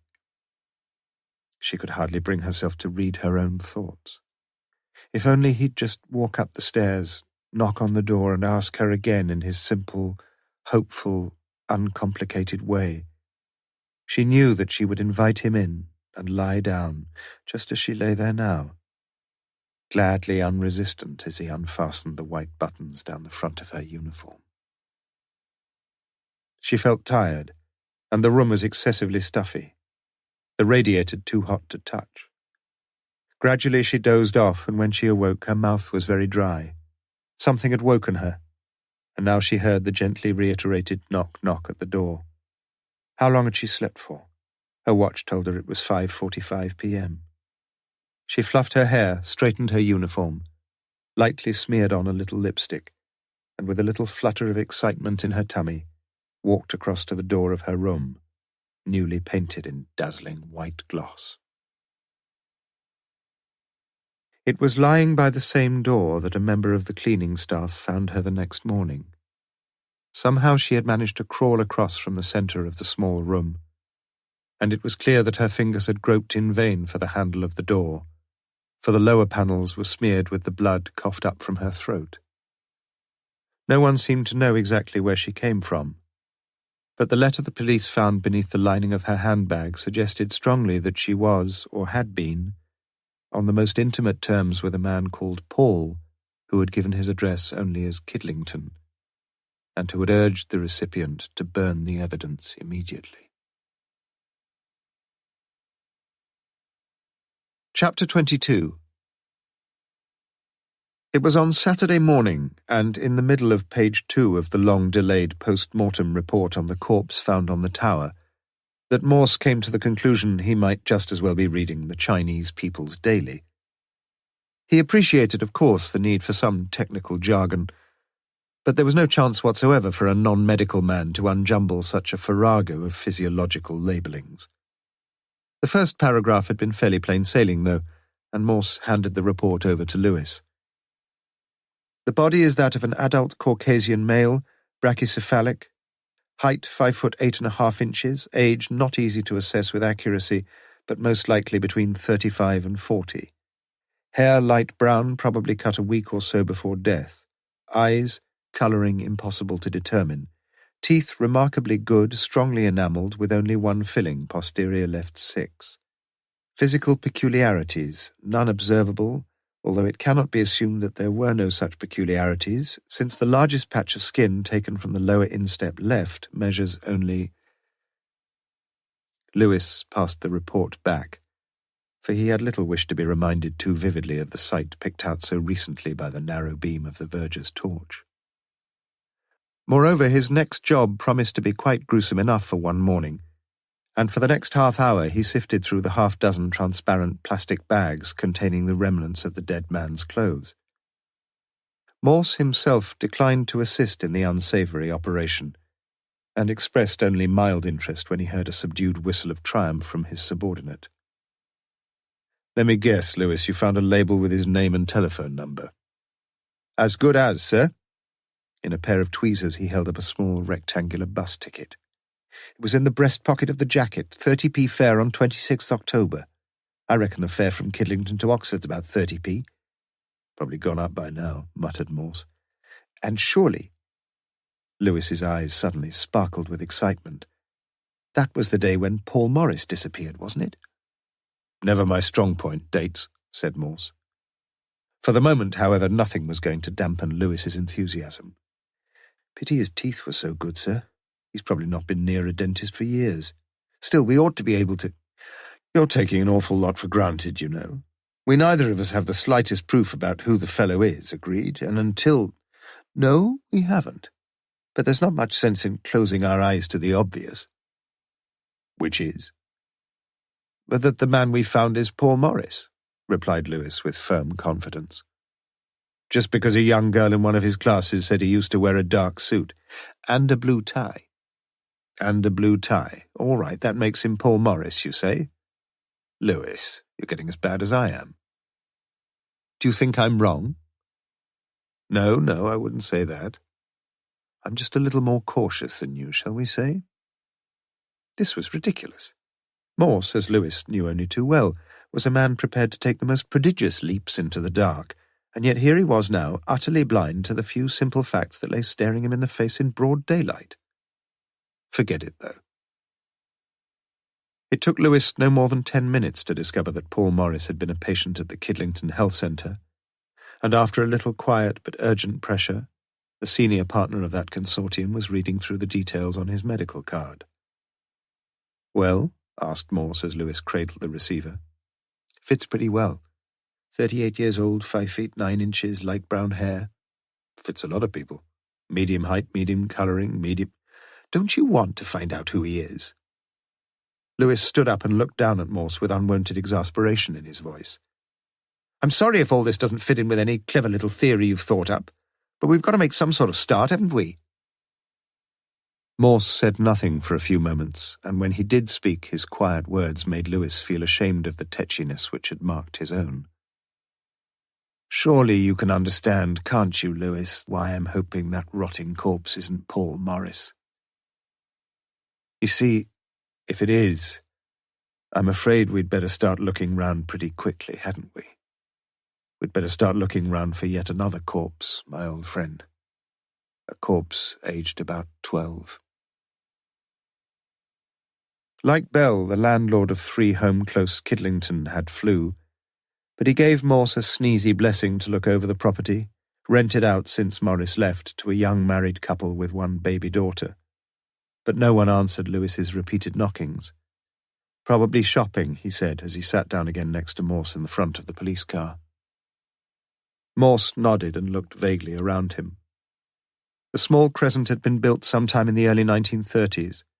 A dozen or so red-brick semi-detached properties now beginning to look their age, with the supports of their slatted wooden fences virtually sopped and sapped away. "Tell me, Lewis," he said suddenly, "who do you think murdered Josephs?" "I know it's not a very original idea, sir, but I should think it must have been this down-and-out fellow." Like as not, he decided to pinch the collection money and Joseph's got in his way and he knifed him. Another possibility. But why didn't Joseph's yell the place down? He did try to shout for help, sir, if you remember. Couldn't make himself heard above the organ, perhaps. You could be right, you know, said Morse, almost earnestly, as if he'd suddenly woken up to the fact that the obvious way of looking at things wasn't necessarily the wrong one. What about Lawson? Who killed him? You know better than I do, sir, that the majority of murderers either give themselves up or commit suicide. There's surely not much doubt that Lawson committed suicide. But Lawson didn't kill Josephs, did he? You just said... I was going on to say, sir, that there was another possibility. I don't think Lawson himself actually killed Josephs, but I think he may have been responsible for killing him. You do? Morse looked across at his subordinate with genuine interest. I think you'd better take it a bit more slowly, Lewis. You're leaving me a long way behind, I'm afraid. Lewis allowed himself a mild grin of modest gratification. It wasn't often that Morse was the back marker, just the opposite, in fact. He was usually about 3 or 4 jumps ahead of his stable companion. I think there's more than a possibility, sir, that Lawson got this down-and-out fellow to kill Josephs, probably by giving him money. But why should Lawson want to kill Josephs? Josephs must have had some hold over him. And Lawson must have had some hold on this down-and-out fellow. How right you are, sir. Am I? Morse looked across in a semi-bewildered way at his sergeant. He remembered how, when he was taking his 11+ examination, he was seated next to a boy renowned for his vacuous imbecility, and how this same boy had solved the 10th anagram, whilst Morse himself was still puzzling over the 3rd. As I see it, continued Lewis, Lawson must have been looking after him all ways, meals, clothes, bed, everything. He must have been like a sort of brother to him, you mean? Lewis looked at Morse curiously. Bit more than that, wasn't he, sir? Pardon? I said it was a bit more than being like a brother to him. He was a brother, surely. You mustn't believe every piece of gossip you hear. And you mustn't automatically disbelieve it either. If only we had a bit more to go on, Lewis. And then the truth hit him, as it usually did, with a flash of blinding simplicity. Any corroboration he'd wanted had been lying under his nose since his visit with Lewis to Stamford, and a shiver of excitement ran along his scalp as at last he spotted it. Swanpole had appeared several times in Bell's files as the probable name of the man who had been befriended by the Reverend Lionel Lawson, the man who had so strangely disappeared after the murder of Josephs. But if all the rumours were right, that man's real name was Philip Edward Lawson, and whether you were a rather timid little fellow trying your 11+ question paper, or whether you were a souring middle-aged detective sitting in a panda car, Swanpole was an anagram of P.E. Lawson. I reckon this'll be mother and infant, said Lewis under his breath. And indeed the heavily pregnant, dowdily dressed young woman dragging a 2-year-old child along the pavement duly announced that she herself was the present occupier of 3 Home Close, and that this was her daughter Eve. Yes, she said, since the landlord had no objections, they could come in and have a look round the house, with pleasure. Morse declined the offer of a cup of tea and went out into the back garden. Clearly someone had been very busy, for the whole plot showed every evidence of a systematic and recent digging over, and in the small garden shed the tines of the fork and the bottom half of the spade were polished to a silvery smoothness. I see your husband's keen on growing his own veg, said Morse lightly, as he wiped his shoes on the mat by the back door. She nodded. It was all grass before we came, but, with the price of things these days. Looks as if he's been doing a bit of double digging. That's it. Took him ages, but he says it's the only way. Morse, who hardly knew a sweet pea from a broad bean, nodded wisely and gratefully decided he could forget about the garden. Mind if we have a quick look upstairs? No, go ahead. We only used 2 of the bedrooms, like the people who was here before us did, but, well, you never know. Morse glanced down at her swollen belly and wondered how many bedrooms she might need before her carrying days were over. Young Eve's bower, the smallest of the bedrooms, was redolent of urine, and Morse screwed up his nose in distaste as he cursorily bent down over the uncarpeted floorboards. A dozen Donald Ducks on the newly decorated walls seemed to mock his aimless investigations, and he quickly left the room and closed the door behind him. "Nothing in either of the other rooms, sir," said Lewis, joining Morse on the narrow landing, where the walls had been painted in a light Portland beige, with the woodwork cleanly finished off in white gloss. Morse, thinking the colours a good match, looked up at the ceiling and whistled softly. Immediately above his head was a small rectangular trapdoor some 3 feet by 2.5 feet, painted as lovingly as the rest of the woodwork. "You got a step ladder?" Morse shouted downstairs. 2 minutes later, Lewis was poking his head over the dusty beams and shining a torch around the rafters. Here and there a little of the early afternoon light filtered through ill-fitting joints in the tiles, yet the surprisingly large roof space seemed dismal and darkly silent as Lewis took the weight on his wrists, gently levered himself up into the loft, and warily trod from beam to beam. A large trunk occupied the space between the trapdoor and the chimney stack, and as Lewis opened the lid and shone his torch on the slightly mildewed covers of the books inside, a black, fat-bellied spider scurried its way out of reach. But Lewis was no arachnophobe, and quickly satisfying himself that the trunk was packed only with books, he prodded around amid the rest of the debris. A furled Union Jack on a long blue pole, its colours faded now and forlorn. An old camp bed probably dating from the Baden-Powell era, a brand-new lavatory pan patched for some unfathomable purpose with strips of gummed brown paper, an antiquated carpet sweeper, 2 rolls of yellow insulation material, and a large roll of something else, surely, pushed up tight between the beams and the roof angle. Bending forward as low as he could and groping in front of him, Lewis managed to reach the bundle, where his fingertips prodded something soft, and where his torchlight shone onto a black shoe sticking out of one end, the toe cap filmed with a layer of grey dust. "Anything there?" Lewis heard the quiet, urgent voice from below, but said nothing. The string tying the bundle together broke as he tugged at it, and there unrolled before him a collection of good-quality clothes, trousers, shirts, underclothes, socks, shoes, and 6 ties, one of them a light Cambridge blue. Lewis's grim face appeared suddenly framed in the darkened rectangle. "You'd better come up and have a look, sir." They found another roll of clothes then, containing very much the same sort of items as the first, but the trousers were smaller, as indeed were all the other garments, and the 2 pairs of shoes looked as if they might have fitted a boy of about 11 or 12. There was a tie, too, just the one, a brand-new tie, with alternate stripes of red and grey, the tie worn by the pupils of the Roger Bacon Comprehensive School. Chapter 23. A good many of the gradually swelling congregation were acid-faced spinsters of some 50 or 60 summers, several of whom glanced round curiously at the 2 strangers who sat on the back row of the central pews, next to the empty seat now clearly marked churchwarden.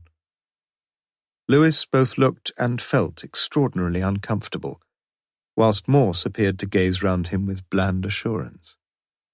"We do what everybody else does, understand?" whispered Morse, as the 5-minute bell ceased its monotonous melancholy toll, and the choir set out in procession from the vestry and down the main aisle, followed by the incense swinger and the boat boy, the acolytes and torch-bearers, the master of ceremonies, and 3 eminent personages, similarly but not identically dressed, the last wearing, amongst other things, alb, biretta, and chasuble, the ABC of ecclesiastical rig as far as Morse as yet had mastered it. In the chancel, the dramatis personae dispersed to their appropriate stations with practised alacrity, and suddenly all was order once more. Ruth Rawlinson, in a black square choir hat, took her place just beneath a stone-carved angel, and the assembled choir now launched into the Mass. During this time the churchwarden had slipped noiselessly into his seat and handed Morse a little scrap of paper, setting Iste Confessor Palestrina, at which Morse nodded wisely before passing it on to Lewis. At half-time, one of the eminent personages temporarily doffed his chasuble and ascended the circular steps of the pulpit to admonish his flock against the dangers and follies of fornication. But Morse sat throughout as one to whom the admonition was not immediately applicable. Once or twice earlier his eyes had caught Ruth's, but all the female members of the choir were now sheltered from view behind a stout octagonal pillar, and he leaned back and contemplated the lozenge-shaped panes of stained glass, deepest ruby, smoky blue, and brightest emerald, his mind drifting back to his own childhood, when he had sung in the choir himself. Lewis, too, though for different reasons, very soon lost all interest in fornication. Being in any case the sort of man who had seldom cast any lascivious glances over his neighbour's wife, he let his mind wander quietly over the case instead, and asked himself once more whether Morse had been right in his insistence that another visit to a church service would be certain to spark off a few flashes of association, to give the hooked atoms a shake, as Morse had put it, whatever that might mean. It took some 20 minutes for the preacher to exhaust his anti-carnal exhortations, after which he descended from the pulpit, disappeared from view through a screen in the side of the Lady Chapel, before re-emerging chasuble re-donned at the top of the main chancel. This was the cue for the other two members of the triumvirate to rise and to march in step towards the altar where they joined their brother. The choir had already picked up their Palestrina scores once more, and amid much genuflection, crossing and embracing, the Mass was approaching its climactic moment. "Take, eat, this is my body," said the celebrant, and his two assistants suddenly bowed towards the altar with a perfect synchronization of movement and gesture, just as if the two were one. Yes, just as if the two were one. And there drifted into Morse's memory that occasion when, as a young boy, he'd been taken to a music hall show with his parents. One of the acts had featured a woman dancing in front of a huge mirror, and for the first few minutes he had been unable to fathom it out at all. She wasn't a particularly nimble-bodied thing, and yet the audience had seemed enthralled by her performance. Then his mind had clicked. The dancer wasn't in front of a mirror at all. The apparent reflection was in reality another woman, dancing precisely the same steps, making precisely the same gestures, dressed in precisely the same costume. There were two women, not one. So, if there had been two dancers, could there not have been two priests on the night when Joseph's was murdered? The kittiwake was soaring once again. 5 minutes after the final benediction, the church was empty. A cassocked youth had finally snuffed out the last candle in the galaxy, and even the zealous Mrs. Walsh-Atkins had departed. Missa est ecclesia. Morse stood up, slid the slim red order of service into his raincoat pocket, and strolled with Lewis into the Lady Chapel, where he stood reading a brass plaque affixed to the south wall. In the vaults beneath are interred the terrestrial remains of John Baldwin, Esquire, honourable benefactor and faithful servant of this parish, died 1732, aged 68 years, requiescat in pace. Micklejohn smiled without joy as he approached them, surplice over his left arm. "Anything else we can do for you, gentlemen?" "We want a spare set of keys," said Morse. "Well, there is a spare set," said Micklejohn, frowning slightly. "Can you tell me why—" "It's just that we'd like to get in when the church is locked, that's all." "Yes, I see." He shook his head sadly. "We've had a lot of senseless vandalism recently, mostly school children, I'm afraid. I sometimes wonder—" "We shall only need 'em for a few days." Micklejohn led them into the vestry, climbed onto a chair, and lifted a bunch of keys from a hook underneath the top of the curtain. Let me have them back as soon as you can, please. There are only 4 sets now, and someone's always wanting them for bell ringing, that sort of thing. Morse looked at the keys before pocketing them. Old-fashioned keys, 1 large, 3 much smaller, all of them curiously and finely wrought. "Shall we lock the door behind us?" asked Morse. It was meant to be lightly jocular, but succeeded only in sounding facetious and irreverent. "No, thank you," replied the minister quietly. "We get quite a lot of visitors on Sundays, and they like to come here and be quiet and to think about life, even to pray, perhaps." Neither Morse nor Lewis had been on his knees throughout the service, and Lewis at least left the church feeling just a little guilty, just a little humbled. It was as if he had turned his back on a holy offering. "Come on," said Morse. "We're wasting good drinking time." At 12:25 p.m. the same day, a call from the Shrewsbury Constabulary came through to the Thames Valley Police HQ in Kidlington, where the acting desk sergeant took down the message carefully.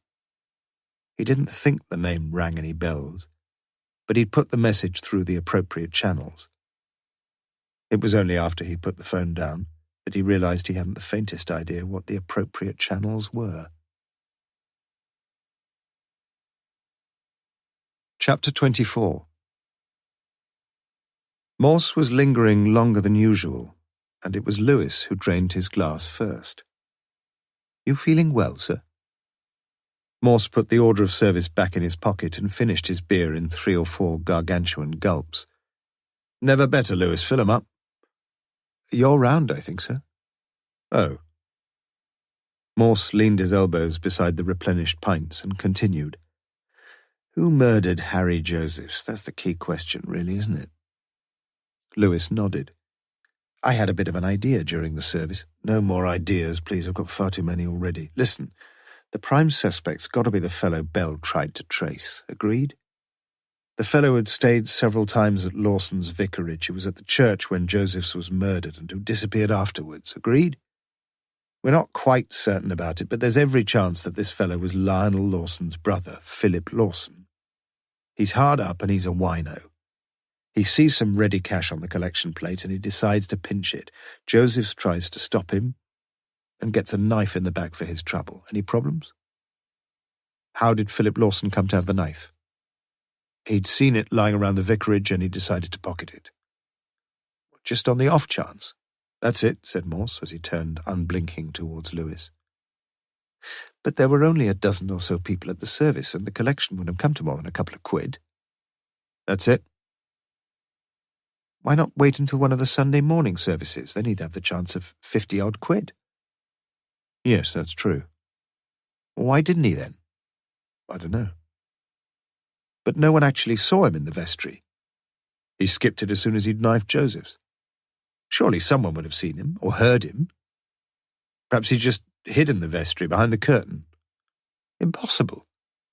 Behind the door to the tower, then, suggested Morse. Perhaps he went up to the tower, hid in the bell chamber, hid on the roof, I don't know. But that door was locked when the police arrived, so it says in the report. Easy, he locked it from the inside. You mean he had the key? You say you read the report, Lewis. Well, you must have seen the inventory of what they found in Joseph's pockets. The light slowly dawned in Lewis's mind, and he could see Morse watching him, a hint of mild amusement in the inspector's pale blue eyes. You mean they didn't find any keys? He said at last. No keys. You think he took them out of Joseph's pocket? Nothing to stop him. But if he looked through Joseph's pockets, why didn't he find the money, the 100 quid? Aren't you assuming, asked Morse quietly, that was all there was to find? What if, say, there'd been 1,000? You mean, but Lewis wasn't sure what he'd meant. I mean that everyone, almost everyone, Lewis, is going to think what you did, that the murderer didn't search through Joseph's pockets. It puts everyone on the wrong scent, doesn't it? Makes it look as if it's petty crime, as you say, a few pennies off the collection plate. You see, perhaps our murderer wasn't really much worried about how he was going to commit the crime. He thought he could get away with that. What he didn't want was anyone looking too closely at the motive. Lewis was growing increasingly perplexed. "Just a minute, sir. You say he wasn't much worried about how he murdered Josephs. But how did he? Josephs was poisoned as well as stabbed. Perhaps he just gave him a swig of booze, doctored booze." Again, Lewis felt the disconcerting conviction that Morse was playing a game with him. One or two of the points the chief had just made were more like those flashes of insight he had learned to expect. But surely Morse could do better than this. He could do better himself. "Josephs could have been poisoned when he took communion, sir." "You think so?" Morse's eyes were smiling again. "How'd you figure that out?" "I reckon the church warden is usually the last person to take communion. Like this morning, yes. And so this tramp fellow is kneeling there next to him and he slips something into the wine." "How did he carry the poison?" "He could have had it in one of those rings. You just unscrew the top." "You watch too much television," said Morse. "And sprinkle it into the wine." "It would be a whitish powder, Lewis, and it wouldn't dissolve immediately." "So the Reverend Lionel would see it floating on top, is that what you're saying?" "Perhaps he had his eyes closed. There's a lot of praying and all that sort of thing when—" "And Josephs himself? Was he doing a lot of praying and all that sort of thing?" "Could have been." "Why wasn't Lawson poisoned then? It's the minister's job to finish off any wine that's left, and as you say, Joseph's was pretty certainly the last customer." "Perhaps Joseph swigged the lot," suggested Lewis hopefully, and then his eyes irradiated a sudden excitement. "Or perhaps, sir, the two of them, the two Lawson brothers, were in it together. That would answer quite a lot of questions, wouldn't it?" Morse smiled contentedly at his colleague. "You know, Lewis, you get brighter all the time. I think it must be my company that does it." He pushed his glass across the table. "Your turn, isn't it?" He looked around him as Lewis waited patiently to be served. It was 1:30, and Sunday lunchtime trade was at its peak. A man with a rough beard, dressed in a long ex-army coat, had just shuffled through the entrance and was standing apprehensively by the bar. A man in latish middle age, it seemed, wearing that incongruous pair of sunglasses and grasping an empty flagon of cider in his hand. Morse left his seat and walked over to him. "We met before, remember?" The man looked slowly at Morse and shook his head. "Sorry, mate." "Life not treating you so good?" "Nah." "Been roughing it long?" "Last back in." "You ever know a fellow called Swanpole?" "No, sorry, mate." "Doesn't matter. I used to know him, that's all." "I knew somebody who did," said the tramp quietly. "Somebody who knew the fellow you was just talking about." "Yes." Morse fumbled in his pockets and pushed a 50-pence piece into the man's hand. "The old boy I used to go round with. He mentioned that name recently. Swanee, that's what they called him, but he's not round these parts anymore." "What about the old boy? Is he still around?" "No, he's dead. Died of pneumonia.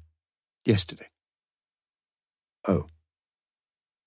Morse walked back thoughtfully to the table, and a few minutes later watched a little sadly as the landlord showed the tramp the way to the exit.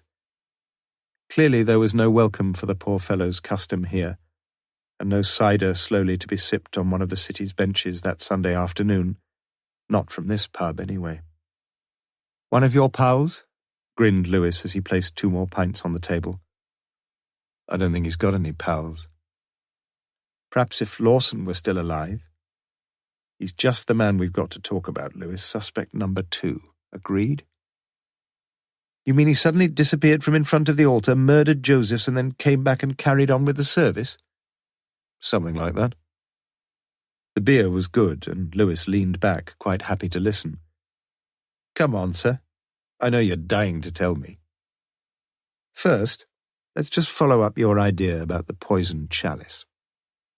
There are too many improbabilities in the way you looked at it, but what if the Reverend Lionel himself put the morphine in the wine?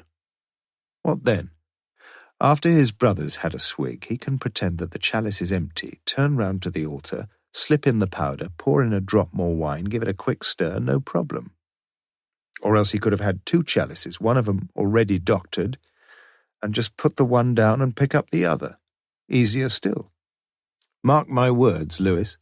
If it was either of the 2 brothers who poisoned Joseph's, I reckon the odds are pretty heavily on the Reverend Lionel. Let me get it straight, sir.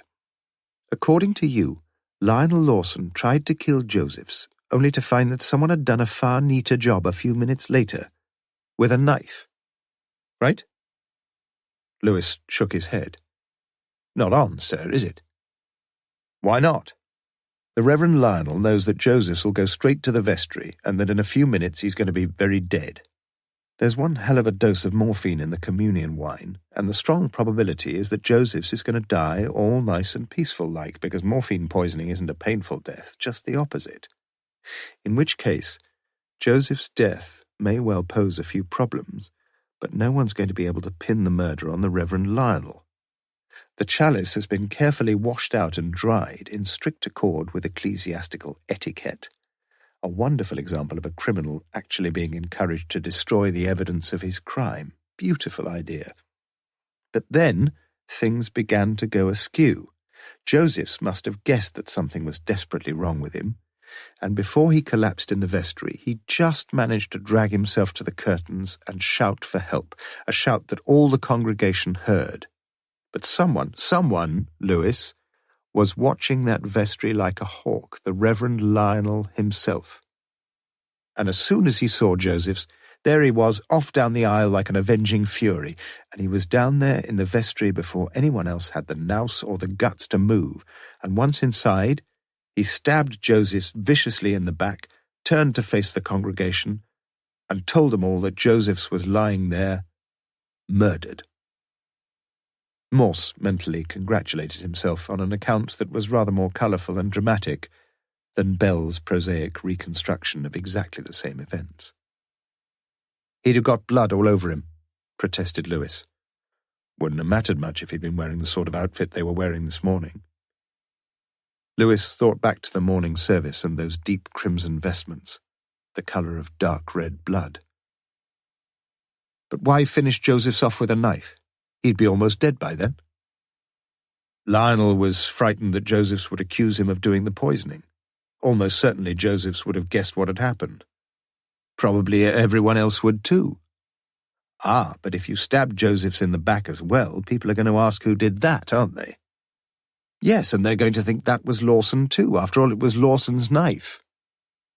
No one knew that at the time, said Morse defensively. Did Bell think that's how it happened? Morse nodded. Yes, he did. And do you, sir? Morse seemed to be weighing the odds in the mental balance. No, he said finally. Lewis leaned back in his chair. You know, when you come to think of it, it's a bit improbable that a minister's going to murder one of his own congregation, isn't it? That sort of thing doesn't happen in real life. I rather hope it does, said Morse quietly. Pardon, sir? I said I rather hope it does happen. You asked me if Lionel Lawson killed Joseph's in a particular way, and I said I didn't think so. But I reckon it was Lionel Lawson who killed Joseph's, though in a rather more simple way. He just walked down to the vestry, knifed poor old Harry Joseph's, and then he walked back. You've got it.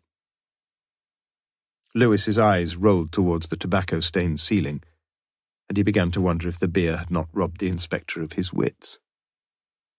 With all the congregation watching him, I suppose? Oh, no, they didn't see him. They didn't. No, the service at which Joseph's was killed was held in the Lady Chapel. Now, if you remember, there's an archway in the screen separating this chapel from the central chancel, and I reckon that after the bread and wine had been dished out, Lawson took a few of the utensils across from the altar in the Lady Chapel to the main altar. They're always doing that sort of thing, these priests. Lewis was hardly listening anymore, and the landlord was wiping the tables, collecting glasses, and emptying the ashtrays. You want to know how he performed this remarkable feat, Lewis? Well, as I see it, the Reverend Lionel and his brother had got everything worked out, and that night the pair of them were all dressed up in identical ecclesiastical clobber.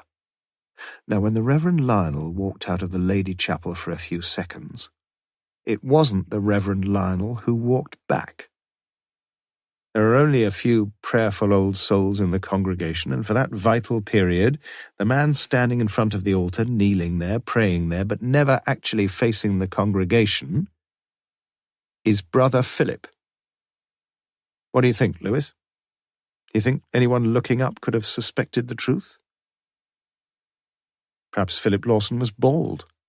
Doubt it. Whether you go bald depends on your grandfather. If you say so, sir. Lewis was growing increasingly sceptical about all this jiggery-pokery with duplicate chalices and chasubles, and anyway he was anxious to be off home. He stood up and took his leave.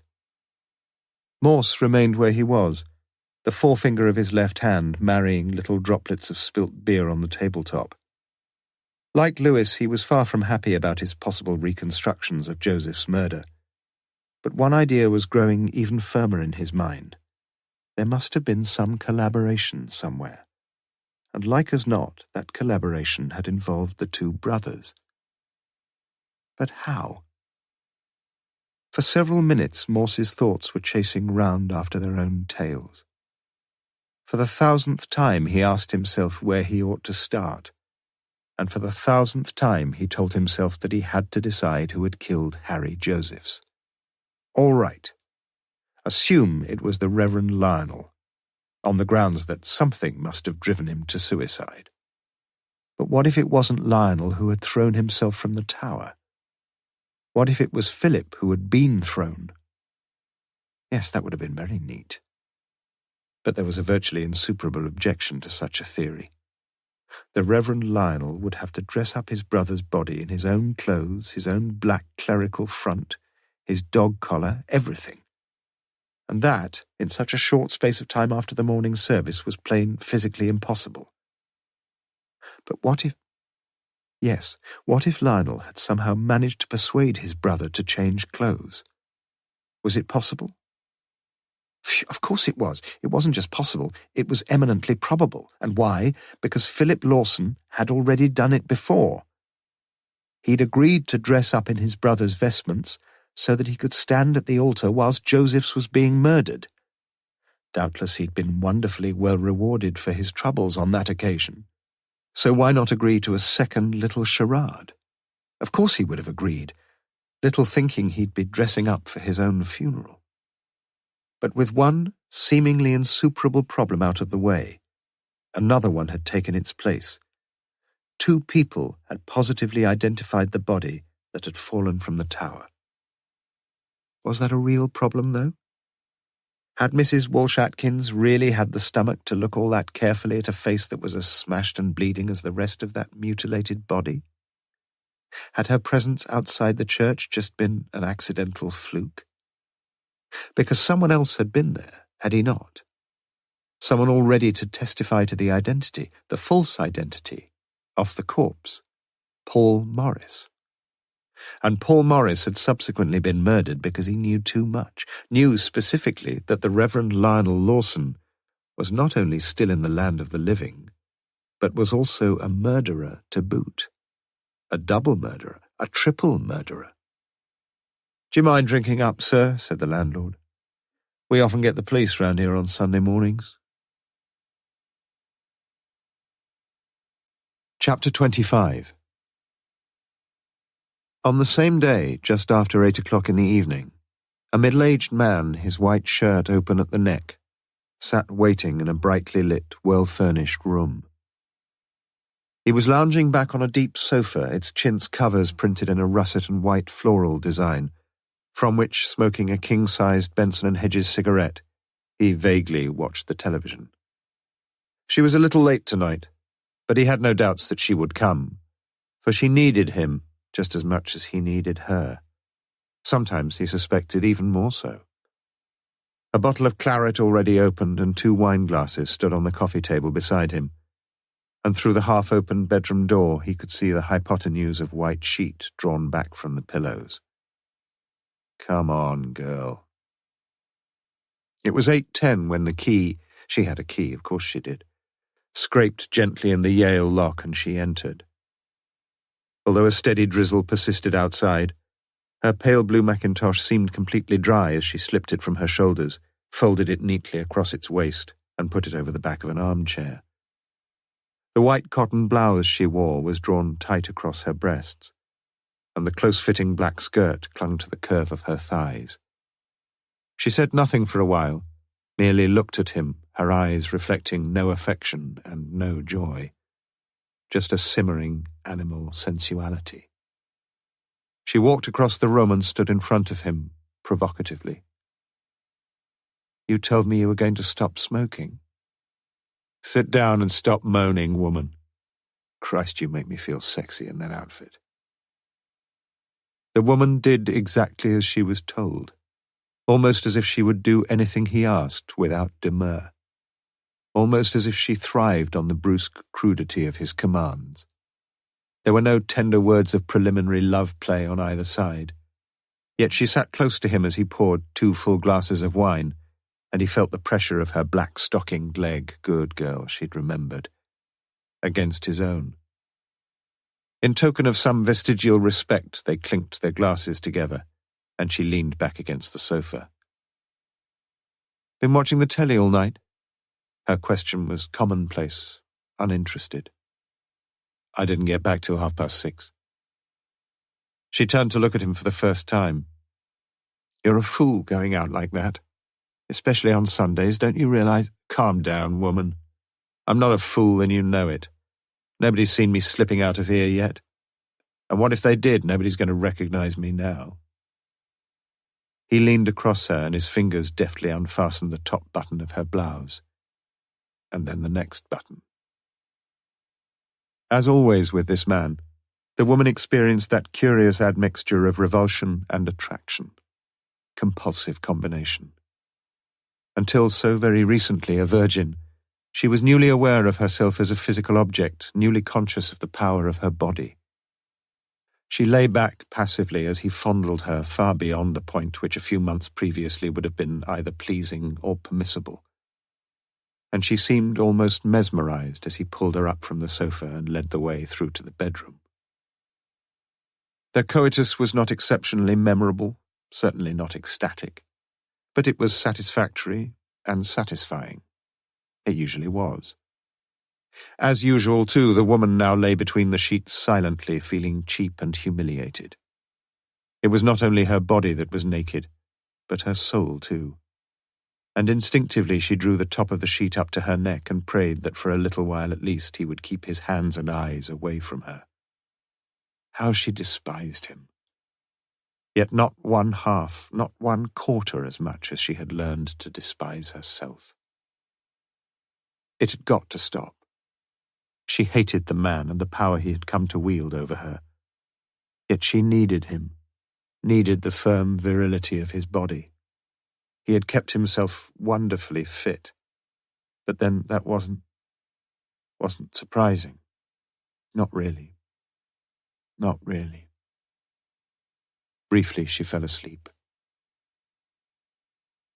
He spoke to her as he stood by the door, the mackintosh loosely over her shoulders. "Same time on Wednesday?" Once more the humiliation of it all settled heavily upon her, and her lip was shaking as she replied. "It's got to stop. You know it has." "Stop?" His mouth was set in a conceited sneer. "You couldn't stop. You know that as well as I do." "I can stop seeing you whenever I like, and there's nothing you or anybody else, isn't there?" "You're in this as deeply as I am. Don't you ever forget that." She shook her head almost wildly. "You said you'd be going away. You promised." "And I shall be. I'll be going very soon now, my girl, and that's the truth. But until I do go, I keep seeing you. Understand? I see you when I want, as often as I want. And don't tell me you don't enjoy it, because you do, and you know you do." Yes, she knew it, and she felt her eyes prickling with hurt at his cruel words. How could she do this? How could she hate a man so much, and yet allow him to make love to her? No, it just couldn't go on like this. And the solution to all her troubles was so childishly simple. She just had to go and see Morse, that was all, tell him everything and face the consequences, whatever they were. She still had a bit of courage left, didn't she? The man was watching her carefully, half guessing what was going through her mind. He was used to taking swift decisions. He always had been. And he saw his next moves as clearly as if he were a grandmaster playing chess with a novice. He had known all along that he would have to deal with her sooner or later. And although he had hoped it would be later, he realized now that the game must be finished quickly. For him, sex had always come, would always come, a poor second to power. He walked over to her, and his face for once seemed kind and understanding as he placed his hands so very lightly on her shoulders, his eyes looking searchingly into hers. "All right, Ruth," he said quietly. "I'll not be a nuisance to you any more. Come and sit down a minute. I want to talk to you." Gently he took her arm and led her unresisting to the sofa. "I won't make any more demands on you, Ruth. I promise I won't. We'll stop seeing each other if that's what you really want. I can't bear to see you unhappy like this." It had been many weeks since he had spoken to her in such a way, and for a while, in the context of her wider grief, she felt infinitely grateful for his words.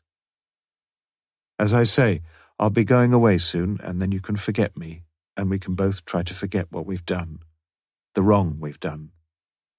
Because it was wrong, wasn't it? Not about us going to bed together, I don't mean that. That was something lovely for me, something I shall never regret. And I'd hoped it was lovely for you too. But never mind that. Just promise me one thing, Ruth, will you? If you ever want to come to me, while I'm here, I mean, please come. Please. You know I'll be wanting you. And waiting." She nodded, and the tears trickled down her cheeks at the bittersweet joy of his words as he cradled her head against his shoulder and held her firmly to him. She stayed there for what seemed to her a long, long time. Yet for him it was little more than a functional interspace, his cold eyes staring over her shoulder at the hateful wallpaper behind the television. He would have to kill her, of course. That decision had been taken long ago anyway. What he was quite unable to understand was the delay. Surely the police were not so stupid as they seemed. Nothing so far. Why? About the Shrewsbury murder. Nothing definite about the body on the tower. Nothing at all about the boy. "Your mother all right?" he asked it almost tenderly. She nodded and sniffed. It was time she was back home with that mother of hers. "Still cleaning the church?" She nodded again, continued her sniffing, and finally broke away from him. "Mondays, Wednesdays, and Fridays?" "Just Mondays and Wednesdays now. I'm getting a bit slack in my old age." "Still in the mornings?" I usually go about 10, and I've been going for a drink in the Randolph when I'm finished, I'm afraid." She laughed nervously and blew her nose loudly into her sopping handkerchief. "I could do with a quick drink now, if—" "Of course." He fetched a bottle of Teacher's whiskey from the sideboard and poured a good measure into her wine glass. "Here you are. You'll feel better soon. You feel better now, don't you?" "Yes, I do." She took a sip of the whiskey. You remember when I asked you whether you knew anything about what they found up on the church tower?" "I remember." "You said you hadn't any idea at all." "And I haven't. Not the faintest idea. But I expect the police will find out." "They just say they're making inquiries." "They've not been bothering you again, have they?" She breathed deeply and stood up. "No. Not that I could tell them anything about that." For a moment she thought of Morse with his piercing eyes. Sad eyes, though, as if they were always looking for something and never quite finding it. A clever man, as she realized, and a nice man, too. Why, oh why, hadn't someone like Morse found her many years ago? "What are you thinking about?" His voice was almost brusque again. "Me? Oh, just thinking how nice you can be when you want, that's all." She wanted to get away from him now. It was as if freedom beckoned her from behind the locked door. But he was close behind her, and his hands were once again fondling her body, and soon he had forced her to the floor, where, within a few inches of the door, he penetrated her once again, snorting as he did so like some animal, whilst she, for her part, stared joylessly at a hairline crack upon the ceiling. Chapter 26. "They tell me you can start a fibroblast from the commercial banger," said Morse, rubbing his hands delightedly over the crowded plate of sausages, eggs and chips which Mrs. Lewis had placed before him. It was 8:30 on the same Sunday evening. "What's a fibroblast?" asked Lewis. "Something to do with taking a bit of tissue and keeping it alive. It's frightening, really. Perhaps you could keep a bit of somebody alive, well, indefinitely, I suppose. Sort of immortality of the body." He broke the surface of one of his eggs and dipped a golden-brown chip into the pale yellow yolk. "You won't mind if I have the telly on?" Mrs. Lewis sat down with a cup of tea and the set was clicked on. "I don't really care what they do to me when I'm gone, Inspector. Just as long as they make absolutely certain that I'm dead, that's all." It was an old fear, a fear that had prompted some of the wealthier Victorians to arrange all sorts of elaborate contraptions inside their coffins, so that any corpse, revivified contrary to the expectations of the physicians, could signal from its subterranean interment immediate intelligence of any return to consciousness. It was a fear, too, that had driven Poe to write about such things with so grisly a fascination, and Morse refrained from mentioning the fact that those whose most pressing anxiety was that they might be lowered living into their graves could have their minds set at rest. The disturbing medical truth was that they quite certainly would be so lowered. "What's on?" mumbled Morse, his mouth full of food. But Mrs. Lewis didn't hear him. Already, Svengali-like, the television held her in its holy trance. 10 minutes later, Lewis sat checking his football pools from the Sunday Express, and Morse leaned back on the sofa and closed his eyes, his mind preoccupied with death and people being lowered into their graves. Where was he? Morse's head and shoulders jerked backwards, and he blinked himself awake. Lewis was still engrossed in the back page of the Sunday Express, and on the television screen a head butler was walking sedately down some stairs to a wine cellar. That was it. Silently, Morse cursed himself for his own stupidity. The answer had stared him in the face that very same morning. "In the vaults beneath are interred the terrestrial remains." A wave of excitement set his senses tingling as he stood up and drew back the edge of the curtain from the window. It was dark now, and the pane was spattered with fine drizzle. Things could wait, surely. What on earth was going to be gained by another nocturnal visit to a dark, deserted church that couldn't wait until the light of the morning? But inevitably Morse knew that he couldn't wait, and wouldn't wait. "Sorry about this, Mrs. Lewis, but I shall have to take the old man away again, I'm afraid. We shouldn't be long, though, and thanks again for the meal." Mrs. Lewis said nothing and fetched her husband's shoes from the kitchen. Lewis himself said nothing either, but folded the newspaper away and resigned himself to the fact that his lit-plan permutations had once more failed to land him a fortune. It was the bankers that always let him down, those virtual certainties round which the plan had to be constructed. Like this case, he thought as he pulled on his shoes. No real certainties at all. Not in his own mind, anyway. And from what Morse had said at lunchtime, no real certainties in his mind either. And where the dickens, he wondered, were they off to now? As it happened, the church was neither dark nor deserted, and the main door at the north porch creaked open to reveal a suffused light over the quiet interior. "Do you think the murderer's here, sir, confessing his sins?" "I reckon somebody's confessing something," muttered Morse. His ears had caught the faintest murmurings, and he pointed to the closed curtains of the confessional set into the north wall.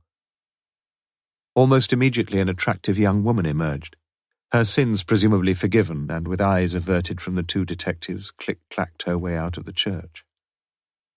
"Nice-looking girl, sir." She may have what you want, Lewis, but do you want what she's got?" "Pardon, sir?" The Reverend Canon Micklejohn was walking silently towards them on his rubber-soled shoes. removing a long, green-embroidered stole from round his neck. "Which of you wants to be first, gentlemen?" "I'm afraid I've not been sinning much today," said Morse.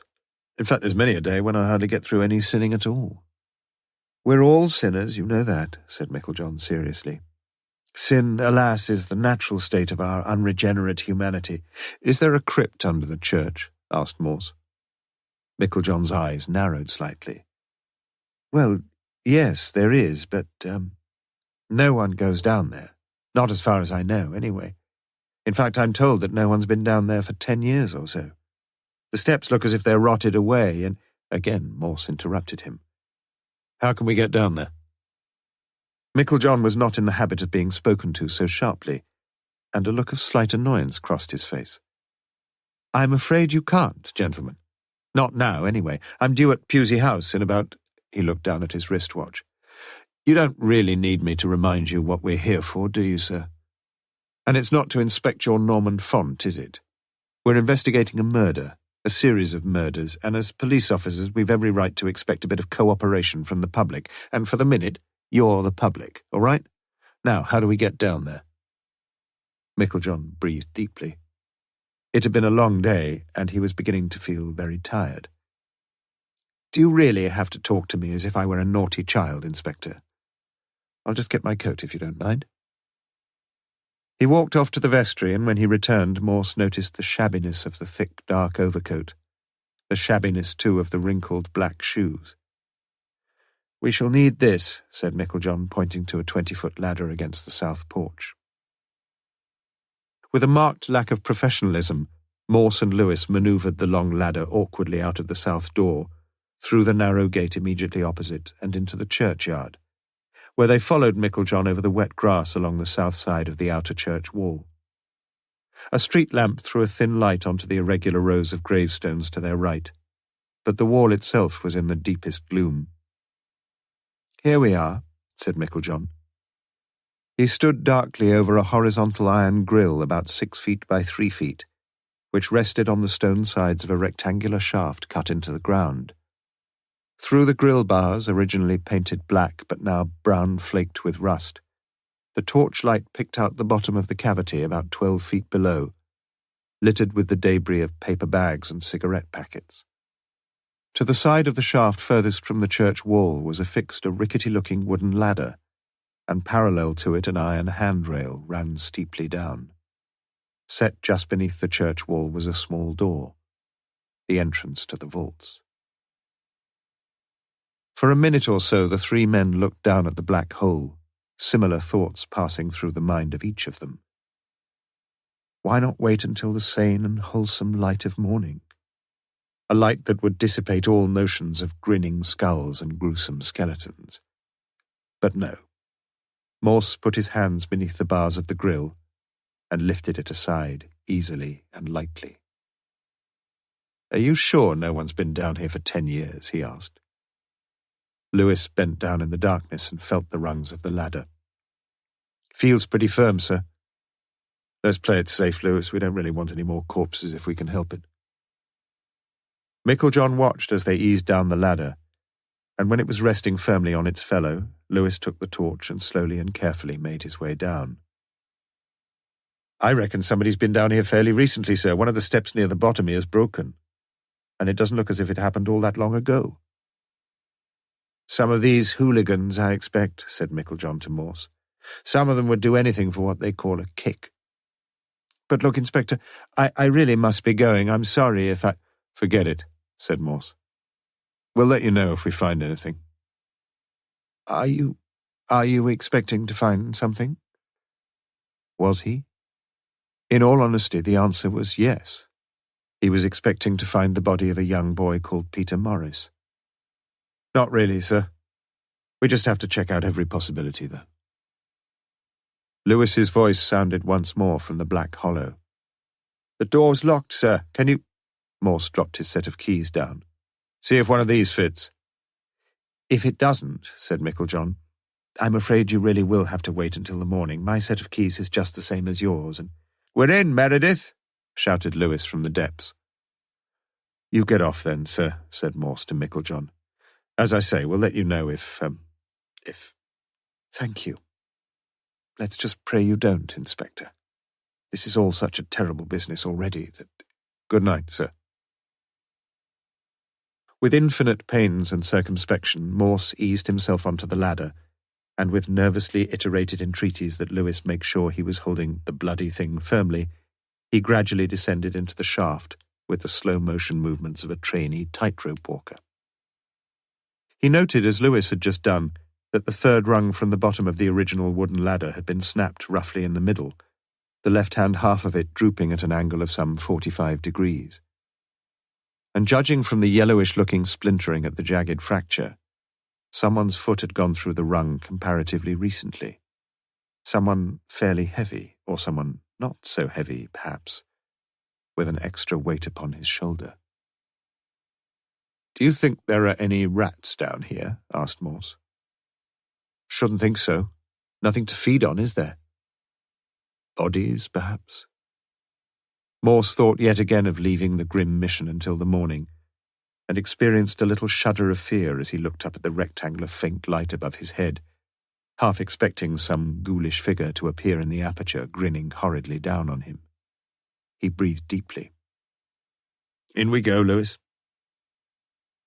The door creaked whiningly on its rusted hinges as inch by inch Lewis pushed it open, and Morse played his torch nervously to one side and then to the other. It was immediately clear that the main supporting pillars of the upper structure of the church extended down to the vaults, forming a series of stone recesses and dividing the subterranean area into cellar-like rooms that seemed, at least to Lewis, far from weird or spooky. In fact, the second alcove on the left could hardly have been less conducive to thoughts of some skeletal spectre haunting these nether regions. For within its walls, dry-surfaced and secure, was no more than a large heap of coke, doubtless for the church's earlier heating system, with a long-handled spatulate instrument laid across it. "Want a bit of free coke, sir?" Lewis was leading the way, and now took the torch from Morse and shone it gaily around the surprisingly dry interior.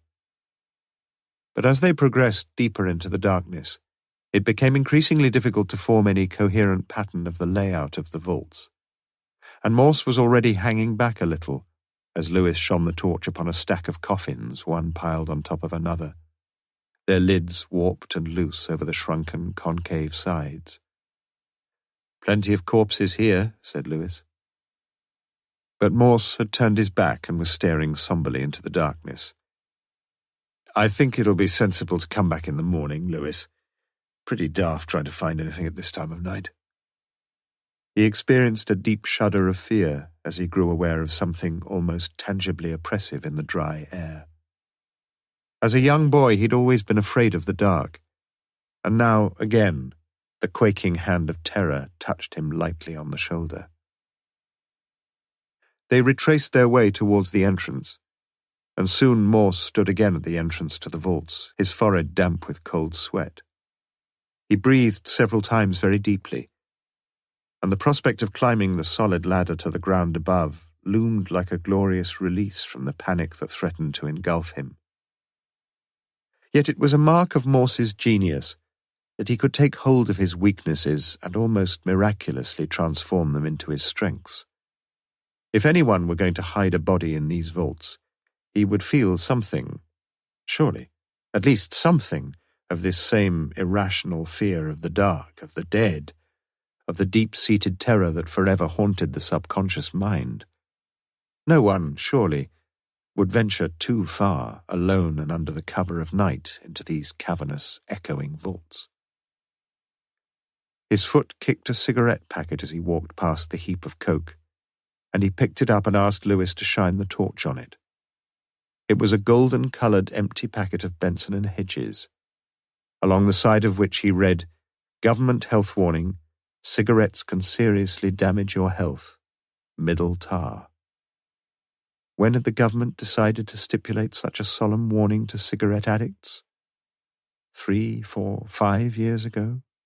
Certainly not, what had Micklejohn said, 10 years. "Have a look under the coke, will you?" said Morse quietly. 5 minutes later, Lewis found him.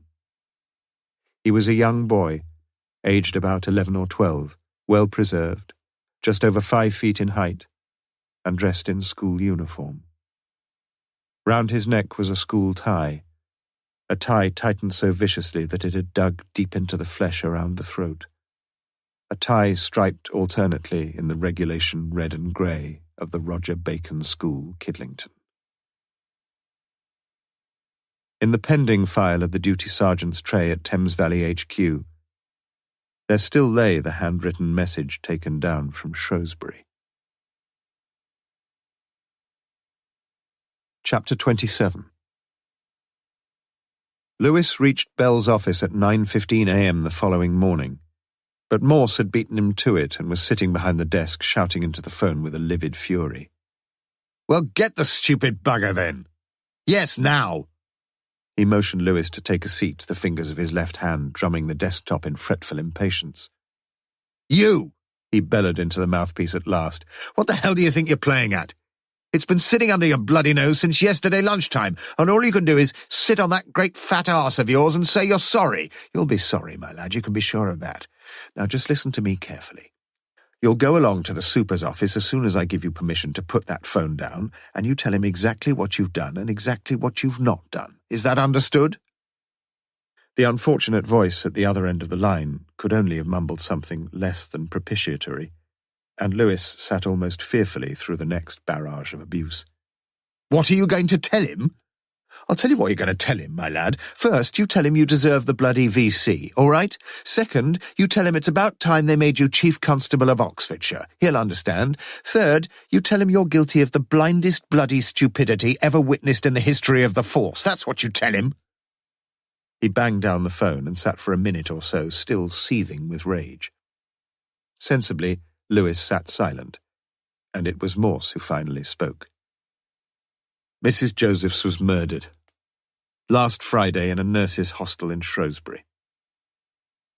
Lewis looked down at the threadbare carpet at his feet and shook his head sadly. "How many more, sir?" Morse breathed deeply and seemed suddenly quite calm again. "I don't know." "Next stop Shrewsbury, sir?" Morse gestured almost hopelessly. "I don't know." "You think it's the same fellow?" "I don't know."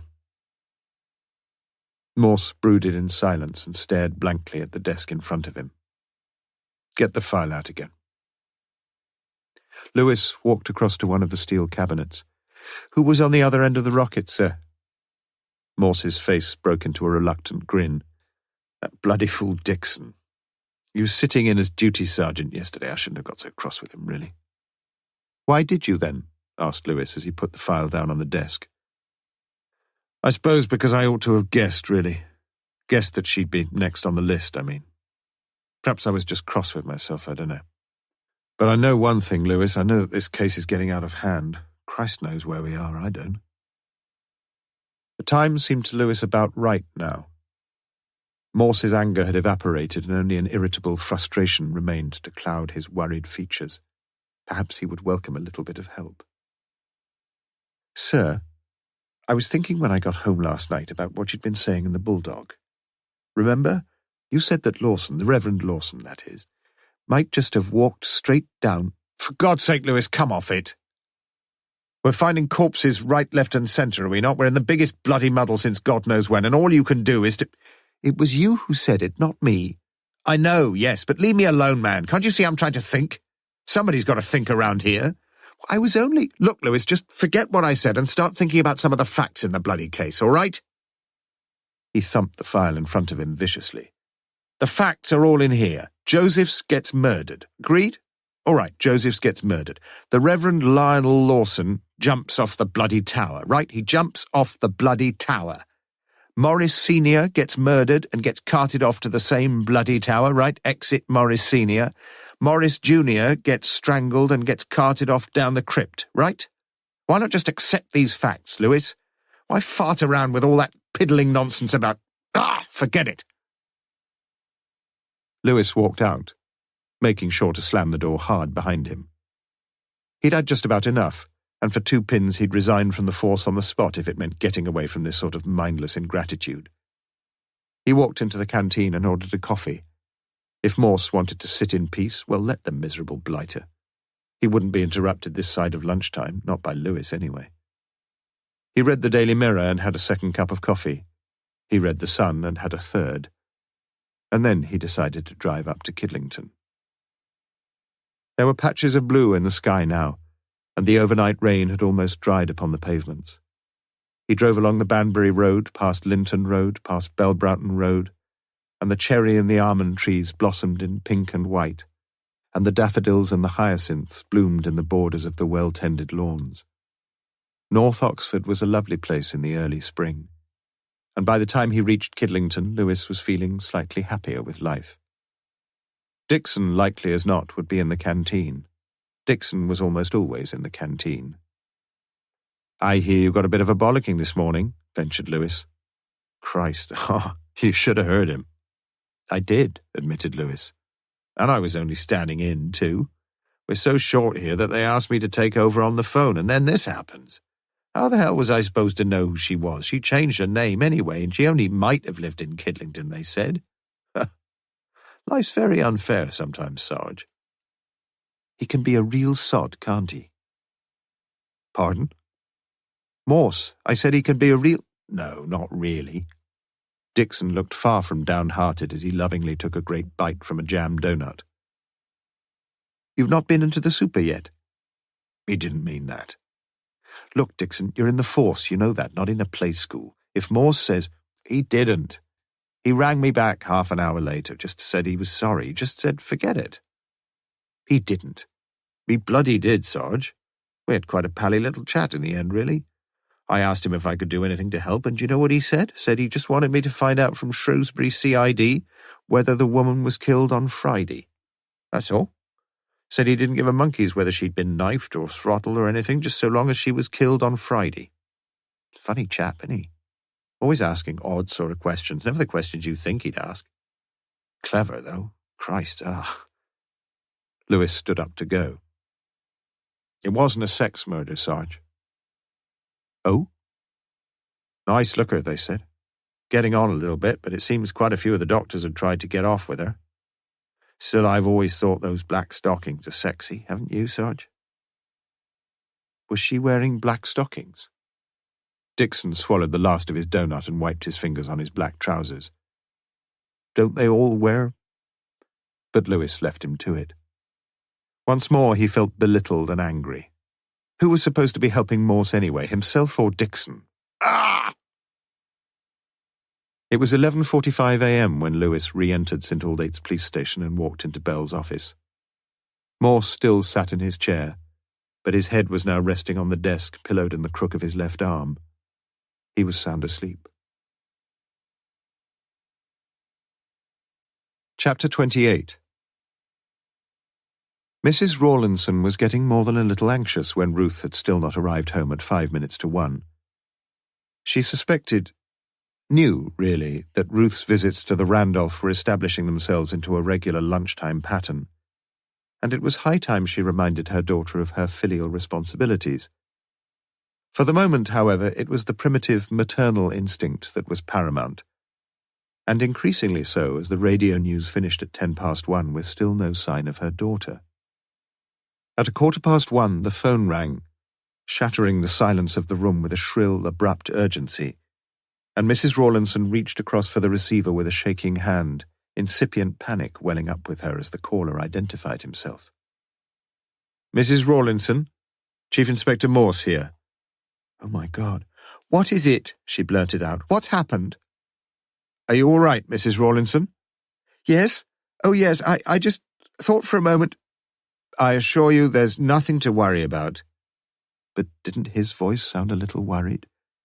"I just wanted a quick word with your daughter, please." She's not in at the moment, I'm afraid. And then Mrs. Rawlinson heard the key scratching in the front door. "Just a minute, Inspector." Ruth appeared, smiling and fresh-faced round the door. "Here, it's for you," said her mother as she pushed the receiver into Ruth's hand and then leaned back in her wheelchair, luxuriating in a beautifully relieved anger. "Hello?"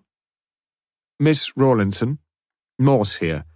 Just routine, really, one of those little loose ends we're trying to tie up. I want you to try to remember, if you can, whether the Reverend Lawson wore spectacles. Yes, he did. Why, did he wear them just for reading, or did he wear them all the time? He always wore them. Always when I saw him, anyway. Gold-rimmed they were.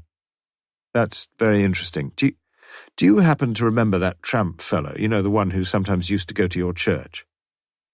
Yes, I remember him, replied Ruth slowly. Did he wear spectacles? No, I don't think he did. Just as I thought. Good, well, that's about all, I think. How are you, by the way? Oh, fine. Fine, thanks. You still engaged on your good works? In the church, I mean? Yes. Mondays and Wednesdays, isn't it? Yes. It was the second occasion she'd been asked the same question within a very short time. And now she knew he was going to ask her what time she usually went there. It was just like hearing a repeat on the radio. Usually about 10 o'clock, isn't it? Yes, that's right. Why do you ask? And why did she suddenly feel so frightened? No reason, really. I just thought, I might see you again there one day. Yes, perhaps so. Look after yourself, then. Why couldn't he look after her? Yes, I will, she heard herself say. Goodbye, said Morse. He cradled the phone and for many seconds stared abstractedly through the window onto the tarmacadammed surface of the inner yard. Why was she always so tight with him? Why couldn't she metaphorically open her legs for him once in a while? You ask some very odd questions, said Lewis. Some very important ones, too, replied Morse rather pompously. You see, Lawson's specs were in his coat pocket when they found him, a pair of gold-rimmed specs. It's all here. He tapped the file on the death of the Reverend Lionel Lawson, which lay on the desk in front of him. And Miss Rawlinson said that he always wore them. Interesting, eh? You mean it wasn't Lionel Lawson who... I mean exactly the opposite, Lewis. I mean it was Lionel Lawson who chucked himself off the tower. I'm absolutely sure of it. I just don't understand. Don't you? Well, it's like this. Short-sighted jumpers invariably remove their specs and put them in one of their pockets before jumping. So any trace of glass in a suicide's face are a sure tip-off that it wasn't suicide, but murder. But how do you know Lawson was short-sighted? He may have been short-sighted, long-sighted. It doesn't matter. It's all the same difference. You serious about all this? Never more so. It's like people turning their hearing aids off before they have a bath or taking their false teeth out when they go to bed. But the wife never takes hers out when she goes to bed, sir. What's your wife got to do with it? Lewis was about to remonstrate against the injustice of such juvenile logic, but he saw that Morse was smiling at him. How do you come to know all this stuff about suicides anyway? Morse looked thoughtful for a few seconds. I can't remember. I think I read it on the back of a matchbox. And that's enough to go on? It's something, isn't it? We're up against a very clever fellow, Lewis. But I just can't see him murdering Lawson and then very carefully taking off his specs and putting him back in their case, can you? No, Lewis couldn't see that. Couldn't see much at all. Are we making any progress in this case, sir? Good question, said Morse. And as one of my old schoolmasters used to say, having looked that problem squarely in the face, let us now pass on. Time we had a bit of lunch, isn't it? The two men walked out of the long 3-story stone building that forms the headquarters of the Oxford Constabulary, up past Christchurch, across Carfax, and turned into the Golden Cross, where Morse decided that, for himself at least, a modicum of liquid refreshment was all that would be required.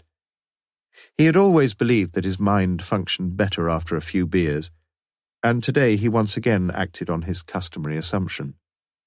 He should, he realized, be off to Shrewsbury immediately, but the prospect of interviewing hospital porters and nurses and doctors about times and places and movements and motives filled him with distaste. Anyway, there was a great deal of routine work to be done in Oxford. Lewis left after only 1 pint, and Morse himself sat back to think. The flashing shuttles wove their patterns on the loom of his brain, patterns that materialized in different shapes and forms, but patterns always finally discarded. After his third pint, there was nothing to show for his cerebrations except the unpalatable truth that his fanciful theories, all of them, were futile, his thinking sterile, his progress nil. Somewhere, though, if only he could think where, he felt convinced that he had missed something that would present him with the key to the labyrinth. Yes, that's what he needed, the key to the... He had the key to the church, though. Was it there, in the church itself, that he had overlooked some simple, obvious fact that even at this very second lay waiting to be discovered? Chapter 29. Morse relocked the door in the north porch after him, conscious that he must try to look upon the interior of the church somehow differently. Previously he had gazed vaguely across the pews, his mind wafted away to loftier things by the pervasive sickly sweet smell of the incense and the gloomy grandeur of the stained glass windows. Not so now. He fingered through half a dozen devotional tracts neatly stacked side by side on a wall ledge just inside the door to the left. He examined a sheaf of leaflets to be filled in by those who wished to be added to the electoral roll. He drew back a curtain just behind the font and noticed a bucket, a scrubbing brush, and 2 sweeping brushes. This was much better. He felt it in his bones. He examined postcards, 6p each, which carried exterior views of the church taken from several angles, large close-ups of the famous font, much admired, it seemed, by all save Morse, and full frontal photographs of one of the grinning gargoyles on the tower. How on earth had anyone taken those? Then he turned his attention to a stack of guides to St. Fride's, 10p each, and another stack of parish notes, 2p each, in which details of the current month's activities were fully listed. Then, beside the west wall, he noted again the heaps of prayer books with their dull red covers and the heaps of hymn books with their... He suddenly stopped, experiencing the strange conviction that he had already overlooked the vital clue that he'd been looking for. Was it something he'd just seen? Something he'd just heard? Something he'd just smelt? He went back to the door, retraced his few steps around the porchway, and then duplicated as far as he could his exact actions since entering the church. But it was no use. Whatever it was, if it was anything, was still eluding his grasp. Maddeningly. Slowly he paced his way up the central aisle, and there stood still. The hymns from the previous evening's service were there, white cards with their red numbers slotted into a pair of hymn boards, one on either side of him. Odd. Why hadn't they been taken down? Was that one of Ruth Rawlinson's jobs? The bucket and the scrubbing brush looked as if they had been used very recently, almost certainly by Ruth herself that very morning. Had she forgotten the hymn boards? Or was that the job of the vicar, or one of the choir, or one of the supernumerary assistants? For someone had to look after such matters. Come to think of it, someone had to decide the hymns, the psalms, the collects, epistles and gospels and the rest. Morse knew nothing about it, but he presumed that it was all laid down in some great holy book available for the guidance of the clergy. Must be. Like all those saints' days and other religious festivals, no one could carry all that stuff around in his head. What was more, someone would have to keep some sort of record of all the services every week. Surely so. Especially when you had as many services as... That was it.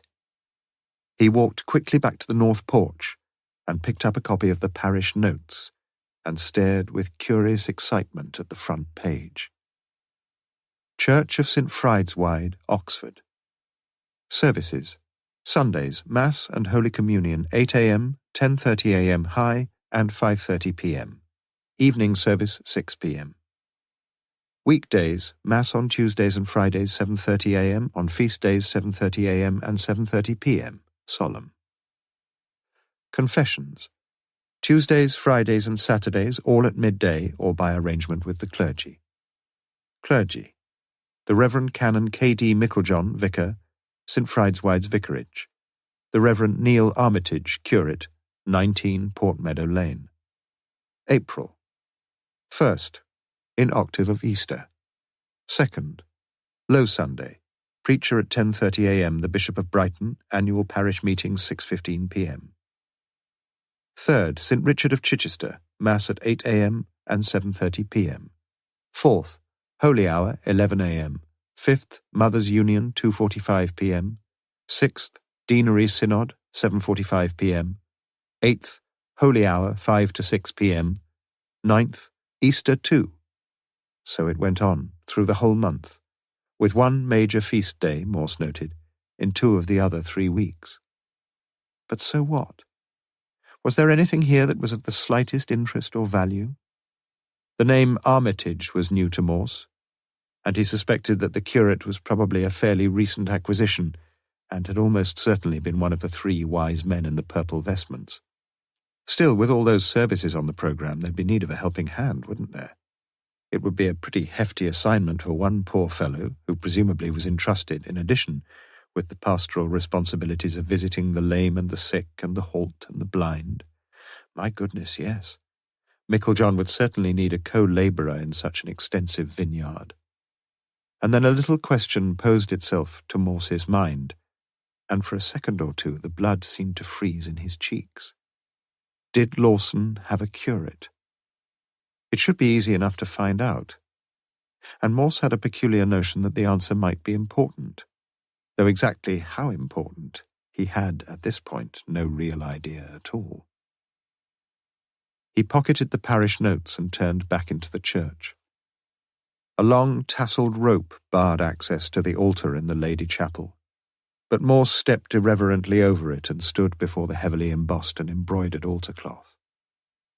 To his immediate left was the arched opening to the main altar, and slowly he walked through it. In a niche to the left of the archway was an early English piscina, and Morse stopped to look at it carefully, nodding slowly as he did so. He then turned left, made his way along the high carved screen which separated the Lady Chapel from the main nave, skipped lightly across the entrance to the Lady Chapel, and came to a halt outside the vestry. For some reason he looked quite pleased with himself, and nodded his head again several times with a semi-satisfied smile.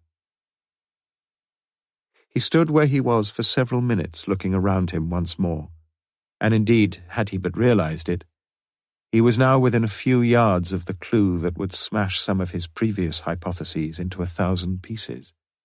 But for the moment, the fates were not smiling upon him. The north door was opened, and Micklejohn entered, carrying a carton of electric light bulbs in the company of a young man balancing an extending ladder on his shoulder. "Hello, Inspector," said Micklejohn. "Discovered anything more yet?" Morse grunted non-committally, and decided that the investigation of the vestry could, without any cosmic ill consequence, be temporarily postponed. "We're just going to change the bulbs," continued Micklejohn. "Have to do it, every 3 or 4 months. Quite a few have gone already, I'm afraid." Morse's eyes travelled slowly up to the tops of the walls, where about 40 feet above the floor he could see a series of twin electric light bulbs, each pair set about 20 feet apart. Meanwhile, the ladder had been propped up beneath the nearest lights, and in a progressively more precarious stutter of elongations, the 2 men were pushing the ladder even higher, until the slimly converging top of the 3rd extension now rested about 2 or 3 feet below the first pair of bulbs. "I'm afraid," said Morse, "that I just haven't got the stomach to stop and witness this little operation any further." "Oh, it's not so bad, Inspector, as long as you're careful. But I must admit I'm always glad when it's over." "He's a better man than I am," said Morse, pointing to the young man standing, rather nervously, on the 2nd rung, and gently manoeuvring the ladder onto a more firmly based vertical. Micklejohn grinned and turned to Morse quietly. "He's about as bad as you are, if not worse. I'm afraid I have to do the job myself." "And may the good Lord be with you," thought Morse as he made his rapid exit, completely forgetting that he was debtor to church funds to the sum of 2p. Forgetting, too, that there was a most important question he had yet to put to the daredevil incumbent of St. Fride's. In all, there were 20 bulbs to change, and as always the job was taking an unconscionably long time to complete. To any observer of the scene, it would have appeared that the young man who stood dutifully with his foot placed firmly on the bottom rung of the ladder seemed quite incapable of raising his eyes above the strict horizontal, as Micklejohn repeatedly ascended to the dizzy heights above him, where, standing on the antepenultimate rung, he would place his left hand for support against the bare wall, stretch up to twist out one of the old bulbs, place it carefully in his coat pocket, and then insert one of the new bulbs with an upward thrust of his right arm, which virtually lifted his body into unsupported space. With the merest moment of carelessness, with the slightest onset of giddiness, the good vicar would have lost his precarious balance and plunged to his death on the floor so far below. But mercifully the task was now almost complete, and the ladder was in place below the last pair of bulbs when the door, which had remained unlocked, creaked open to admit a strange-looking man whose beard was unkempt, who was dressed in a long, shabby greatcoat, and who wore an incongruous pair of sunglasses. For a moment or two he looked about him, unaware of the presence of the other men. The afternoon had grown dull, and the electricity had been turned off whilst the bulbs were being changed. "Can I help you?" asked Micklejohn. "What?" The man started nervously. "Coy, frightened me, Gov." "Please do have a look around. You're most welcome." "Sorry, I just wanted to, I can show you around myself in a minute if you can—" "No, it's all right, Gov." He shuffled out, and Micklejohn raised his eyebrows to the young man. The ladder was ready again now, and he put his right hand up to the rung just above his head, and then stopped. "You remember my predecessor here, poor Mr. Lawson? He had a way with these down-and-outs, they tell me. Often used to have one or two of them staying with him for a few days. You probably know that anyway. Perhaps I should make more of an effort than I do. Still, we're all different, Thomas, just as the good Lord made us." He smiled rather sadly and began to climb. "Perhaps poor Mr. Lawson wasn't very good at changing light bulbs, eh?" Thomas managed a ghostly weak smile in response and took up his guardian role on the bottom rung, his eyes once more averted from the fast-disappearing soles of the vicar's black shoes. Funny, really. He'd joined St. Friedwide's Church just over a year ago. He was an undergraduate at Harford College, and he remembered the previous vicar very well indeed. He thought he remembered other things, too. For example, he thought he remembered the tramp who'd just walked in. Hadn't he seen him in church once or twice? Chapter 30. The decision to travel to Shrewsbury was taken momentarily and arbitrarily when Morse had walked out of the church on his way back to St. Aldate's, and as Lewis drove the police car round the Woodstock Road roundabout and headed out onto the A34, both men were mentally calculating the possible time schedule. It was already 4:20 p.m., 2 hours, say, to get there, if the traffic was reasonable, 2 hours actually there, another 2 hours back. So with a bit of luck, they could be back in Oxford by about 10:30 p.m. Morse, as was his wont, spoke little in the car, and Lewis was quite happy to give his whole attention to the motoring. They had started in time to miss the diurnal mass exodus from Oxford, which begins at about 4:45 and continues its semi-paralytic progress for almost another hour. It was good fun, too, driving in a conspicuously marked police car. As always, other road users immediately became punctilious about speed restrictions as they spied the pale blue and white car in their mirrors, and ostentatiously shunned the slightest suspicion of substandard driving, behaving with a courtesy and care that were wildly at variance with their customary frenetic aggression. So it was now. Lewis turned left off the A34 through Chipping Norton, up through Bourton-on-the-Hill, through Morton-in-Marsh, and then with the Vale of Evesham opening out into a vast panorama before them, down the long, steep hill into Broadway, its houses of mellowed Cotswold stone gleaming a warm yellow in the late afternoon sun. At Evesham, Morse insisted that they took the road to Pershaw, in which town he enthused lovingly over the red brick houses with their white-painted window frames, and at Worcester he directed Lewis along the Bromyard Road. "I've always thought," said Morse as they turned north from Leominster onto the A49, "that this is one of the prettiest roads in England. Lewis sat silent. It was also a pretty long way round, and at this rate it would be about 7 before they reached Shrewsbury. Yet as they drove past Church Stretton, it seemed to Lewis that Morse was perhaps right, and even more so as they left the long Mynd behind them, when the sun, still hovering over the Welsh hills far off on the western horizon, suffused the early evening sky with a fiery glow and turned the white clouds to the softest shade of purple. It was 7:30 when finally the 2 Oxford detectives were seated in the superintendent's office at the Salop Police HQ, and it was 8:30 when they emerged. Morse had said little, and Lewis less, and neither man felt that the meeting was of more than routine value. There were no grounds for suspecting anyone, and not the slightest whisper of a likely motive. The dead woman had been quietly popular with her fellow nurses, slightly less quietly popular with the surgeons and housemen, and it was difficult to believe that even Florence Nightingale herself could have found too many faults with her efficient and experienced nursing. One of the doctors had spoken to her the previous evening, had sat in the nurses' common room with her doing a crossword puzzle, but although he was probably the last person, apart from the murderer, to see her alive, there was no reason whatsoever to suspect that he'd had anything to do with her death. But somebody had. Somebody had strangled her brutally with her own belt and left her for dead on the floor by the side of her bed, from where she had later managed to crawl to the door of her room to try desperately to call for help. But no one had heard her, and no one had come. "I suppose we'd better see her," said Morse dubiously, as they all trooped out of the superintendent's office. In the cream-tiled police morgue, a constable pulled out a sliding container from a stainless steel structure and turned back the sheet from the face, white, waxy textured and washed, the lolling, bloodshot eyes bearing their chilling witness to the agony of her death. At the base of her neck and running up to her right ear was the hideous groove left by the belt. "Probably left-handed," muttered Lewis. "If he strangled her from the front, that is." He turned towards Morse as he spoke, and noticed that the great man had his eyes shut.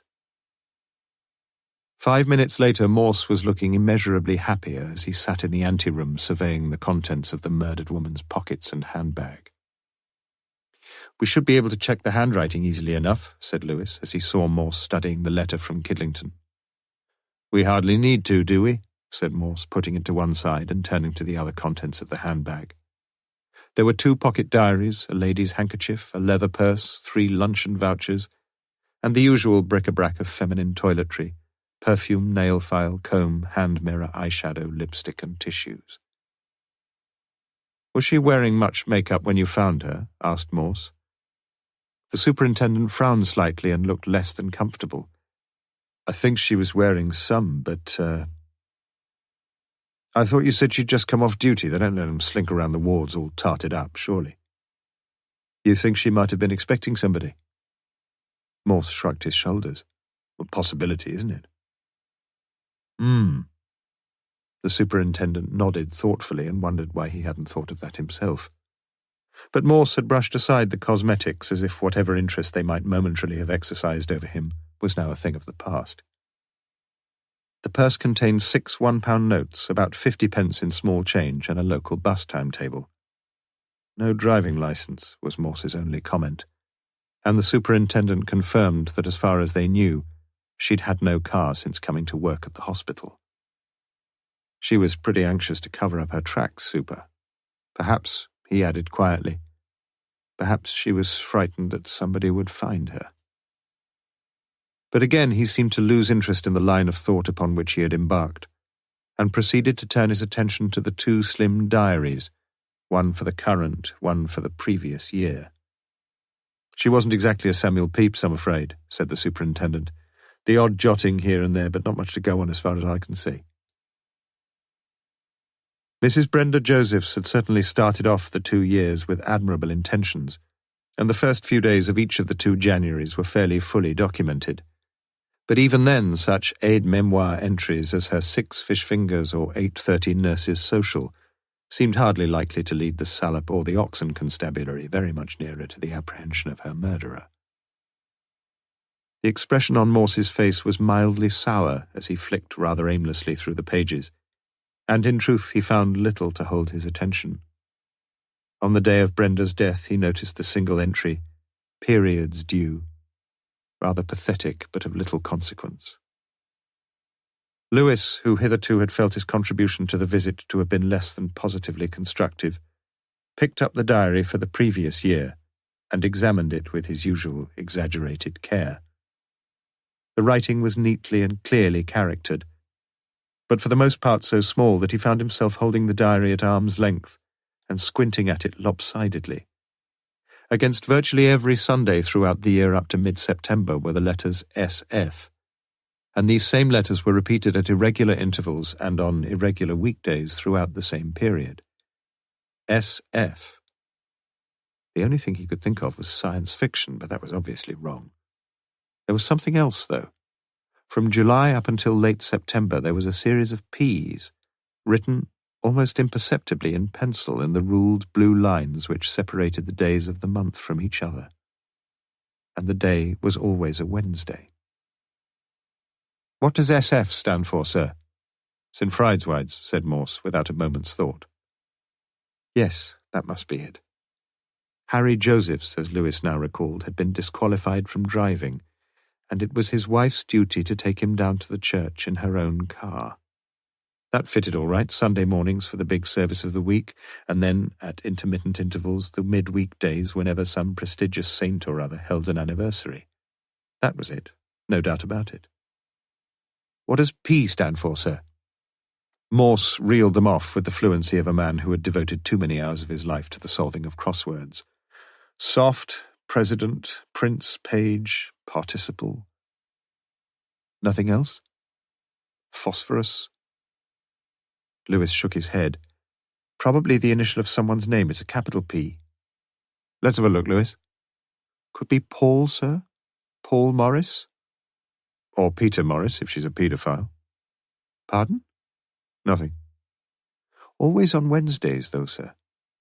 Perhaps she suddenly decided she wanted to see him more often. And our old man was in the way, and so she bumped him off. I've heard of odder things. She said she'd nipped off to the pictures that night, didn't she? Morse's interest appeared to be engaged at last. How much does it cost to go to the pictures these days? Dunno, sir. £1, £1.50? Expensive for her, wasn't it? She couldn't have been there much more than an hour at the most. If she went, sir. I mean, she mightn't have gone to the pictures at all. She might have just crept quietly back into the church and... Morse nodded. You're quite right. She probably had the best motive of the lot of them. But you're forgetting something. The door creaks like hell. Only the north door. Really? But Morse had clearly lost all interest in creaking doors, and Lewis found himself once more wondering why they'd bothered to come all this way. Nothing had been learned. No progress had been made. There's another P, isn't there? Said Morse suddenly. We've forgotten Philip Lawson. Yes, Lewis had forgotten Philip Lawson. But where on earth was he supposed to fit into this particular picture? The constable packed up Brenda Joseph's possessions, replaced them in their plastic bags, and redeposited the bags in a labelled cabinet. Morse thanked the superintendent for his cooperation, shook hands with him, and got into the car beside Lewis. It was on the Kidderminster Road, about 6 or 7 miles south of Shrewsbury, that a wave of chilling excitement starting from the bottom of the back gradually crept up to the nape of Morse's neck. He tried to conceal the agitation of his mind as he questioned Lewis. Did you say that Brenda Josephs marked off the days when she took her husband to church? Looked like it, sir, and quite a few times apart from Sundays. SF, you said. She put SF. That's about it, sir. As you said, it's St. Friedeweids, not much doubt about that. He turned suddenly and glanced at Morse, who was staring with extraordinary intensity into the outer darkness of the night. Unless, of course, you think it stands for something else. No. It doesn't stand for anything else. And then, very quietly, he said, Turn round, please. We're going back. The luminous dial on the fascia board showed 10:30 just gone, and things were running way behind even the most pessimistic schedule. but Lewis turned round at the earliest possible opportunity. He also was a man under authority. The constable in the police mortuary reopened the cabinet and shook out the contents of the plastic bags once more. They were always a funny lot, these fellows from other forces. Morse managed to keep his hand from shaking as he picked up the earlier of the two diaries and turned to the one specific page. And as he looked at the page, the blood seemed to congeal in his jowls, and a slow smile of joyous satisfaction formed about his mouth. "Thank you very much, Constable. Thank you very much. You don't think I could take this diary?" "I don't know about that, sir. The super's gone off now, and—" Morse held up his right hand like a priest delivering the benediction. "Forget it. Doesn't matter." He turned quickly to Lewis. "See that?" He pointed to the space for Monday the 26th of September, the day on which Harry Josephs had been murdered, and Lewis's forehead creased into a frown as he looked at it, and then looked at it again. The space was completely blank. "You remember your Sherlock Holmes, Lewis?"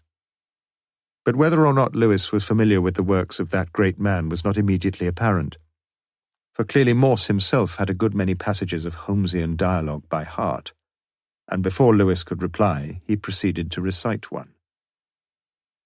"Is there any point to which you would wish to draw my attention?" "To the curious incident of the dog in the night-time." "The dog did nothing in the night-time." "That was the curious incident." "I see," said Lewis, seeing not. "How fast will she go?" asked Morse as he clambered into the police car once more. "About 90? Bit more on the straight?" "Well, put the flasher on and start the siren up. We must get back to Oxford quickly, all right?" The car sped through the darkened countryside, down through Bridgnorth and Kidderminster, along the old Worcester road to Evesham, and then, in an almost incredibly short time, back to Oxford. An hour and a half, almost to the minute. "Back to the station, is it?" asked Lewis as he turned into the Northern Ring Road. "No, take me straight home, Lewis. I'm tired out." "But I thought you said—" "Not tonight, Lewis. I'm dead beat." He winked at Lewis and slammed the door of the Ford behind him. "Good fun, wasn't it? Sleep tight. We've got work to do in the morning." Lewis himself drove off home happily. His honest soul had very few vices, but fast driving was certainly one of them. Chapter 31. Perhaps the events of the past few days had disturbed the Reverend Keith Micklejohn rather less than they should have done, and being an honest man, the realization of this was worrying to him. It was true that, inducted as he had been only in the previous November, he had not known the Morris family personally, and he could not therefore be expected to react too keenly to the tragic discoveries of what, if rumour were to be believed, were the bodies of father and son. Yet as he sat in his study at 9:30 a.m. on Tuesday morning, he knew that his compassion should have been engaged more deeply, and he wondered about himself, wondered about his church too. Micklejohn was a robust, well-built man, 41 years of age and happily unmarried. His childhood had been spent in a family household brimming with evangelical piety, and one forever frequented by inveterate God-botherers and born-again Baptists. From his earliest years, the promises of eternal life and the terrors of the lake that burneth with fire and brimstone had been as real to him as licorice all sorts in the landscape of his Dorset home. In his early youth, whilst his classmates discussed the prospects of their favourite football teams or the merits of their new racing bikes, young Keith had grown zealous over matters ecclesiastical and theological, and by the age of 16 the way ahead was quite clear.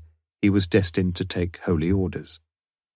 As a young curate, he had at first been moderately low church in his views on the liturgy and the sacraments, but gradually he had been more and more attracted towards the doctrines of the Oxford movement, and at one point he had come within a communion wafer of conversion to the Roman Church.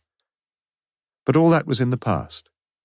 With a newfound balance, he discovered he could tread the tightrope of high Anglicanism with security and confidence, and it was pleasing to him that his congregation appeared to think well of him for doing so.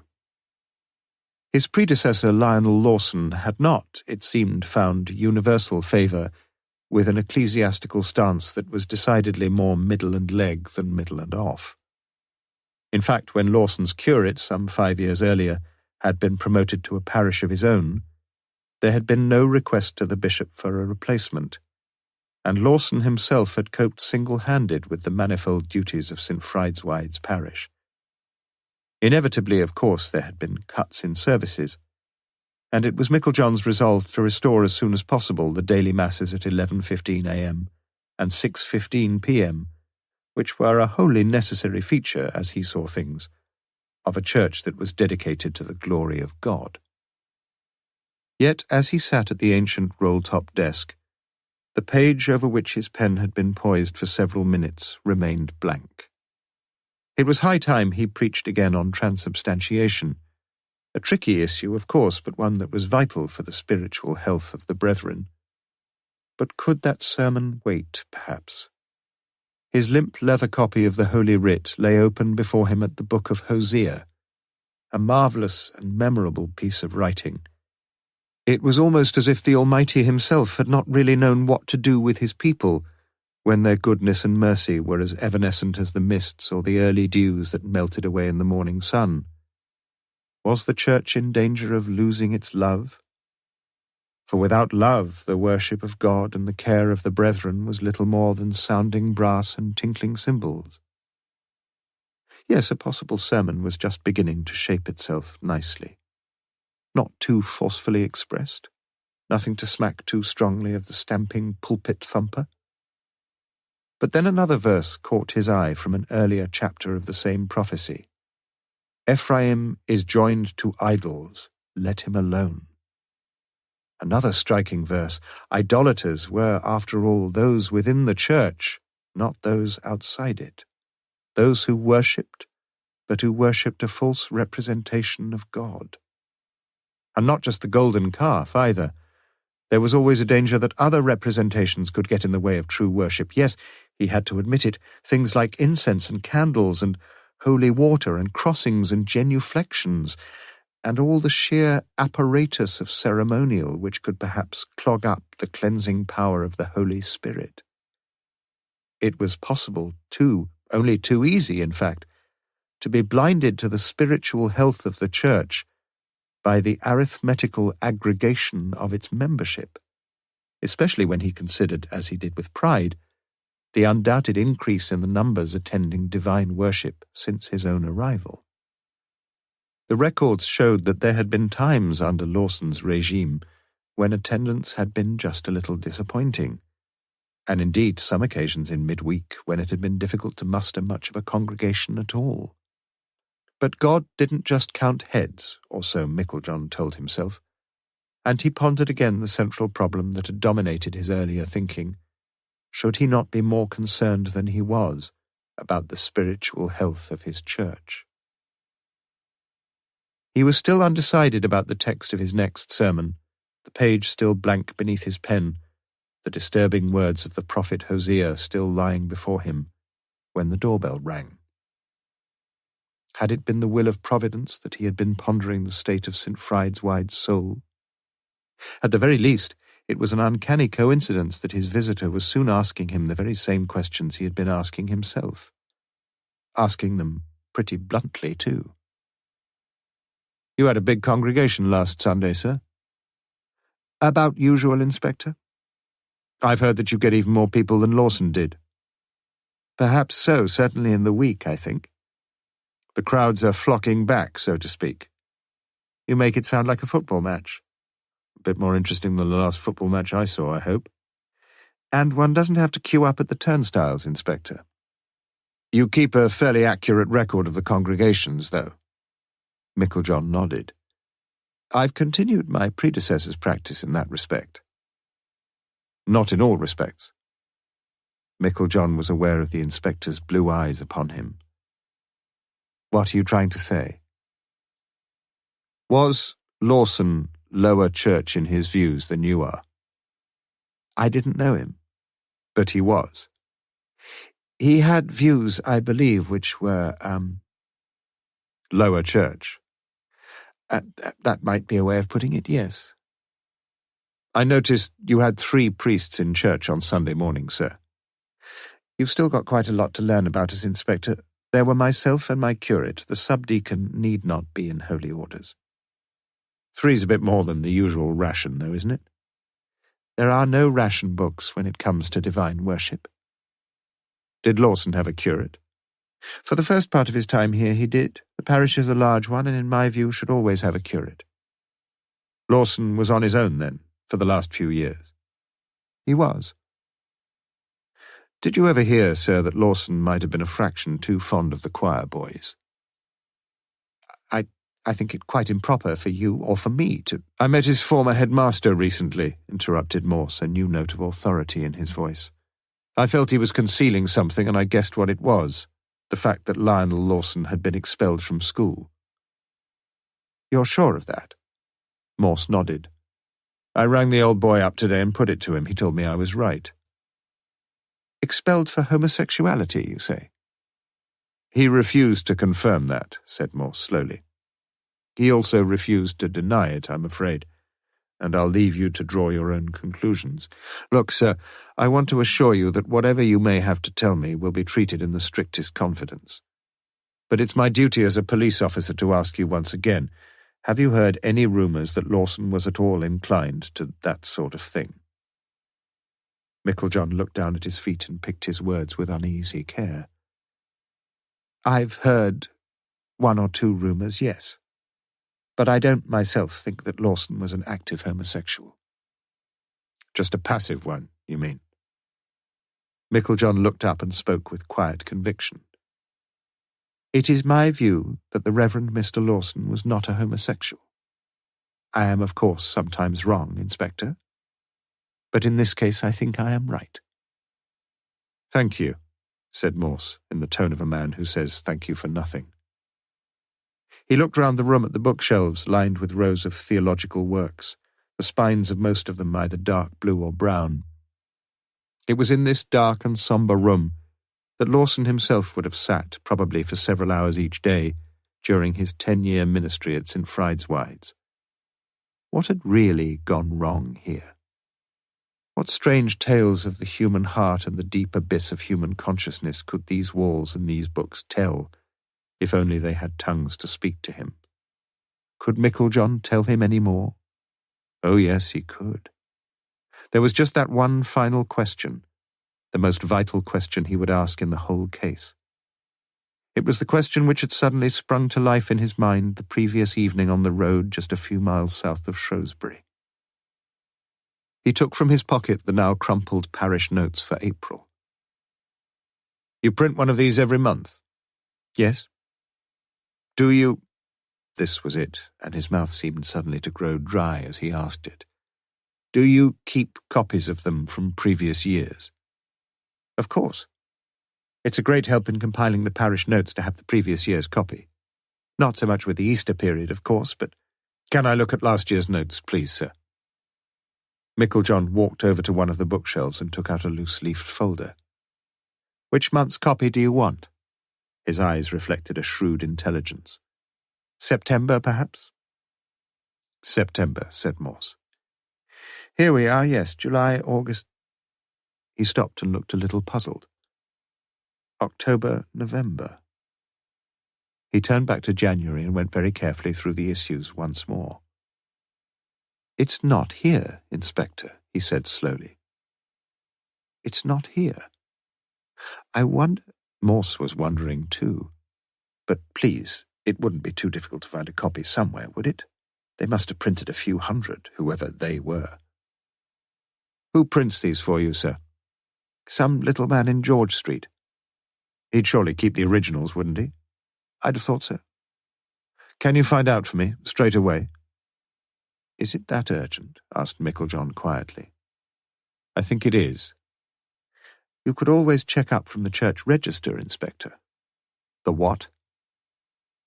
We keep a register in the vestry. Every service— I think it is a service you're looking for— every service is recorded there. The time, the type of service, the minister officiating, the offertory, even the number of the congregation, although I must admit that's a bit of a rough guess sometimes. Morse allowed himself an exultant grin. His hunch had been right then. The clue for which he'd been searching was where he'd always thought it would be, under his very nose inside the church itself. The next time he had a hunch, he decided, he would pursue it with a damn sight more resolution than he had done this one.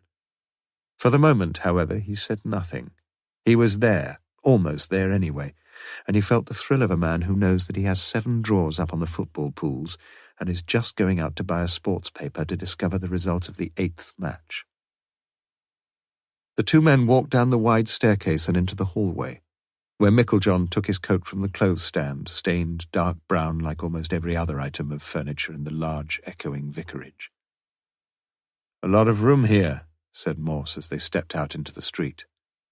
Again the vicar's eyes flashed with intelligence.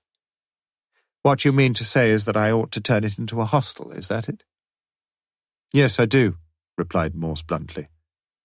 "I understand your predecessor used to take in a few waifs and strays now and then." "I believe he did, Inspector. I believe he did." They parted at George Street, and Morse, in a state of suppressed excitement, and already fingering the heavy church keys in his raincoat pocket, walked on down Cornmarket to St. Fride's. Chapter 32. Just as Micklejohn had said, the bulky, leather-bound register stood on its shelf in the vestry, and Morse felt the same amalgam of anxiety and expectation with which, as a schoolboy, he had opened the envelopes containing his examination results. Any second, and he would know. The pages of the register were marked in faded blue lines, about 1/3 of an inch apart, with each line stretched across the double page, quite sufficient to accommodate the necessary information. On the left-hand page were written the day, the date, and the time of the service, followed by some brief specification of the particular saint's day, feast day, etc. On the right-hand page, the record was continued with details of the type of service celebrated, the number present in the congregation, the amount taken at the offertory, and lastly the name, almost always the signature, of the minister or ministers officiating. Doubtless in a church permeated by a more fervent evangelicalism, there would have been the biblical reference of the text which the preacher had sought to propound, but Morse was more than delighted with the information he found in front of him. The register had fallen open at the current month, and he noted the last entry, Monday, 3rd April, 7:30 p.m., St. Richard of Chichester, Low Mass, 19, £5.35, Keith Micklejohn, M.A., Vicar. Then he turned back a thickish wodge of the book's heavy pages. A little too far, though, July the previous year, on through August, and his heart suddenly seemed to sink within him as the thought flashed into his mind that someone might well have torn out the page he was seeking. But no. There it was now, staring him in the face. Monday, 26th Sept, 7:30 p.m. The Conversion of St. Augustine, Solemn Mass, 13, Lionel Lawson, M.A., Vicar. For several minutes Morse stared at the entry with a blank fixity. Had he been wrong after all?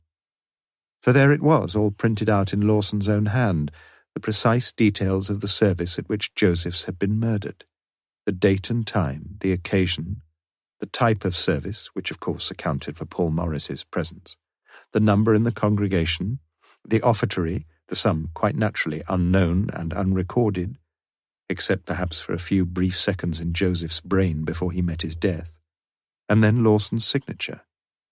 All there, all in order. What had Morse hoped to find there? Surely he had not expected the amount of the offertory to be recorded. That would have been an elementary mistake of such monumental stupidity on Lawson's part that, if repeated in other aspects of his crime, would have led to an arrest within a few hours by any even moderately competent detective. No, Morse had not been looking for any such mistake. The simple truth of the matter was that he'd expected there to be no entry at all. The door at the north porch creaked open, and Morse felt a sudden brief surge of primitive fear as he stood alone in the silent church.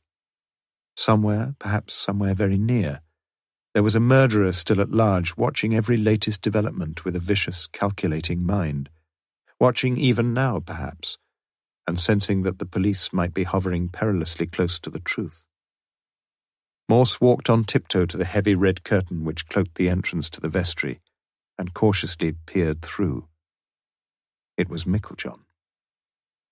"This is what you want, Inspector," he said breezily. "You must excuse me if you will, we've got a service here at 11.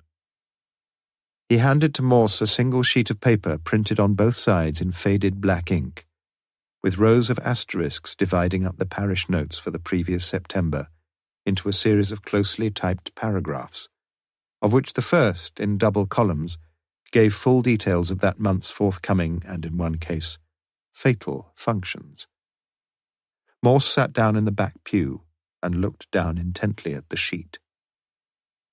He was still looking down at the sheet several minutes later when Mrs. Walsh-Atkins made her careful way down the central aisle, passing her left hand from pew head to pew head as she progressed, until finally settling herself in her accustomed seat, where she knelt down, her forehead resting on the crook of her left arm, for a further protracted audience with the Almighty. A few other faithful souls had come in, all of them women, but Morse had not heard their entrances, and it was clear to him that the hinges on the door at the south porch had received a more recent oiling than those of its fellow at the north porch. He registered the point, as if it might be of some importance. Morse sat through the devotional service, literally sat. He made no pretense to emulate the gestures and movements of the sprinkling of aging ladies, but a neutral observer would have marked a look of faintly smiling contentment on his features long before Meiklejohn's solemn voice at very long last, intoned the benediction.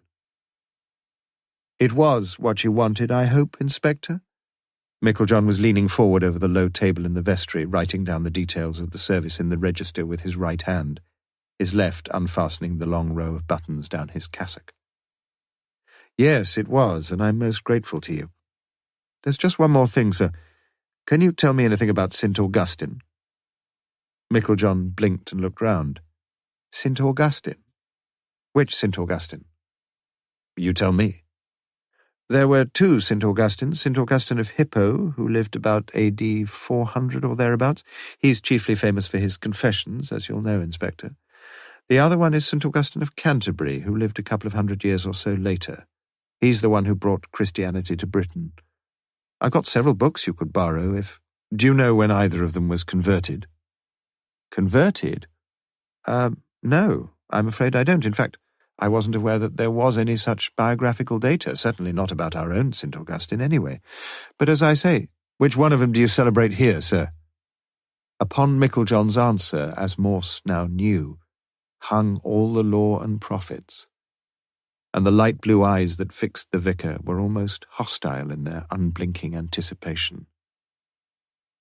"We've never celebrated either of them," said Meiklejohn simply. "Perhaps we should, but we can't have an unlimited succession of special days. If we did, none of them would be special, if you follow me. When everyone is somebody, then no one's anybody." Phew. After Meiklejohn had left, Morse hurriedly checked the 3 previous years' entries for September in the register, and almost purred with pleasure. The institution of any celebration to mark the conversion of one or other of the great Augustines had only begun, if it had begun at all, in the September of the previous year, under the Reverend Lionel Lawson. As Morse was about to leave the church, he saw that Mrs. Walsh-Atkins had finally risen from her knees, and he walked back to help her. "You're a faithful old soul, aren't you?" he said gently. "I come to all the services I can, Inspector." Morse nodded. "You know, it's surprising, really, that you weren't here the night when Mr. Josephs was murdered." The old lady smiled rather sadly. "I suppose I must have forgotten to look at the parish notes that week. That's one of the troubles of growing old, I'm afraid. Your memory just seems to go." Morse escorted her to the door and watched her as she walked away up to the Martyrs' Memorial. Had he wished, he could have told her not to worry too much about forgetting things. At the very least, there had been no error of memory on her part over the parish notes for the previous September. For in those same notes, the notes which Micklejohn had just found for him. There was not a single word about the service at which Josephs would be murdered. Chapter 33. Lewis had spent a busy morning. He had coordinated arrangements with the coroner's sergeant for the forthcoming inquests on the Morrises, père et fils.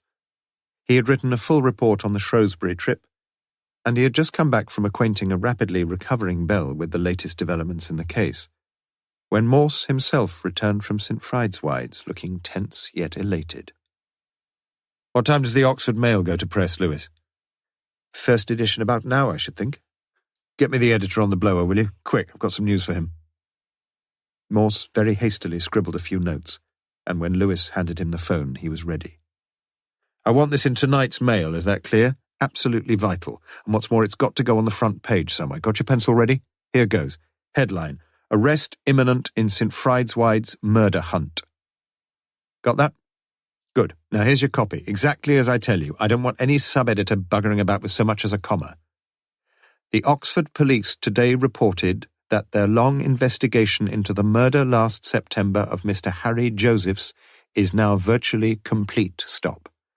The further deaths at St. Friedeswide's, reported in these columns last week, are now known to be connected with the earlier murder, and the bodies discovered, one on the tower and one in the crypt of the church, have been positively identified as those of Mr. Paul Morris, formerly music master of the Roger Bacon School, Kidlington, and of his son Peter Morris, former pupil of the same school and a member of the church choir. Stop.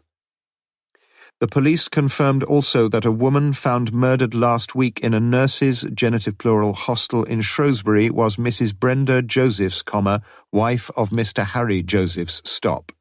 Chief Inspector Morse, capital M-O-R-S-E, of the Thames Valley Constabulary, told reporters today that public response to earlier appeals for information had been extremely encouraging, and that evidence is now almost complete. No, change that last bit. And that only one more key witness remains to come forward before the evidence is complete. Stop.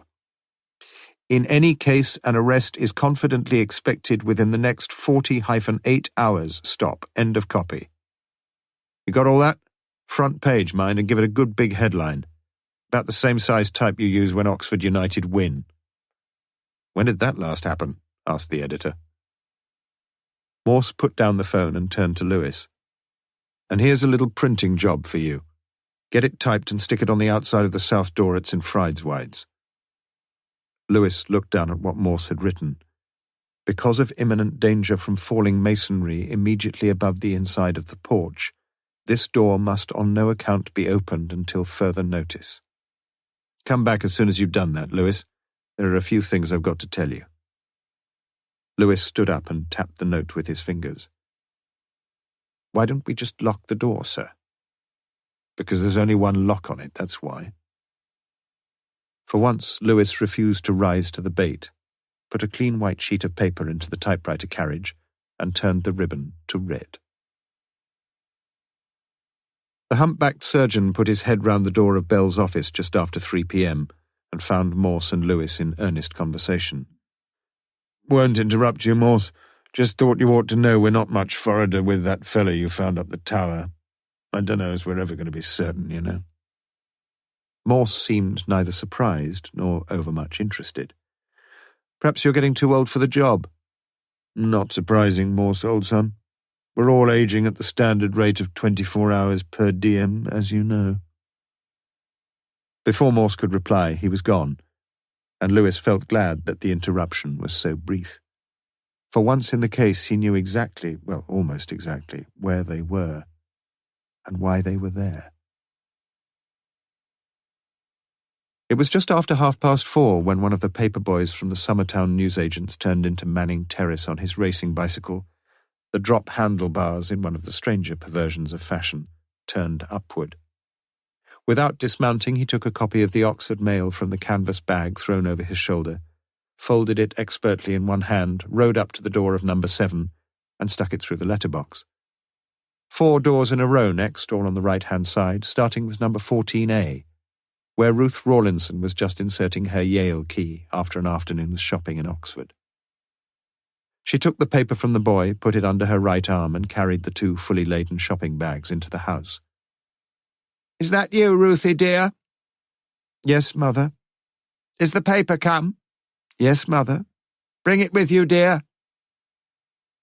Ruth put her carrier bags down on the kitchen table, draped her mackintosh over a chair, walked into the lounge, bent down to kiss her mother lightly on the cheek, placed the newspaper on her lap, turned up the gas fire, almost commented on the weather, wondered why she hadn't already gone mad, realized that tomorrow was Wednesday. Oh God, how much longer would she be able to stand all this? Her mother and him. Especially him. There was little enough she could do about her mother, but she could do something about him. She just wouldn't go. It was as simple as that. "Ruth, come and read this," said her mother. Ruth read through the front page article. Oh my God. The man seated on the deep sofa, its chintz covers designed in the russet and white floral pattern, was not surprised by the factual material reported in the front page article, but he was deeply worried by its implications. He read the article through many, many times, and always would his eyes linger on the same lines. Only one more key witness remains to come forward before evidence is complete. In any case, an arrest is confidently expected within the next 48 hours. It was the piece about the key witness which he found the more disturbing. Himself he could look after without help from anyone. But in a flash, as always, the decision was taken. Yes, it had to be tomorrow. Tomorrow morning. It would be tomorrow morning. It was not only Ruth Rawlinson, therefore, who had decided to miss the regular Wednesday evening rendezvous. Someone else had now made exactly the same decision for her. Chapter 34. At 10:05 the next morning, Ruth Rawlinson was not so wholly preoccupied with other things that she failed to notice and to admire the baskets of daffodils that bedecked the lamp standards all the way along St. Giles. But if the morning was bright and sunny, her own mood was full of dark foreboding, for affairs were getting terrifyingly out of hand. Having been informed of the identities of the 2 bodies found at St. Fried's, having learned of the death of Brenda Josephs, and knowing, in any case, far more than the police could know, her thoughts were in constant and grievous agitation. What was to stop her at this very second from cycling straight on through Cornmarket and down St. Aldate's to the Oxford City Police HQ? In any case, it was her duty to do so. It had always been her moral duty, but it was something more than that now. It was a personal cry for help as the walls began to close in around her. 5 minutes earlier, when she had left Manning Terrace, her firm resolve had been to go to see Morse immediately and tell him the whole tragic tale. But that resolution was now crumbling, and she told herself that she needed a chance to think things out a little more clearly, a chance to brace herself emotionally before plunging her own life, and thereby her mother's life too, into utter ruin and desolation. Yes, she needed time. Just a little more time. She propped her bicycle against the wall of the south porch, fastened the lock through the rear wheel, and then saw the notice on the door, pinned rather too high and typed in red capitals. Registering no particular surprise, Ruth Rawlinson walked round to the door at the north porch. It was open. From the sub-manager's office on the top floor of the large store almost opposite, Lewis followed Ruth's progress with his binoculars, just as he had followed the progress of the others who had entered the church since 8:45 a.m., when the door at the north porch had first been unlocked.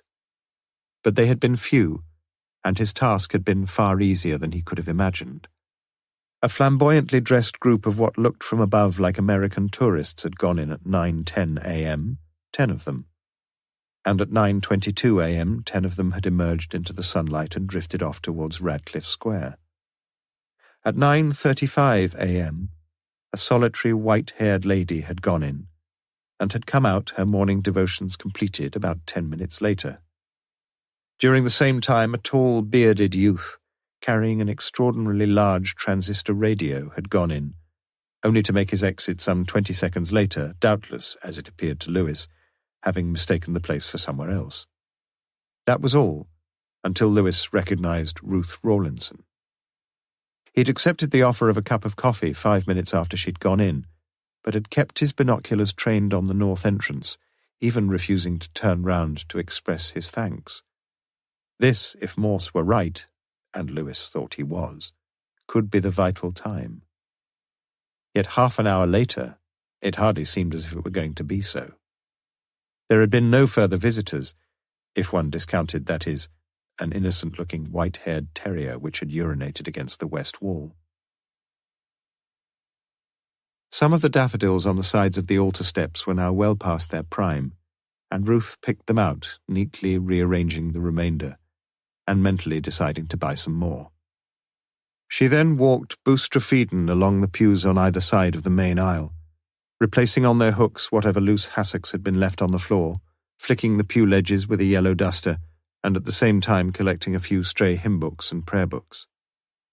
At one point she peered curiously up at the stonework above the south porch, but was unable to identify any visible signs of impending collapse. Morse watched her with mixed emotions. He watched her large eyes and her full, sensitive lips, and he realized once again how attractive she could have been to him. Even her little mannerisms were potentially endearing, the way she would blow a stray wisp of hair away from her face, the way she would stand, her hands on her waist with something approaching pride on her face after completing one of her humble tasks. And yet at the same time, he was conscious that she was in far more imminent danger than the masonry above the south porch was ever likely to be. If he was right, which after 10:20 a.m. he was beginning to doubt somewhat, Ruth Rawlinson was not likely to die in her nightdress, but in the very church in which he was now sitting, carefully concealed behind the dull red curtain of the confessional.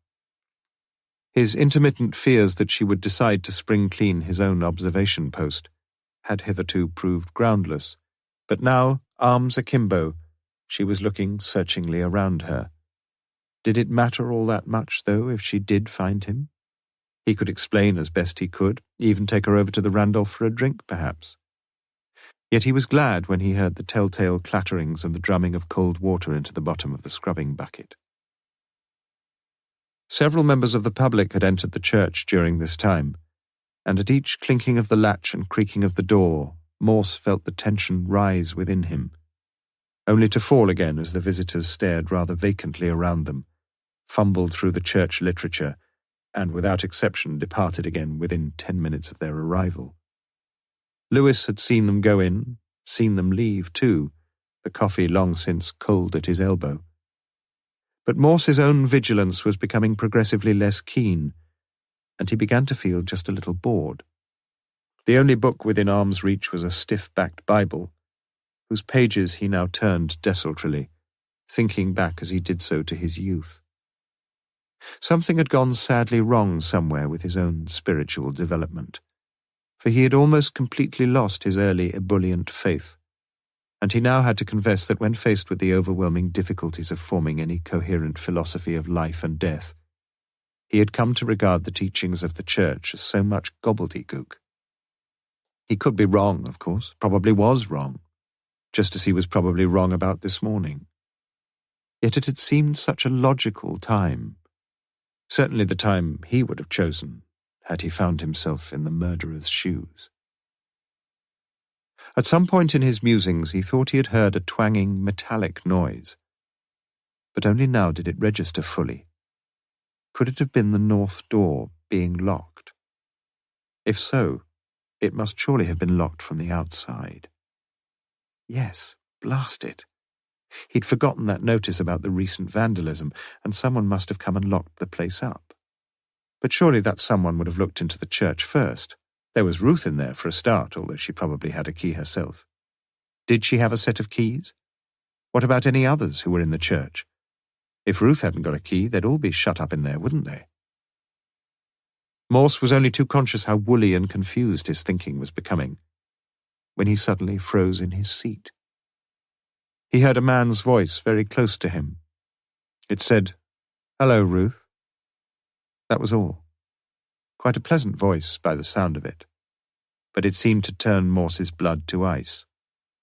Someone must have locked the door all right. From the inside. Chapter 35. "What are you doing in here?" she asked sharply. "I didn't hear you come in." "No, you wouldn't, would you? I've been here a long time, up on the tower. It's cold up there, but you get a wonderful view, and I like looking down on things, and people." Oh, Louis, if only your eyes had not been focused quite so closely on the door. "But you must go. You can't stay here. You shouldn't be out at all." "You worry too much." He laid a hand on her shoulder as they stood together in the central aisle and pulled her towards him. "Don't be silly," she whispered harshly. "I told you, we agreed." "The door's locked, my beauty. Have no fear. I locked it myself, you see. There's only the two of us here, so why don't we sit down for a little while?" She pushed his hand from her. "I've told you, it's got to finish." Her lips were quivering with emotion and she was very close to tears. "I can't take any more of this. I just can't. You've got to go away from here. You've got to." "Of course I have. That's exactly what I've come to see you for. Can't you understand that? Just sit down, that's all. Not too much to ask, is it, Ruth?" His voice was silkily persuasive. She sat down and the man sat next to her, no more than 10 feet or so from the confessional. The man's heavy brown shoes, as Morse could now see, were of good quality, but appeared not to have been cleaned for many weeks. For some time neither of them spoke as the man's left arm rested across the back of the pew, the hand lightly gripping her shoulder. The fingernails, as Morse could now see, were clean and well manicured, reminding him of a clergyman's nails. "You read the article," she said flatly. It was not a question. "We both read the article." "You must tell me the truth. I don't care what you say, but you must tell me the truth. Did you—" Her voice was faltering now. "Did you have anything to do with all that?" "Me? You must be joking. You can't honestly believe that. Surely you can't, Ruth." The man, as Morse could now see, wore a pair of dingy grey flannels, and above them a large khaki green jumper with leather shoulder patches, reaching up to the neck in such a way that it was not clear whether or not he wore a tie. Ruth was leaning forward, her elbows on the top edge of the pew in front of her, her head in her hands.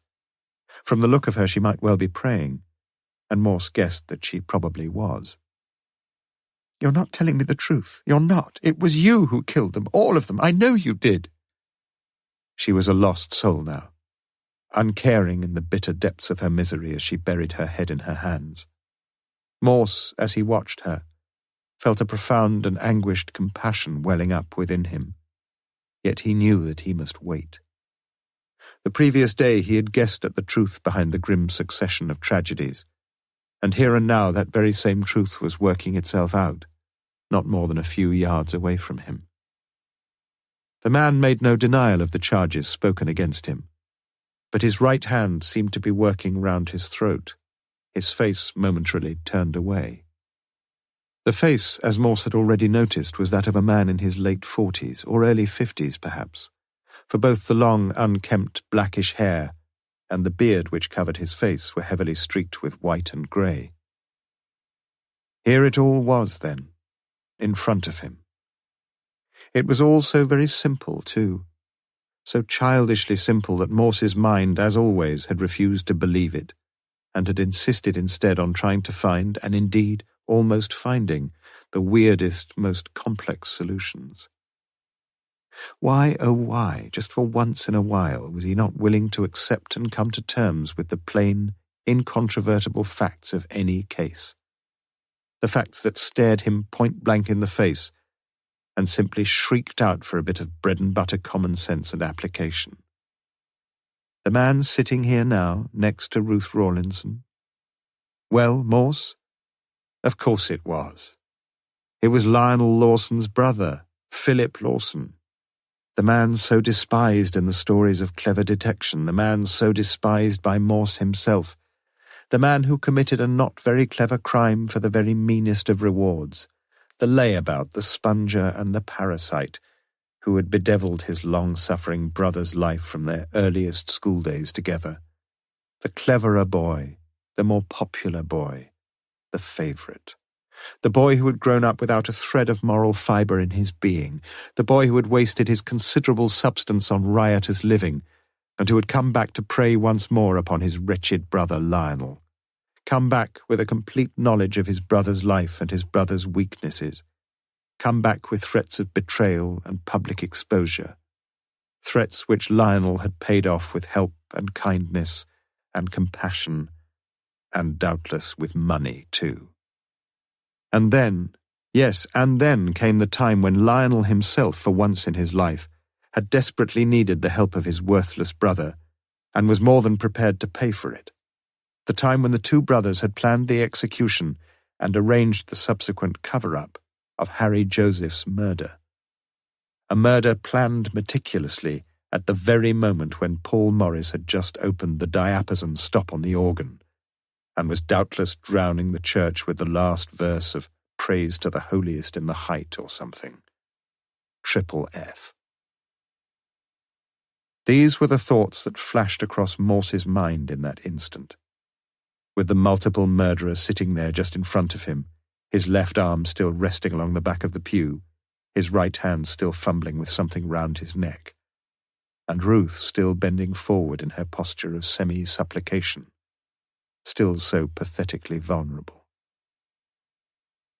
Then, even as he watched, Morse felt his every muscle tense in readiness as the adrenaline coursed through his body.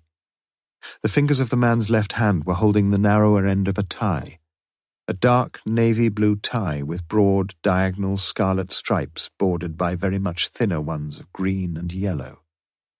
And as Morse watched the scene being enacted immediately before his eyes, his mind came to a dead stop in its tracks, seemed to turn a reverse somersault, and to land in a state of complete stupefaction.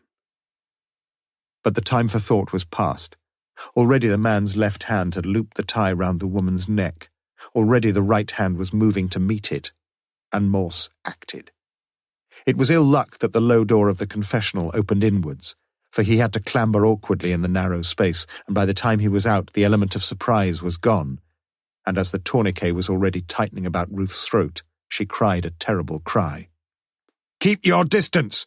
snarled the man, springing to his feet, and dragging Ruth up with him, the tie cutting cruelly into her neck. "You heard me! Keep it there, not a step farther or else!"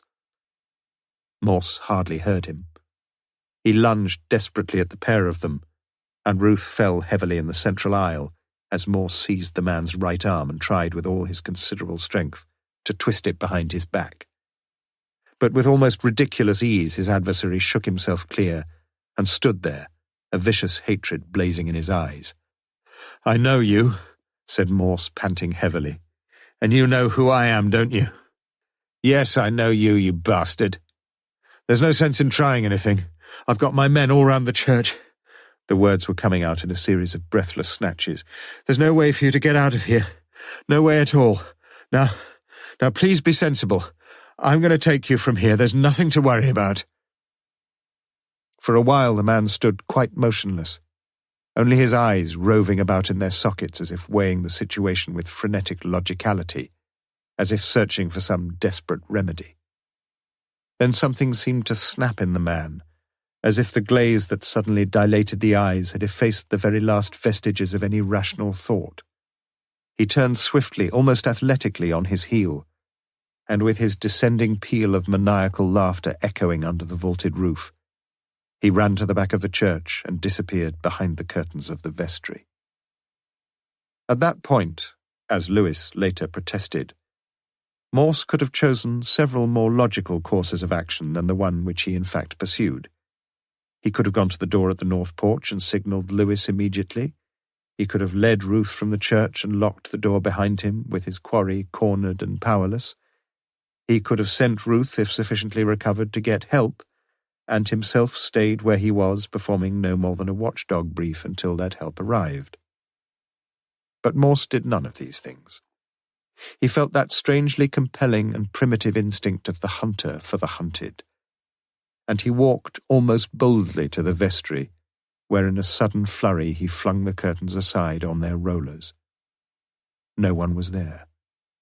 The only other doorway from the vestry led to the tower, and Morse walked across the parquet floor and tried the door. Locked. He took out his keys, selected the right one first time, unlocked the door, and standing cautiously to one side, pulled it open. On the lowest of the circular stone steps, he saw a man's greatcoat, long, shabby, and dirty, and placed neatly on top of it, a pair of dark sunglasses. Chapter 36. Traceries of blackened cobwebs lined the underlintels of the stone steps above his head, as step by step Morse ascended the circular stairway. He was conscious of no fear. It was as if his paranoid acrophobia was temporarily suspended, subsumed by the saner, more immediate danger from the man somewhere above him.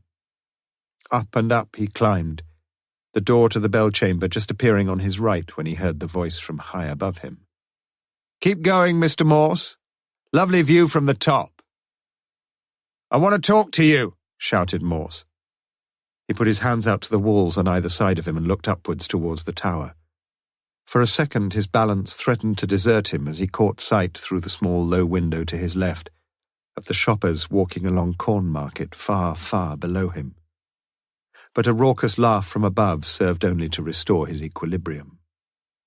"I only want to talk to you," repeated Morse, and climbed another 6 steps. "I only want to talk to you. As I told you, my men are outside. Be sensible, man. For Christ's sake, be sensible." But there was no reply. Another window, again to his left, and the angle down onto the stream of shoppers was now virtually vertical. Strangely, however, Morse realized that he could now look down without that wave of incipient panic. What, for the life of him, he was unable to do, was to look across at the store almost opposite, where he knew that the faithful Lewis would still be watching the door at the north porch with his wonted, unwavering vigilance. Another 6 steps, and another 6 steps. "The door's open, Mr. Morse. Not much farther." Then again the almost insane laugh, but softer this time, and more menacing. On the second step from the top of the tower, and with the door, as the man had asserted, wide open, Morse stopped. "Can you hear me?"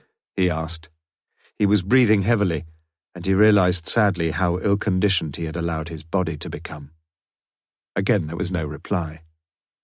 "Must have been heavy work carting a body up here." "I've always kept fit, Mr. Morse." "Pity the ladder collapsed, though. You could have hidden them both in the crypt then, couldn't you?" "Well, well, how observant we are." "Why did you have to kill the boy?" asked Morse. But if there was a reply, a sudden tugging gust of wind cut across the words and whipped them away. It was clear to Morse that the man was not concealed behind the tower door, and after taking one further step he could now see him, standing facing him at the northern wall of the tower, about 30 feet away, on the narrow gully that divided the sides of the tower from the shallow central eminence. With a peculiarly detached inconsequentiality, Morse noticed how very large the weather vane was, and for a second or two he wondered whether he would soon be waking from a terrifying dream.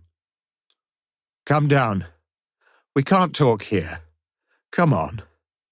Morse's tone was gentle and persuasive. He knew the whole truth at last, and his one remaining duty was to get this man down safely. "Come on, come down. We can talk then." Morse climbed the final step and felt the wind pulling at his thinning hair. "We'll talk now, Mr. Morse, or we won't talk at all. Do you understand what I mean?" The man hitched himself up and sat on the coping between two of the crenellations, his feet dangling loosely above the tower floor. "Don't do anything stupid," shouted Morse, his voice betraying a sudden panic. "That solves nothing. That's no way out for you. Whatever else you are, you're not a coward." The last word seemed to strike a chord, which could still vibrate with something of its former attunement, for the man jumped lightly down and his voice was steady now. "You're right, Mr. Morse. Dangerous sitting there like that, especially in the wind." "Come on." Morse's mind was racing now. This was the time when it mattered so desperately that he said and did exactly the right things. He felt sure that there must be some suitable phrases in the psychiatrist's handbook that would soothe the raging of a maddened lion, but his own brain was quite incapable of formulating any such irenic incantations. "Come on," he said again. Then, as a minor variant, "Come along." And in spite of the bankruptcy of these banal exhortations, Morse felt that he was adopting the right sort of approach, for there now seemed some hesitation in the other's manner, some indication of a slightly saner attitude. "Come along," repeated Morse, and took one slow step towards the man. Then another step. Then another. And still the man stood motionless, his back to the north wall of the tower. Only 5 or 6 yards now separated them, and Morse took yet a further step towards him. "Come along." He held out his hand as if to lend support to one who was past the dangers of a long walk along a tightrope and is now only a few feet from final safety.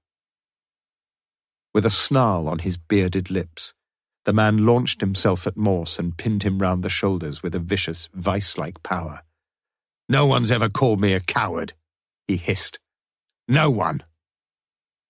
Morse managed to grab hold of the man's beard with both hands and to force his head back inch by inch until they both lost their balance and fell heavily against the leaded slope of the central roofing. Morse felt himself pinned beneath the other man's body, his legs and shoulders utterly powerless. He felt strong hands at his throat, the thumbs digging deep into the flesh, and his own hands were now frantically gripping the man's wrists, temporarily staying the irresistible thrust, his lips stretched to their widest extremity over his gritted teeth, his eyes closed with a desperate tightness, as though somehow this might lend him a few extra seconds of time, an extra ounce of strength. The blood thudded in his ears like someone pounding against a heavy door that would admit no entrance, and from somewhere he heard what sounded like the tinkling crash of a broken milk bottle, and the noise registered coolly and clinically in his brain, as if his mind was now outside himself, contemplating events with an objective detachment that was wholly devoid of panic or fear. He saw the scene with such clearly focused clarity. He was driving through the night along the fast, straight, narrow stretch of road from Oxford to Bicester, a long stream of cars coming towards him, ever coming towards him. Their twin headlights staggered slightly in a continuous double line of yellow circles, ever approaching and then flashing past him. And now there was another vehicle coming straight towards him, coming on the wrong side of the road, its offside blinker flashing as it closed upon him. Yet, amazingly, his hands remained firm and steady on the driving wheel.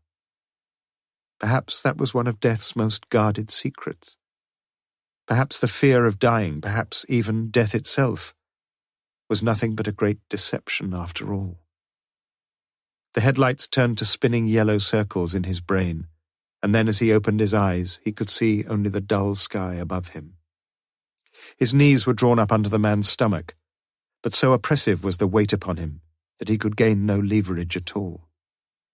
If only he could find the strength to coordinate his arms and his knees, there might just be the chance of unbalancing the man and turning him sideways, and thus for a few seconds relieving the overpowering pressure of the hands at his throat.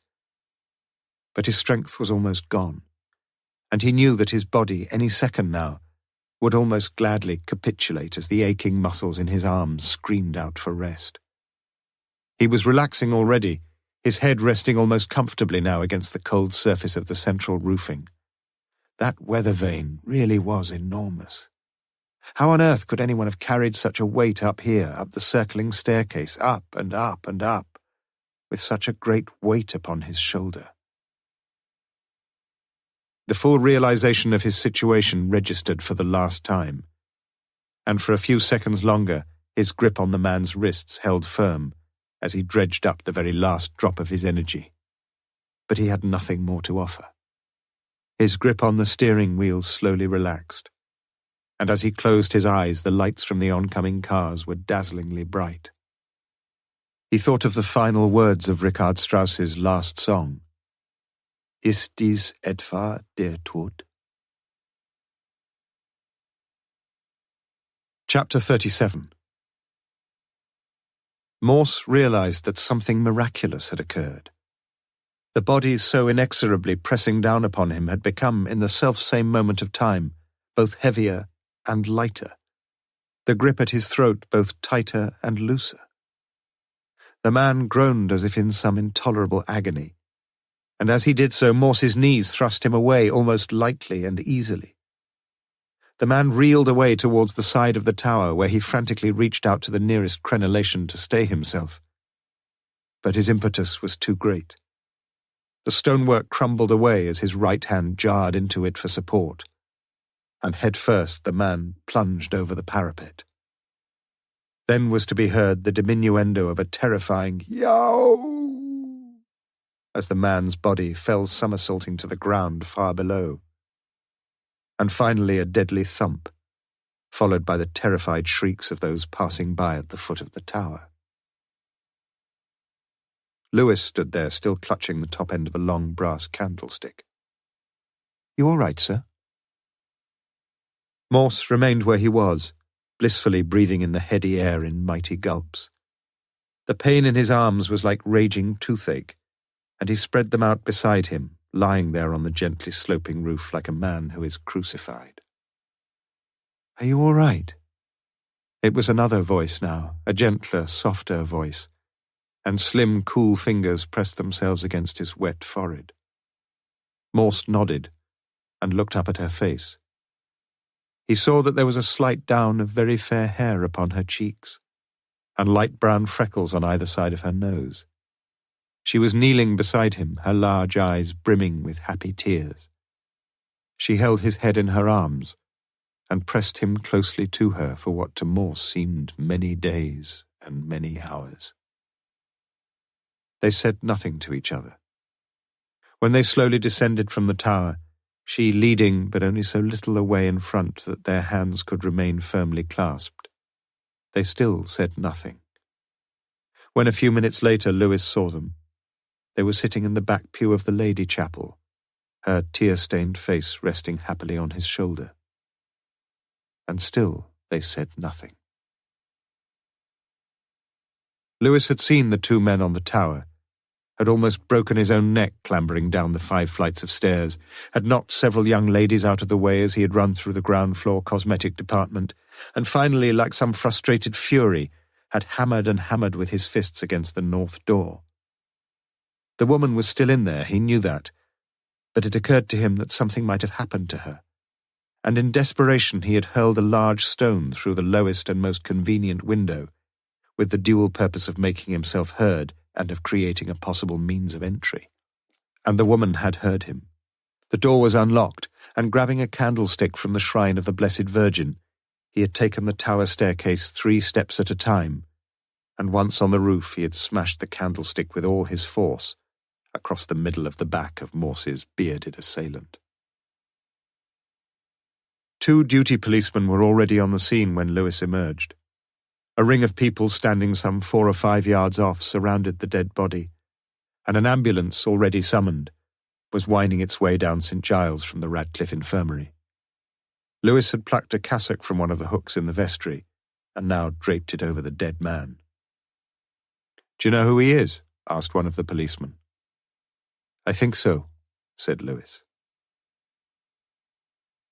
"You all right?" The humpbacked police surgeon was the 3rd person to have asked the same question. "Fine. A few weeks on the Riviera and I'll be fine. Nothing serious." That's what they all say. Whenever I ask my patients what their parents died of, they all say the same. "Oh, nothing serious." "I'd tell you if I wasn't all right. You know, Morse, don't you, that every single person ever born has at least one serious illness in life? The last one. It was a thought. Lewis came back into the church. Things were almost ready outside. You all right, sir? Oh, for Christ's sake, said Morse. Ruth Rawlinson still sat on the rear pew of the Lady Chapel, her eyes staring blankly ahead of her, composed, silent, and passive. I'll see her home, said Lewis quietly. You just... But Morse interrupted him. She can't go home, I'm afraid. You'll have to take her down to the station. He breathed heavily and looked away from her. She's under arrest, and I want you personally to take her statement. He turned to Lewis with inexplicable anger in his voice. Is that clear? You, personally. Unspeaking and unresisting, Ruth was led away to a police car by one of the constables, and after she was gone, Morse, Lewis, and the police surgeon followed. The crowd outside, now standing 3 or 4 deep around the covered body, watched their emergence with deep interest, as if the principal protagonists in a drama had just walked onto the stage. The humpbacked, rather elderly man, who looked, had he been around in 1555, as if he might have viewed unmoved the sight of Ridley and Latimer as they had burned to death in front of Balliol only a few hundred yards away. Next, the placid-looking, rather thick-set man, who earlier had seemed to be in charge of all the operations but now appeared to fade a little into the background as if he were in the presence of his superiors. And finally, a slimmer, balding, pale-faced man with piercing eyes, in whose sombre mien, if in any of the trios, lay the look of a natural authority. They stood there, these 3, over the covered body. You want to look at him, Morse? Asked the police surgeon. I've seen enough of him, muttered Morse. His face is all right, if you're feeling squeamish. The surgeon pulled back the top of the cassock from the dead man's face, and Lewis looked down at it with great interest and intensity. So that's what he looked like, sir. Pardon, said Morse. Lawson's brother, sir.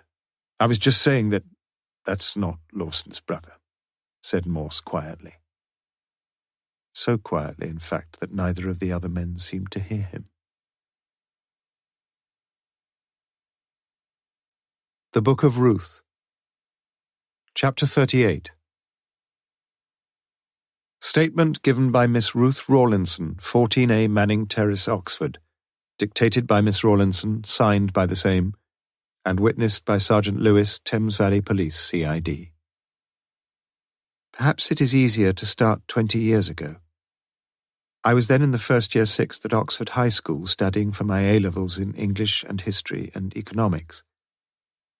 The headmistress came into the class one morning and called me outside. She told me that I must be a brave girl because she had some very sad news for me.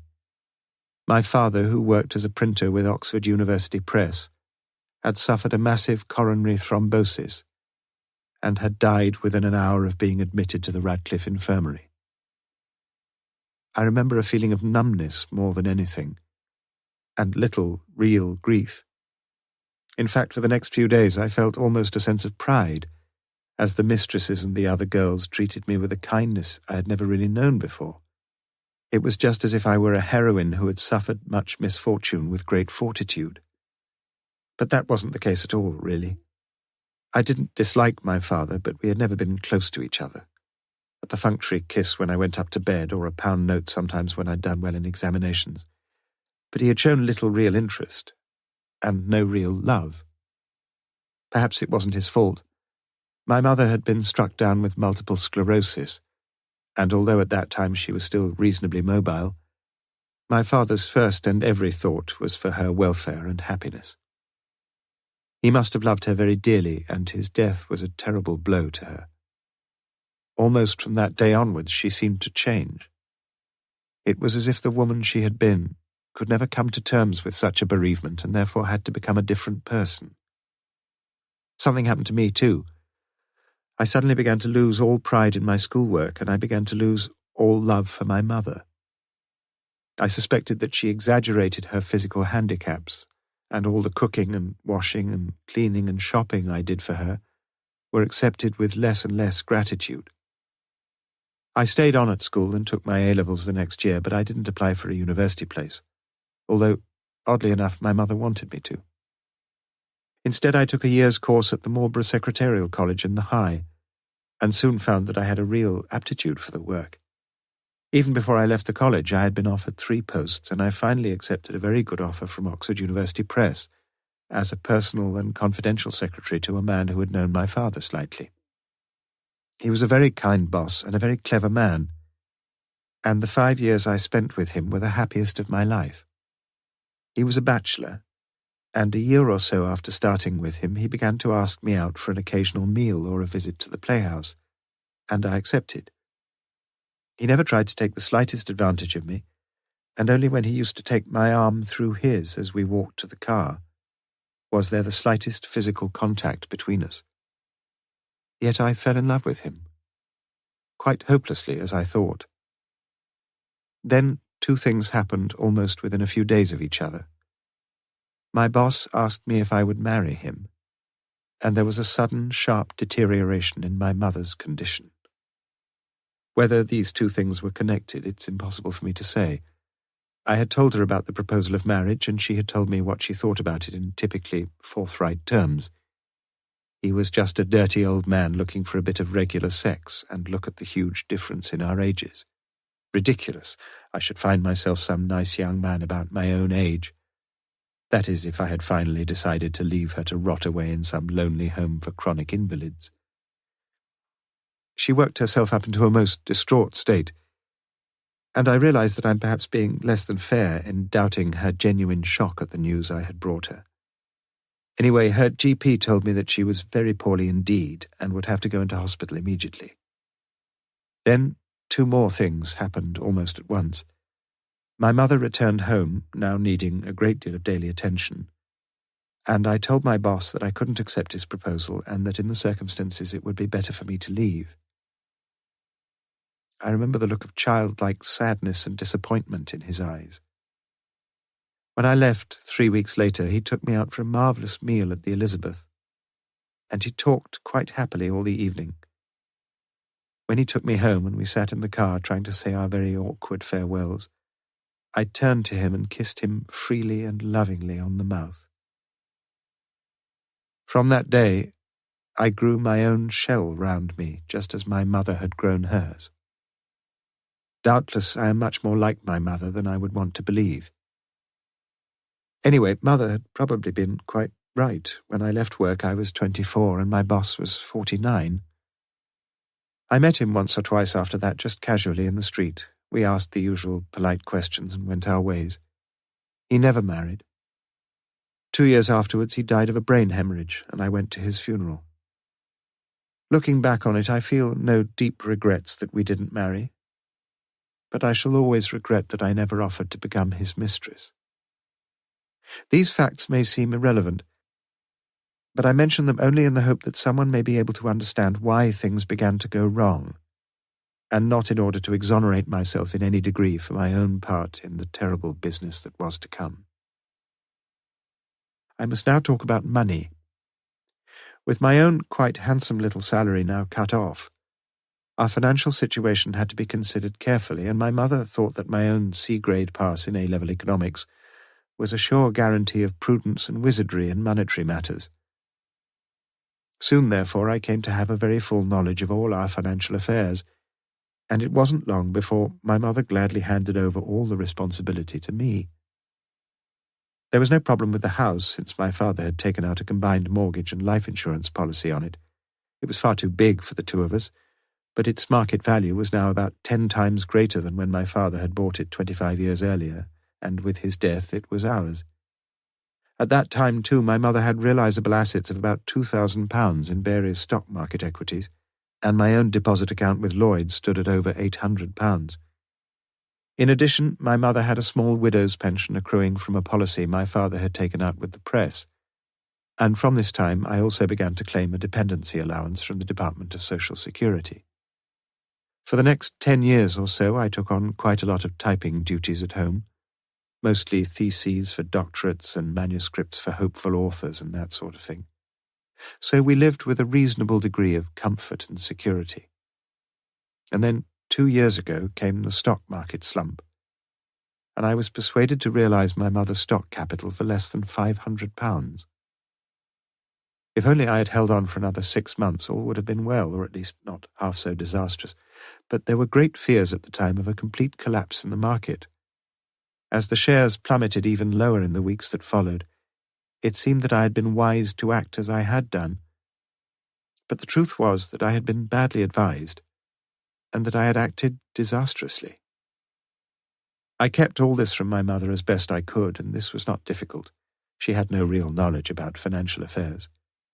Whilst my father was alive, he had managed his small resources with a shrewd competence and would never let my mother worry about such things or inquire too closely into them. Since his death, the burden of responsibility had fallen on my own, slimmer shoulders, and my mother fully expected that all was still well. I was too ashamed of my own incompetence to let her think otherwise. I decided then, and remember this was only 2 years ago, to put all our remaining assets into my one idea of a sound investment. I've already mentioned that our house was far too big for the two of us, and I had my plans for it. We would divide the house into 2, with Mother and myself living on the ground floor, and another family on the first floor. My idea was to partition the front hall so that the stairs to the upper floor led directly to a completely self-contained residence.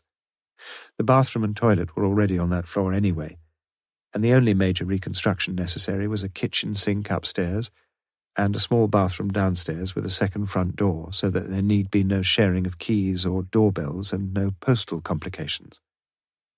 A friend from St. Fried's, yes, I shall be coming to that soon, drew up some neat little plans for me, and after finding out that no planning permission was required, I asked for estimates. They all seemed to me surprisingly high, but I decided we could just manage the lowest estimate of £1,500. So I went ahead, and the work began a few months later with heaps of sand and piles of bricks and builders' planks appearing in the front driveway. Everything was going well, until last February, when my mother received a letter from an old friend of hers who had heard of a marvellous clinic in Switzerland which specialized in the treatment and care of multiple sclerosis. No magical cures were promised, but there were glowing reports from satisfied clients, and the brochure included with the letter gave full details of the 3-week course, together with technicolor pictures of the clinic itself overlooking Lake Thun, with the snowy summits of the Alps behind, and the foothills alive with saxifrage and edelweiss. The cost was £630, which included the return airfare from Heathrow to Basel and transport to and from the clinic. Never before this time had I fully understood the terrible tyranny of money. If I had it, my mother could go. If I didn't, she couldn't go. There were no gradations of merit or need. I was rather sceptical about any treatment for my mother's illness, but the clinic was obviously a reputable one, and I knew that a period abroad would do my mother some good. She had not stirred out of the house for more than 18 months, and often couldn't even be bothered to get out of bed and into her wheelchair. But now, for the first time in years, she had taken a firm decision herself. She wanted to go, and was excited at the prospect. She went. Although I spent the 3 weeks of her absence working as hard and as long as I could as a temporary typist by day, and as a waitress in the evenings, I found the time exhilarating, and I once more discovered some of the joy of living. But things were not working out at all well. The builders were finding unexpected snags, and I received a letter from the head of the firm saying that if the work was to be properly carried out, the estimate would have to be increased by £350. My mother's return did nothing to help, of course, and when it was discovered that the waste pipes on the ground floor would quite definitely have to be replaced, I was compelled to ask the builders to lay off work for a few weeks, since I was unable to meet the next monthly instalment. By the middle of the summer, I was at my wit's end. It was then I went to see the Reverend Lionel Lawson. Chapter 39. Statement given by Miss Ruth Rawlinson continued. The first time I had been in St. Friedeswide's was as a girl in the high school choir, when we had sung the Stainer Crucifixion with the Oxford Augmented Choirs. Several of us sang there again, especially when the choir was short of sopranos and contraltos for the Palestrina masses. So I got to know some of the people there and began to feel quite at home. Soon I became a regular member of the choir, not because I had any deep conviction about high Anglicanism, but because I enjoyed having a different ambit of action and acquaintances. There was an old woman there who cleaned the church every morning of the week, a woman so crippled with arthritis that the carrying of mops and buckets was in itself a positive affirmation of her faith and will. I got to know her well, and one day I asked her about herself, and she said ever so simply and happily that she hoped God would one day reward her for what she was doing, but that if he decided she was not worthy, then she still wished to praise and glorify him for the blessings he had given her. Instead of feeling surprised or cynical about this, I felt myself most profoundly moved. And when she died, I vowed that I would try to take upon myself at least some part of her good works. And so I found myself scrubbing and polishing and the rest, and discovering just a little bit of the fulfillment in life that the old woman had experienced.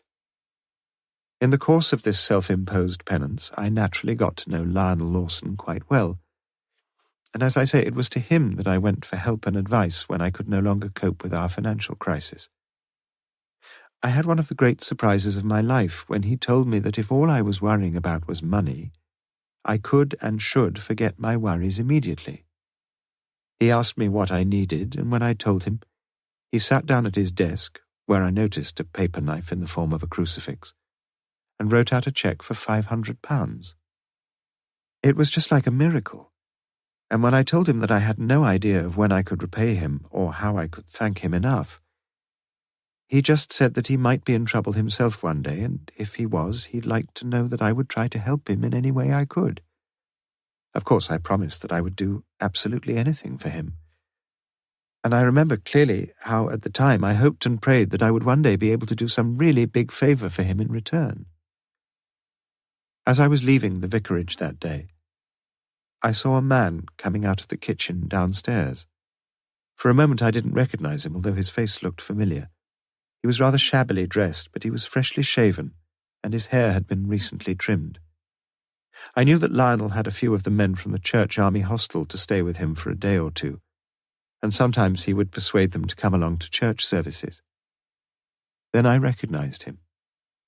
He was much the same age and build as Lionel, but the last time I'd seen him he'd had a week or so's growth of stubble on his face, and his hair had been long and dirty. It was only later that I learned that this man was Lionel's brother, Philip. It was shortly after this time that Harry Josephs came into my life. One way and another, tensions were growing between various members of the church at the end of last summer. It was then that I first heard a nasty rumour about Lionel possibly liking the company of choir boys rather more than he should. But I couldn't bring myself to believe it. Even now, I am quite convinced that if Lionel was in some way homosexually inclined, his weakness was a very gentle and completely passive one. But there was another rumour almost everyone seemed to have heard about, to the effect that Paul Morris, the church organist, was very much too fond of Harry Joseph's wife Brenda, who almost always brought Harry to the services. Harry himself had been disqualified from driving for some reason. Brenda was often seen talking to Paul, although she herself would rarely stay in the church for a service, and one of the women in the congregation told me she had once seen them holding hands. I must admit that although I had no direct evidence to go on, I began to suspect more and more that this second rumour might be true. And then I knew it was true, because Harry Josephs told me so. The first time he had called at my home, there were the three of us, because Mother happened to be up that day, and he was very pleasant and polite, and he stayed for about 2 hours. After that he called quite regularly, always in the morning, and we took to sitting together in the lounge when Mother was in bed. In some ways he reminded me a bit of my old boss, because he made no attempt at all to take the slightest advantage of me. Not then, anyway. But he couldn't hide the fact that he was a lonely and disappointed man. And before long he told me that he knew all about his wife's affair with Paul Morris. At first I think he must have come to see me just to find a little sympathy, because he never once asked my opinion of what he should do. But then one day as we walked to the front door, he just turned to me and told me that he found me attractive and that he would love to go to bed with me. Of course I felt a little bit flattered. Certainly I had no moral scruples about the situation. We had been drinking sherry together, and I was feeling rather more vivacious and daring than I normally do. What was I to say? I was still a virgin. I was 41. I had turned down the only man I had so far fallen in love with. I knew that life was passing me by, and that if I didn't get to know something about sex fairly soon, I never would. Not that I said any of this to Harry. In other circumstances, I think I would have reminded him that he was married and that I liked and respected his wife too much to think of anything between us. As it was, I think I just smiled and told him not to be so silly.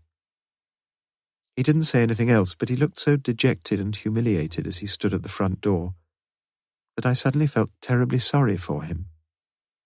Immediately to our right was the newly installed door to 14B, which had just been painted Cambridge blue. I had the key in my pocket, and I asked him if he'd like to have a look at the flat. He made love to me on the mattress of the unmade bed in the back room. It wasn't a particularly happy initiation for me, but I experienced little regret. In fact, I almost felt a sense of satisfaction, and for the next few months we made love together once a week. As I became a little more practiced in the physical side of it all, I found myself enjoying the act of sex itself more and more. But I knew that something was sadly wrong, because I felt so shoddy and cheap after it was over, and I began to hate myself for wanting sex at all. I tried to stop it, but looking back, I think my try was half-hearted. The man seemed to have some power over me, and I began living more and more on my nerves. I started worrying about my mother finding out, although she seemed to suspect nothing. I started worrying about the neighbours too, but goodness knows why, because the houses on either side of us were multi-occupied with an ever-changing stream of temporary tenants or undergraduates. Above all, I was worried about myself. The truth was that I now needed Harry more than he needed me, and he knew this. Whatever agonies of self-reproach I suffered after he was gone, I knew that I would be thinking all the time about our next meeting. I began to hate him as well as myself. He was like a drug to which I was fast becoming an addict. It is perhaps important for you to know all this, if you are to understand what happened to me later. Chapter 40. Statement given by Miss Ruth Rawlinson, continued. One Wednesday morning in early September, my mother had a bad attack, and I decided I had to put off my cleaning visit from the Wednesday morning to the Wednesday evening. But I had keys to the church and could get in whenever I wanted to, so a break in my regular routine didn't matter. I locked the door behind me. I almost always used the south door because I could leave my bicycle in the porch there. And I was cleaning the confessional when I heard the north door being unlocked. Paul Morris and Lionel Lawson's brother, as I now knew, Philip, came in. For some reason I felt frightened, and I sat quietly where I was. I couldn't hear anything they said, but it was clear to me that Paul was being blackmailed, and that he couldn't and wouldn't pay up very much longer. I didn't understand too much of what was going on, and I felt confused and worried. I just kept sitting where I was, and I'm not sure exactly what happened next. But a few minutes later it was clear to me that Paul must have gone, and that Lionel himself had come into the church, because I could now hear the two brothers talking to one another. Again, I didn't catch too much of what they were saying, but the little I managed to pick up hit me like a thunderbolt.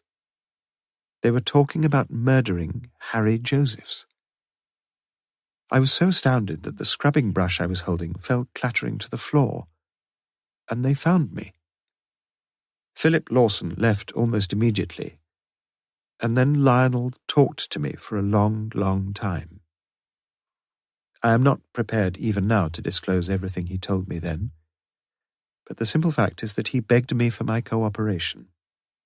He reminded me, of course, of my earlier promise to him, and he offered to write me a cheque for £5,000 immediately. £5,000. If I would do as he asked.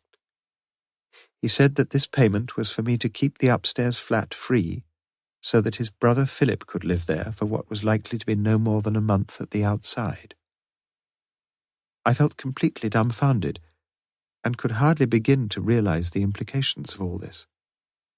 At home, things were going from bad to worse. The £500 loan from Lionel had all gone, and although the flat was now virtually ready, our own part of the house was living on borrowed time. According to the builders, the whole of the ground floor badly needed rewiring, and the water tank was corroded and likely to burst any day. To cap it all, the gas central heating had broken down completely only that very week after a few days of fitful functioning. I had not taken into account either the decoration of the converted kitchen upstairs, and the only estimate I'd had on that was a horrifying £200. Just imagine my feelings then. But there was something else. I should have mentioned it much earlier, but since it is the one thing in the whole case which inescapably incriminates me, you will perhaps understand my reluctance, my refusal almost, to mention it. Lionel explained to me that I could now discharge my obligation to him, and that this would involve me in the telling of one lie. No, even now I am not being quite truthful. He made me swear on my most solemn honour I would tell this one lie.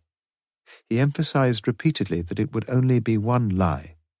It would involve me in nothing more than that, and he insisted that it would be perfectly simple for me to carry out. I didn't care. I was desperately glad to be able to help him, and I agreed without a second's hesitation. My mind was in a complete whirl as I left the church that evening. Of Harry Josephs I tried not to think at all. I suppose I almost managed to persuade myself that I had misheard the whole thing, but of course I hadn't. I knew that for some reason or other Harry Josephs was going to die, and that my own commitment to tell one simple lie was quite certainly going to be associated with that, for me, not unwelcome event. Where did Philip Lawson fit in? I couldn't then be sure, but if money was involved with me, surely it would be involved with him too. The conviction gradually grew in my mind that Lionel had hired his brother to murder Harry Josephs, and that if this was the case, my own part in the business, my own lie, would have something to do with being with a certain person at a certain time. An alibi. Yes, I began to feel convinced that such was the case, and again, I didn't care. During this time, I felt no burden of conscience. It was money now that played the tyrant. Sex was no longer the dominating force, and even if it had been, I had plenty of opportunity. Several times I had met a man in the Randolph cocktail bar who showed he was obviously attracted towards me. He was a sales consultant for some prestigious firm, and I had little doubt that the room he had in the Randolph would leave little to ask for in terms of physical comfort. I suspect he had taken up with another woman, but it was me that he really wanted.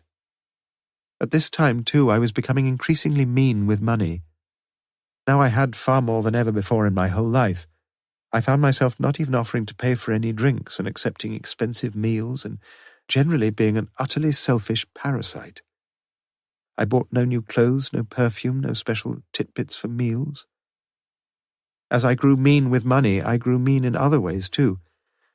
The same week I rang Harry Josephs and told him that our weekly date was off because my mother was very ill again. Lying like that was ridiculously easy for me now. Good practice. At home, the boiler, they said, could just about be repaired, and so I refused to buy a new one. I regarded the first rewiring estimate as ridiculously high, so I got a local odd job man in to do it for half the price. Not that he made a wonderful success of it. I decided to redecorate the upstairs kitchen myself, and I found I thoroughly enjoyed doing it. For years I had put 50p in the collection plate each Sunday morning. Now I put in 20p. But I still cleaned the church. It was my one penance, and I seemed to take more pride than ever in my self-imposed duties. You will think all of this very strange, yet it is exactly how I felt and acted. From the way I have just been talking, I am conscious that I have made it sound as if it all took place over a long time, but of course it didn't. It was only just over 3 weeks until the 26th of September. On that day, the 5 of us met at 7 p.m. at St. Friedeswide's. Brenda Josephs and Paul Morris and Lionel Lawson and Philip Lawson and myself. The doors were locked and I received my instructions. The candles were to be lit in the Lady Chapel and prayer books set out as if for 13 members of a congregation, including the churchwarden's pew. I think that last thing was the worst of all, really. Paul was playing something on the organ, and he seemed to me to look more strained than any of us. Brenda was standing by the font, dressed in a smart 2-piece green suit and looking quite expressionless. Lionel was busying himself with what appeared to be the usual preparations for a mass, his face quite normal as far as I could tell. Lionel's brother was just as spruce as when I had last seen him, and was sitting in the vestry drinking from a bottle which Lionel had no doubt provided for him. At about 7:15, Lionel asked Brenda and myself to go and stand up at the altar in the Lady Chapel, and to stay there until he told us. Almost immediately we heard the key being fitted into the north door, and Harry Josephs walked in carrying a fairly large brown paper parcel under his arm. He looked flushed and excited, and it was obvious that he'd been drinking quite heavily. He saw the pair of us and nodded, but whether to me or to Brenda I couldn't tell.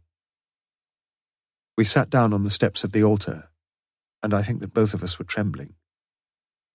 Then the organ suddenly stopped, and Paul came through and pressed his hand lightly on Brenda's shoulder before walking up towards the vestry. For several minutes we could hear the men's mumbled voices, and then there was a scuffling of feet followed by a dull, low sort of moan. When Lionel fetched us, he was dressed in surplice and cope. He was breathing heavily and looked very shaken.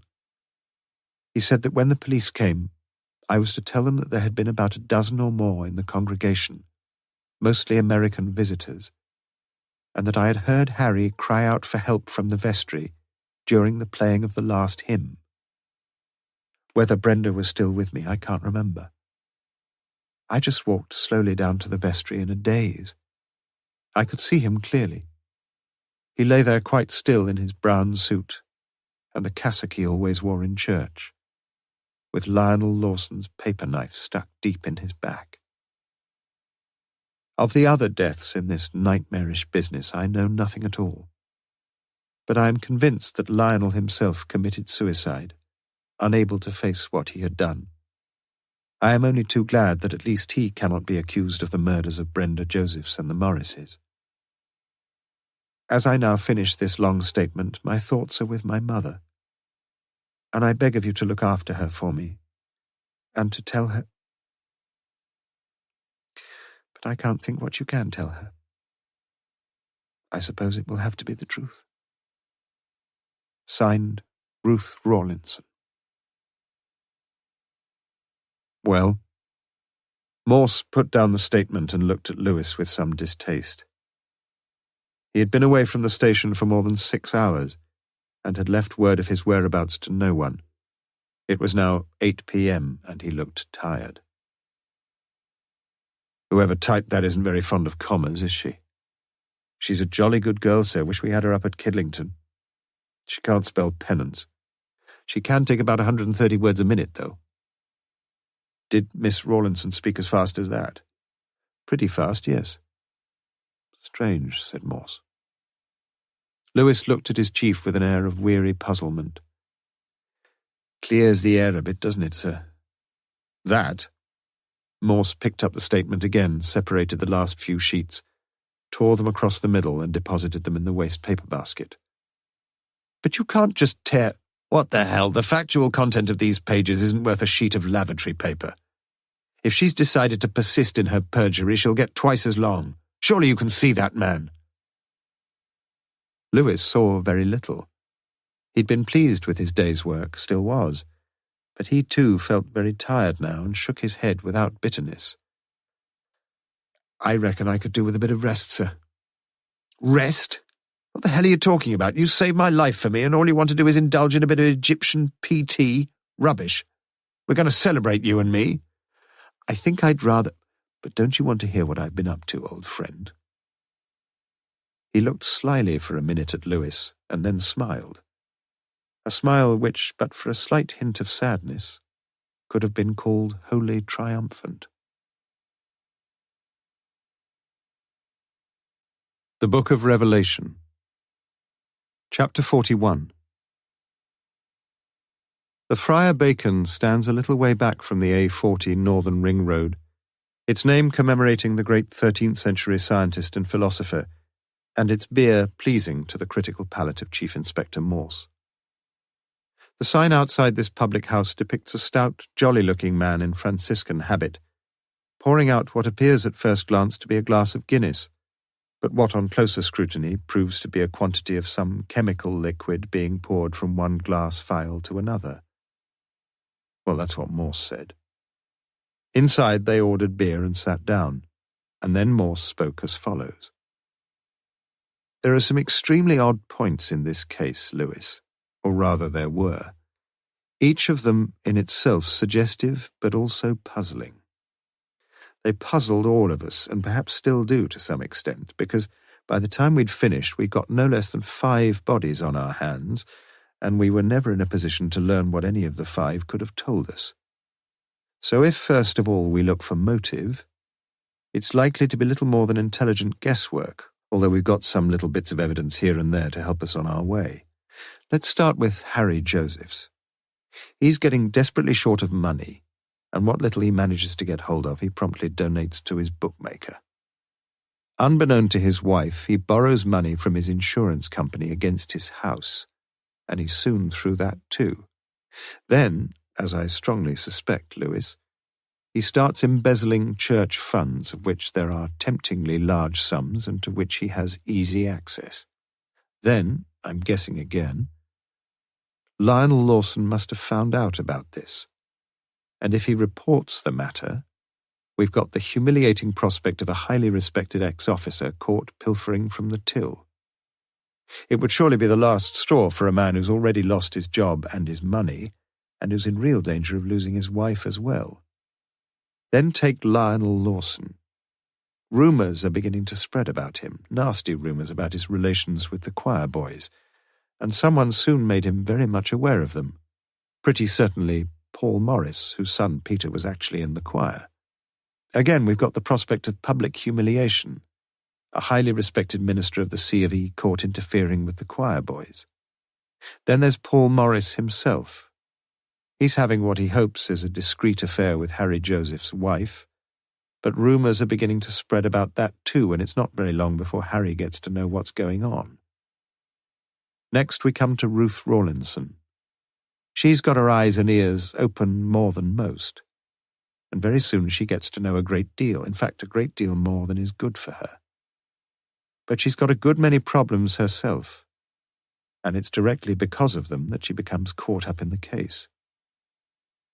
Last, there's Lawson's brother Philip, who, as far as I can see, only comes permanently onto the Oxford scene last summer. He's been an idle beggar all his life, and he still was then, absolutely on his uppers and looking yet again to his brother for help. Lionel has him to stay at the vicarage, and it isn't long before the old tensions begin to mount again. By the way, Lewis, I'm not making that last bit up, but I'll come back to it later. What have we got then? We've got enough miscellaneous motives here for a multitude of murders. Each of those involved has some cause to fear at least one of the others, and at the same time some hope he might profit from it all.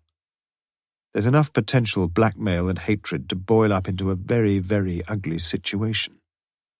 The only thing needed to set the whole reaction off is a catalyst, and we know who that catalyst was, the Reverend Lionel Lawson. It's he who's got the one priceless asset in the case, money, about £40,000 of it. What's more, this money means very little to him personally. He's perfectly happy to struggle along on the miserable little stipend he's allowed by the mean-minded church commissioners because, whatever weaknesses he may have, the love of money is not among them. So he carefully tests the ice, and after a few tentative steps he finds that the ice on the pond is thick enough to hold all of them. What does he offer? To his brother Philip, money, and the chance to perpetuate his dissolute lifestyle for a few more years to come. To Joseph's, money and the chance to clear up his financial affairs and get away to start a new life somewhere else, minus his wife. To Morris, again, doubtless money, if that's what Morris wanted, but he can also probably ensure that Morris gets Brenda Josephs as well, and the chance for both of them to get away and start a new life together with a healthy bank balance into the bargain. To Ruth Rawlinson, money and the chance to settle once and for all her chronic anxiety over her domestic problems. So Lionel Lawson sets up his scheme with the others as his willing accomplices. He fixes up a bogus service to celebrate some non-existent feast, and then the deed is done. The witnesses happily perjure themselves and at the same time vouch for one another's alibis. Lionel is standing at the altar, Paul Morris is playing the organ, Ruth Rawlinson is sitting in the congregation, and Brenda Josephs is across the road at the cinema. If they all stick to their stories, they're all in the clear. All the suspicion, of course, is going to fall on brother Philip, but Lionel has told him, and probably told everyone else, that everything has been most carefully arranged for him. Within a few minutes of the murder, he will have caught a train from Oxford Station and will be on his way to some pre-arranged hotel booking with several £1,000s in his pocket for his troubles. And for all that, a little suspicion is a cheap price to pay, wouldn't you say? Morse finished his beer, and Lewis, who for once had beaten him to it, walked up to the bar. It was quite clear to him, as Morse had said, that there was a whole host of motives in the case, interlocking and, if Morse were right, mutually complementary and beneficial. But where did all this hatred against Harry Joseph spring from? All right, the lot of them were getting into a terrible mess, but, again, if Morse were right, money seemed to be coping quite adequately with all their problems. And why, oh why, all this peculiar palaver in the church? It all seemed a ridiculously complicated and quite unnecessary charade. Why not just kill Josephs and dump his body somewhere? Between them, that would have been infinitely simpler, surely. And what about the actual murder itself? Morphine poisoning and a knife in the back. No, it didn't really add up. He paid for the beer and walked circumspectly back to their table. He wouldn't be thanked if he slopped as much as a cubic millimetre onto the carpet. Morse took a mighty swallow from his beer and continued. We've now got to ask ourselves the key question. How can we account for enough hatred on somebody's part against Harry Josephs? Because unless we can answer that question, we're still groping about in the dark. And closely connected with it, we've got to ask ourselves why there was all this clumsy kerfuffle at the phony service, and also why Josephs was killed twice over. Well, let's deal with the last question first. I'm sure you've heard of those firing squads when you get, say, 4 men with rifles, all quite happy to shoot the poor fellow tied to the post, but 3 of them have blanks up the barrel and only one has a live bullet. The idea is that none of them will ever know which one actually fired the fatal shot. Well, I thought that something of the sort may have happened here. There were 3 of them, remember? And let's say none of them is too keen on being solely responsible for the killing. Now, if Josephs, as well as being poisoned and stabbed, had also been bashed on the head, I reckon the evidence would have pointed strongly to my being right. But we learned from the post-mortem that there were 2 causes of death, and not 3. Somebody gives Josephs morphine and some red wine, and then somebody, either the same somebody or somebody else, stabs him in the back. Why bother to kill him twice over? Well, it may well be that 2 of them were involved in the actual murder. A division of labour could have been agreed for the reason I've just mentioned. But there was a far more important reason than that. Are you ready for a bit of a shock, Lewis? Ready for anything, sir. Morse drained his glass. By Jove, the beer's good here. It's your turn, sir. Is it? The landlord had come through into the lounge bar, and for a few minutes Lewis could hear him discussing with Morse the crass stupidity of the selectors of the England football team. These are on the house, said Morse, planting the 2 pints carefully on the Morell's beer mats. For a man proposing to treat his junior officer for services rendered, he seemed to Lewis to be getting away with things extremely lightly. Where was I now? Ah, yes, you didn't ask me where I'd been today, did you? Well, I've been up to Rutland again. Leicestershire, sir. Morse appeared not to hear. I made one bad blunder in this case, Lewis, only one. I listened too much to rumour, and rumour's a terrible thing. If I tell everybody that you're having an affair with that comma-less typist of yours, you'd suddenly find yourself trying like hell to prove you weren't, even though there was absolutely no truth in it. Like they say, you throw enough mud and some of it'll stick. Well, I reckon that's what happened with Lionel Lawson. If he was a homosexual, he must have been one of the very mildest variety, I think. But once the charge had been suggested, he found himself in the middle of a good deal of suspicion, and I was one of those prepared to think the worst of him. I even managed to convince myself, without the slightest shred of evidence, that when he was expelled from school it must have been because he was buggering about with some of the younger lads there. But suddenly I began to wonder, what if I'd been quite wrong? What if Lionel Lawson's old headmaster wasn't too unhappy about letting me believe what I did, because the truth of the matter was far worse? I thought I knew what this truth was, and I was right. Today I met Meyer again, as well as Lionel's old housemaster. You see, the Lawson brothers were an extremely odd mixture. There was Lionel, the elder brother, a hard-working, studious swot, not too gifted academically, struggling along and doing his best, bespectacled even then, lacking in any confidence. In short, Lewis, a bit of a bore all round. And then there was Philip, a clever little beggar, with all the natural gifts any boy could ask for, a fine brain, good at games, popular, good-looking, and yet always idle and selfish. And the parents dote on, guess who, young glamour-pants Philip. It doesn't require much imagination to see the situation from Lionel's point of view, does it? He's jealous of his brother, increasingly and finally furiously jealous. From what I've been able to learn, there was a young girl mixed up in it all when Lionel was 18 and Philip a year or so younger. She wasn't a brilliant looker by all accounts, but she was Lionel's girl. Until, that is, Philip decided to step in, and probably for no other reason than to spite his brother, he took her away from him. It was from that point that the whole of the tragedy dates. At home, one weekend, Lionel Lawson tried to kill his brother. He tried to use the kitchen knife, and in fact he wounded him quite seriously, in the back. Things were hushed up as far as possible, and the police were quite happy to leave the situation in the hands of the school and the parents. Some arrangement was worked out with both the boys being taken away from the school. No charge was brought, and things, so it seemed, settled down. But the records couldn't be altered, could they, Lewis? The fact was that at the age of 18, Lionel Lawson had tried unsuccessfully to murder his brother. So if, as I said, we're looking for any festering, insatiable hatred in this case, then we found it. The hatred that existed between Lionel Lawson and his younger brother.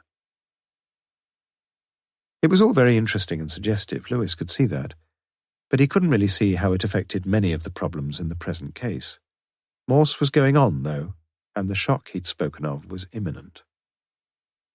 At first I thought that Lionel Lawson had killed Harry Josephs and had then faked his own suicide by dressing up his brother in clerical get-up and chucking him from the top of the tower. What could be neater? All you'd want was someone who would agree to a wrong identification of the body, and such a person was readily available in Paul Morris, a man who would have profited twofold from the murder of Josephs, first by pocketing a considerable sum of money, and second by having Joseph's wife for himself. But you made the point to me yourself, Lewis, and you were absolutely right. It's one hell of a job to dress up a dead man in someone else's clothes. But it's not an impossible job, is it? Not if you're all prepared for the difficulties and if you've got plenty of time. But in this particular instance you were right, I'm convinced of that. It was Lionel Lawson, not his brother Philip, who fell from the tower last October. In his own conscience, Lionel must have realized that he'd done something so terrible and so unforgivable that he just couldn't live with it any longer. So he took his spectacles off, put them in their case, and jumped. And while we're on this identification business, Lewis, I must confess I had my fair share of doubts about whether the body we found on the tower really was Paul Morris. If it wasn't, the possibilities were staggeringly interesting. But although we've no satisfactory identification as yet, you can take my word for it that it was Paul Morris. Yes, indeed. And so at long last I began to shelve all these fanciful theories, and I just looked at the simple possibility that all of us had completely ignored from the very beginning. Ruth Rawlinson herself came very near to telling the truth, and giving the game away in that ridiculous statement of hers, when she said that she was prepared to tell one lie. One lie. She told us, as you'll remember, that this lie was about the service in St. Friedeswide's that never took place, and about her silence in the plotting of Harry Joseph's murder. But listen, Lewis, that wasn't the real lie at all. The real lie was about something else. She lied about the identification of the body lying dead in St. Friedeswide's vestry that night in September. That was her one big lie. Because you see, the body found murdered that night was not the body of Harry Joseph's at all. It was the body of Lionel Lawson's brother, Philip Lawson. Chapter 42. Extract from the transcript of proceedings held on the 4th of July at Oxford Crown Court against Miss Ruth Isabel Rawlinson on the charges of perjury and conspiracy. Mr. Gilbert Marshall, QC, prosecuting for the Crown. Mr. Anthony Johns, QC, acting for the defence. Marshall. Let us turn, if we can, away from these rather nebulous areas of motive and come to the events of last September, specifically to the evening of Monday the 26th of that month. The court will be glad, I know, to hear your own explanation of the events which took place that unholy night. Morse. It is my view, sir, that a conspiracy had been formed to murder Mr. Philip Lawson, and that this conspiracy involved the Reverend Lionel Lawson, Mr. Paul Morris, and Mr. Harry Josephs. I am quite sure in my own mind that the statement made by the defendant about the events of that evening is substantially correct. Correct, that is, as far as it goes, since I am convinced that Miss Rawlinson was not in a position to know the detailed sequence of events, being neither an active party in nor an actual witness to the murder itself. Marshall. Try to confine yourself to the question, Inspector, will you? It is for the court to determine the degree of the defendant's involvement in this crime, not for you. Please continue. Morse. If I were to guess the sequence of events that night, sir, it would have to be something like this. Lionel Lawson was able somehow to persuade his brother Philip that it would be greatly to his advantage to be in the church at a certain time that evening. It would have been no great problem to persuade him to drink a glass of red wine whilst they waited there, wine that had already been doctored with morphine. The fact that the man found dead at the church that night could have died, or certainly would have died, of morphine poisoning was clearly established by the post-mortem findings. But the provenance of the morphine itself was never discovered in spite of extensive police inquiries. However, there was one of the three men who had earlier had direct and daily access to a complete pharmacopoeia, a man who had worked for 18 months as a chemist's assistant in Oxford. That man, sir, was Harry Josephs. And it was Josephs who, in my view, not only suggested but actually administered the lethal dose of morphine in the wine. Marshall. Can you tell us why, if the man was already dead, it was necessary to stab him into the bargain? Morse. I don't think he was already dead, sir. Although I agree he would have been unconscious fairly soon after drinking the wine. Whatever happened, though, he had to be dead when the police arrived, because there might always be the outside chance of his recovering and telling the police what he knew, hence the knife. And so, if I may say so, sir, the key question is not why he was stabbed in the back, but why he was given morphine. And in my considered view, the reason was this. It was absolutely vital from Lionel Lawson's point of view that his brother's clothes should be changed. And you can't stab a man in the back and then change his clothes without removing the knife and stabbing him again. By arrangement, Josephs had changed from the brown suit, which by all accounts he always wore, and brought it with him to the church that night. Without any doubt, I should think, the suit was wrapped up in the brown paper parcel which Miss Rawlinson mentions in her statement. The police would obviously examine the dead man's clothes in the minutest detail, and an actual change of clothes would be the one certain way of making the deception appear absolutely authentic. And so when Philip Lawson had slumped unconscious in the vestry, his own clothes were removed and Joseph's clothes put on him. A difficult and lengthy job, I should imagine, but there were 3 of them to do it, and time was very much on their side. Then they dressed him in Joseph's cassock, and the moment of truth had now arrived for Lionel Lawson. I suspect that he asked the other 2 to leave him, and then he completed a task which he had attempted once before and in which he had failed so disastrously. He looked down on the brother he had hated for so long, and he stabbed him in the back with his paper knife. As I say, I don't myself think that Philip Lawson was dead at that point, and the defendant's statement tends to confirm this view, since what she heard must almost certainly have been the dying man's final groans. The police were summoned immediately, the body wrongly identified both by the defendant and by Paul Morris, and I think you know the rest, sir.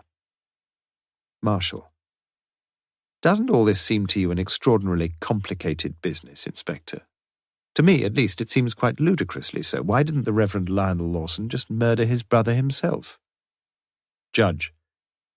It is my duty to remind prosecuting counsel that it is not the Reverend Mr. Lawson who is on trial in this court, and it is improper for the witness to answer the question in the form in which it has been phrased. Marshal. Thank you, my lord. Will the witness please explain to the court why, in his view, the Reverend Mr. Lawson, supposing him to have been responsible for his brother's death, did not proceed in this matter in a significantly more simple manner? Morse. In my opinion, sir, 2 things were absolutely imperative for the Reverend Lawson. First, that his brother should die, a matter which, as you suggest, he could perhaps have coped with single-handedly all right if he tried. But the second imperative need was far trickier, and one which he could never have coped with by himself, however hard he tried. He had to have someone who was willing to be identified as the dead man, and who was also prepared to disappear immediately from the Oxford scene. Let me explain, sir, why I think this was so. Philip Lawson had let it be known to several people, including the defendant, for example, that he was Lionel Lawson's brother. So if he had been murdered and identified as the man who had often been seen at the vicarage, in the church, and so on, it would only have been a matter of time before the police discovered his true identity. And once that was known, other facts would have been swift to follow. An attempt had already been made upon the man's life once before, with a knife, by his elder brother. Police inquiries would very quickly have been channeled in the right direction, and virtually certain suspicion would have centred on the Reverend Lawson.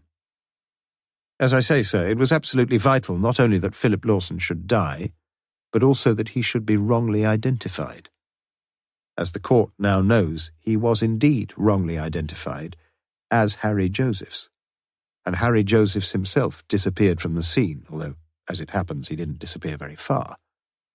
That same night he moved into the upstairs flat at 14B Manning Terrace, and he lived there until he died.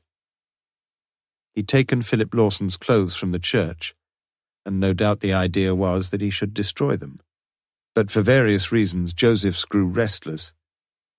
Marshal, before you go on with your evidence, Inspector, I must ask you if it is your view that the defendant's relations with Mr. Josephs had ever been in any way more, shall we say, more intimate than merely providing him with the daily necessities of living?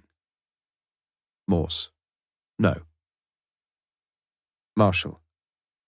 You are aware, no doubt, of the evidence before the court from an earlier witness of several visits by Mr. Josephs to Manning Terrace during the course of last summer? Morse. I am, sir. Marshal. And it is your view that these visits were of a purely social nature? Morse. It is, sir. Marshal. Please continue, Inspector. Morse.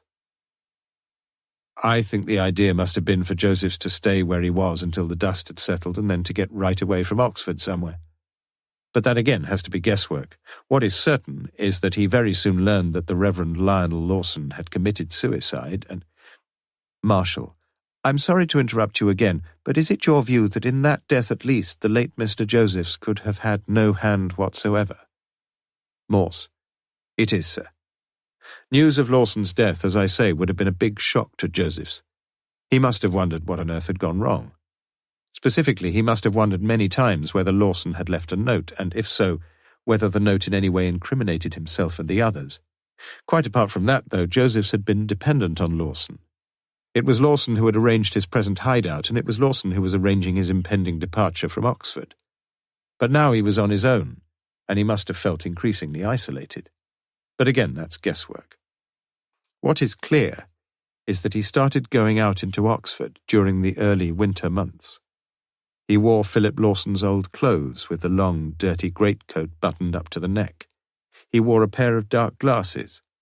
He grew a beard, and he found that he could merge quite anonymously into the Oxford background. It was about this time, too, I think, that he must have realized that there was now only one other person who knew exactly what had taken place in the vestry that September evening. And that person was Paul Morse, a man who had robbed him of his wife, a man who was probably going to live with her after the end of the school term, and a man who had done very nicely out of the whole thing, without actually doing very much at all himself.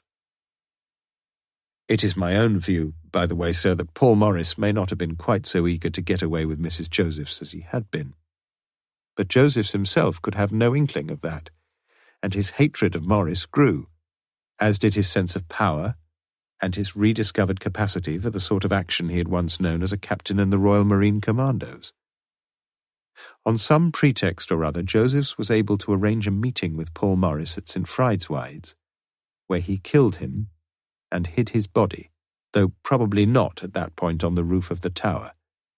Remember that no keys had been found in the clothing of the man murdered in the vestry, and it is clear that Josephs kept them for himself, and was therefore able to use the church for the murders of Paul Morse and his son Peter.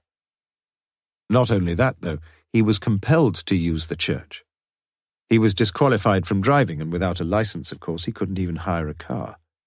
If he'd had a car, he would probably have tried to dispose of the bodies elsewhere, but in this respect at least he was a victim of circumstance.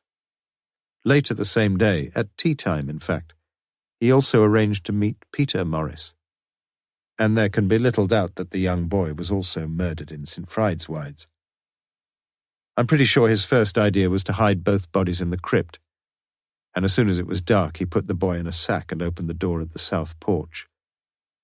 Everything must have seemed safe enough, and he got to the grilled entrance to the crypt in the south churchyard all right. It's only about 15 yards or so from the door. But then something happened.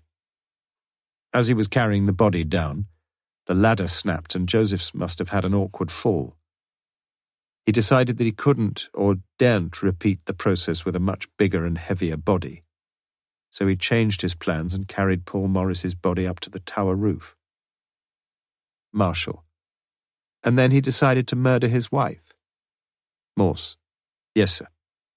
Whether at this point he knew exactly where she was, whether he had actually been in touch with her, whether he was able to find out anything from Paul Morse, I just don't know.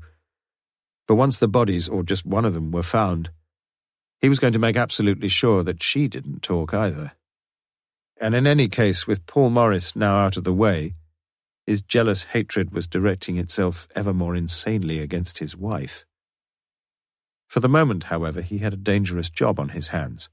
He had to get to the Morrises' house in Kidlington and try to make everything there look as if they'd both left in a reasonably normal manner. It was no problem getting into the house. No keys were found on either of the Morrises, although each of them must have had a latchkey. Once in sight, Marshall. Yes, thank you, Inspector.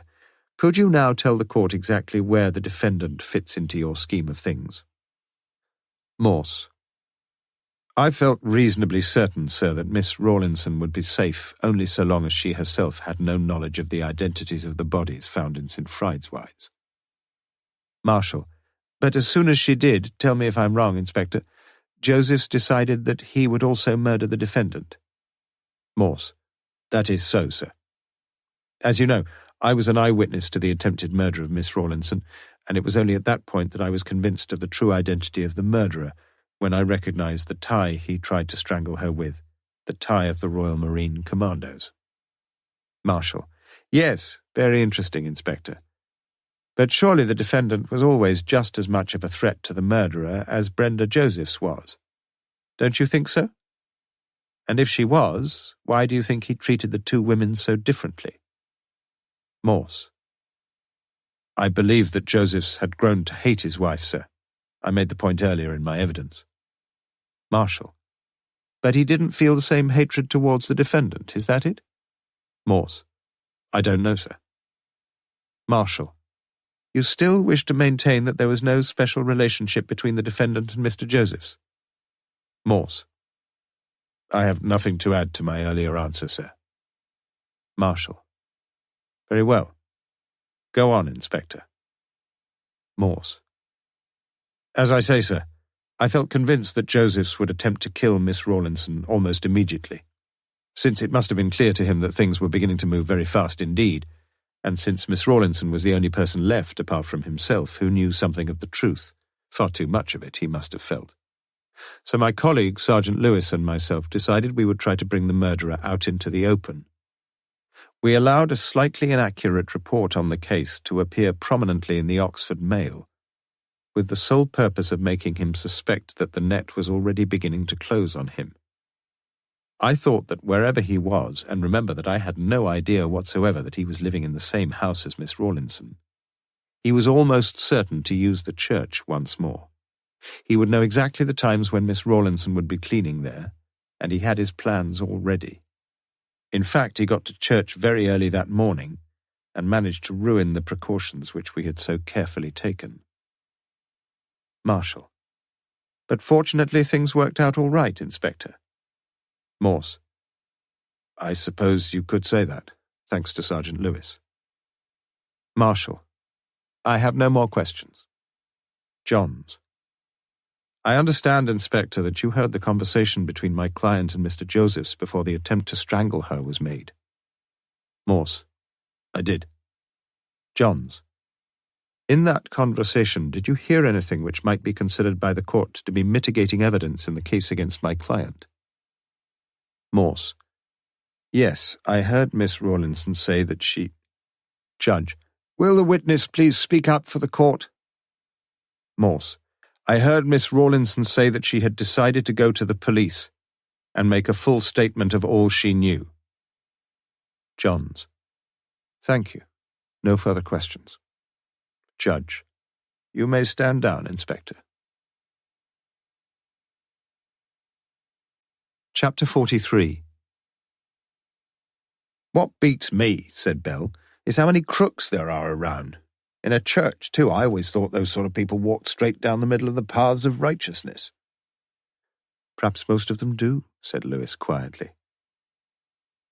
They were sitting in Bell's office just after the verdict and sentence had been passed on Miss Ruth Rawlinson. Guilty, 18 months imprisonment. Still beats me, said Bell. Morse was sitting there too, silently smoking a cigarette. He either smoked addictively or not at all, and had given up the habit forever on innumerable occasions. He had listened vaguely to the mumbled conversation, and he knew exactly what Bell had meant, but... His favourite Gibbon quotation flashed across his mind, the one concerning the 15th century Pope John the 23rd, which had so impressed him as a boy and which he had committed to memory those many years ago. The most scandalous charges were suppressed. The Vicar of Christ was only accused of piracy, murder, rape, sodomy, and incest. It was no new thing to realize that the Christian Church had a great deal to answer for, with so much blood on the hands of its temporal administrators, and so much hatred and bitterness in the hearts of its spiritual lords. But behind it all, as Morse knew, and transcending it all, stood the simple, historical, unpalatable figure of its founder, an enigma with which Morse's mind had wrestled so earnestly as a youth, and which even now troubled his pervasive skepticism. He remembered his first visit to a service at St. Fried's, and the woman singing next to him, "Wash me, and I shall be whiter than snow." Wonderful possibility. The Almighty, as it were, wiping the slate clean, and not just forgiving, but forgetting too. And it was forgetting that was the really hard thing. Morse could find it even in his own cynical soul to forgive, but not to forget. How could he forget? For a few blissful moments on that day in St. Friedeswide's, he had felt such a precious affinity with a woman as he had felt only once before. But their orbits, his and hers, had crossed too late in the day, and she, like all other lost souls, like the Lawsons and Josephs and Morris, had erred and strayed from the ways of acceptable human behavior. But how could his mind not be haunted by the revelations she had made? Should he go to see her now, as she had asked? If he was to see her, it would have to be very soon. Dimly and uninterestedly, his mind caught up with the conversation once more. "Doesn't reflect very well on me, does it, Sergeant? I'm in charge of the case for months, and then Morse here comes along and solves it in a fortnight. Made me look a proper Charlie, if you ask me." He shook his head slowly. Clever bugger. Lewis tried to say something, but he couldn't find the right words. Morse, he knew, had the maddeningly brilliant facility for seeing his way through the dark labyrinths of human motive and human behavior, and he was proud to be associated with him. Proud when Morse had mentioned his name in court that day. But such matters weren't Lewis's forte. He knew that too. And it was almost a relief after Morse to get back to his usual pedestrian and perfunctory duties. Morse heard his own name mentioned again and realized that Bell was talking to him. "You know, I still don't understand." "Nor do I," interrupted Morse. Throughout the case he had made so many guesses that he could find no mental reserve to fabricate more. The words of St. Paul to the Corinthians were writ large in his brain. There is a manifestation and there is a mystery. And he felt sure that whatever might be puzzling Bell was not likely to be one of the greater mysteries of life. Wasn't one of the real mysteries the source of that poison which had slowly but inexorably dripped and dripped into Lionel Lawson's soul? And that was almost as old as the seed of Adam himself, when Cain and Abel had presented their offerings before the Lord. "Pardon?" "I said the pubs will soon be open, sir." "Not tonight for me, Lewis. I don't feel much like it." He got up and walked out of the office without a further word, Lewis staring after him in some bewilderment.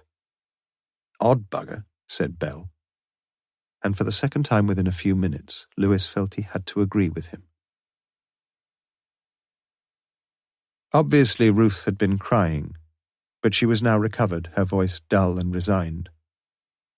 "I just wanted to thank you, Inspector, that's all. You've been so kind to me, and I think if anyone could ever understand me, it might have been you." "Perhaps so," said Morse. It was not one of his more memorable utterances. "And then—" She sighed deeply, and a film of tears enveloped her lovely eyes. "I just wanted to say that when you asked me out that time, do you remember? And when I said— Her face betrayed her feelings completely now, and Morse nodded and looked away. "Don't worry about it. I know what you're going to say. It's all right. I understand." She forced herself to speak through her tears. "But I want to say it to you, Inspector. I want you to know that—" Again she was unable to go on, and Morse touched her shoulder lightly, just as Paul Morris had touched Brenda Josephs lightly on the shoulder on the night of Philip Lawson's murder. Then he got up and made his way quickly out along the corridor. Yes, he understood, and he forgave her too. But unlike the Almighty, he was unable to forget. Mrs. Emily Walsh-Atkins had been called upon to identify the battered corpse of Harry Josephs. It was Morse's idea. She had done so willingly, of course. What an exciting time this last year had been.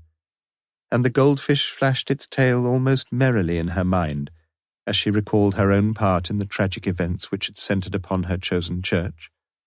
Her name had appeared once more in the Oxford Mail, in the Oxford Times, too, and she had cut out the paragraphs carefully, just as Ruth Rawlinson before her, and kept them in her handbag with the others. One Sunday morning during the hot summer which followed these events, She prayed earnestly for forgiveness for her sins of pride, and the Reverend Keith Micklejohn, standing benignly beside the north porch, was kept waiting even longer than usual until she finally emerged into the bright sunshine. Mrs. Alice Rawlinson had been taken to the old people's home in Cowley immediately after her daughter's arrest. When Ruth was freed after serving only 11 of her 18-month sentence, the old lady returned to 14A Manning Terrace, still going strong and looking good for several years to come. As she was helped into the ambulance on her way home, one of the young housemen was heard to murmur that anyone who predicted how long a patient had got to live was nothing but a bloody fool. A few books had been found in Harry Joseph's upstairs flat at 14B Manning Terrace, and after the case was over these had been given to Oxfam and were slowly sold at ridiculously low prices at the second-hand charity bookshop in North Oxford. A 17-year-old boy, by some curious coincidence a boy named Peter Morris, bought one of them for 5 pence in the early summer. He had always been interested in crime, and the large, fat, glossy volume entitled Murder, Inc. had immediately attracted his attention. That same night, whilst browsing through the assorted articles, he came to a piece about suicides on page 349, heavily underlined in red biro. Myopic jumpers invariably remove their eyeglasses and put them in a pocket before jumping. Chapter 44. Morse took his holidays later the following year and decided again to go to the Greek islands.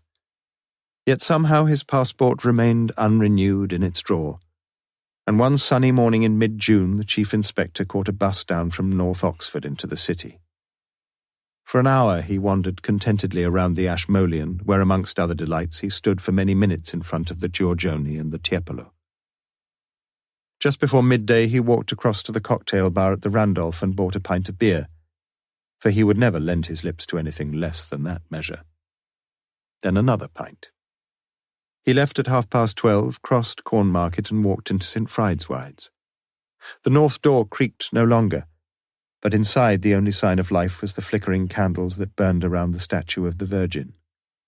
The woman he was seeking was not there. As once before, he decided to walk up to North Oxford, although this time he witnessed no accident at the Marston Ferry crossroads. Reaching the Summertown shops, he called into the Dewdrop, drank 2 further pints of beer, and continued on his way. The carpet shop from which Brenda Josephs had once observed her husband had now been taken over by an insurance firm, but otherwise little seemed to have changed. When he came to Manning Terrace, Morse turned into it, paused at one point for a second or two, and then continued along it. At number 14A he stopped, knocked briskly on the door, and stood there waiting. "You." "I heard you'd come home." "Well, come in, you're the first visitor I've had." "No, I won't do that. I just called by to tell you that I've been thinking a lot about you since you've been, away, and you'd blush if I told you what happened in my dreams." "Of course I wouldn't." "Don't take any notice of me, I've had too much beer." "Please come in. Your mother's there. Why don't you take me to bed?" Her large eyes held his, and in that moment a sparkling mutual joy was born. "Can I use your gents?" "There's one upstairs, it's a lady's too." "Upstairs? Just a minute." She was back almost immediately with a Yale key labelled 14B in her hand. "Hadn't you better tell your mother?" "I don't think so," she said, and a slow smile spread across her lips as she closed the door of 14A quietly behind her and inserted the key into 14B. Morse's eyes followed her slim ankles as she climbed the carpeted stairs ahead of him. "Bedroom or lounge?" "Let's go into the lounge a few minutes first," said Morse. "There's some whiskey here. Do you want a drink?" "I want you." "And you can have me. You know that, don't you?" Morse took her in his arms as they stood there, and kissed her tenderly on her sweet, full lips. Then, as if the moment were too unbearably blissful to be prolonged, he pressed her body tightly to him and laid his cheek against hers. "I dreamed about you too," she whispered in his ear. "Did I behave myself?" "I'm afraid so. But you're not going to behave yourself now, are you?" "Certainly not." "What's your Christian name?" she asked. "I'll tell you afterwards," said Morse quietly, as his fingers lingered lightly on the zip at the back of her brightly patterned summer dress. This was an audio production of Service of All the Dead by Colin Dexter, read by Samuel West. Published by Macmillan Digital Audio, an imprint of Pan Macmillan, a division of Macmillan Publishers International Limited. Text copyright Colin Dexter 1979.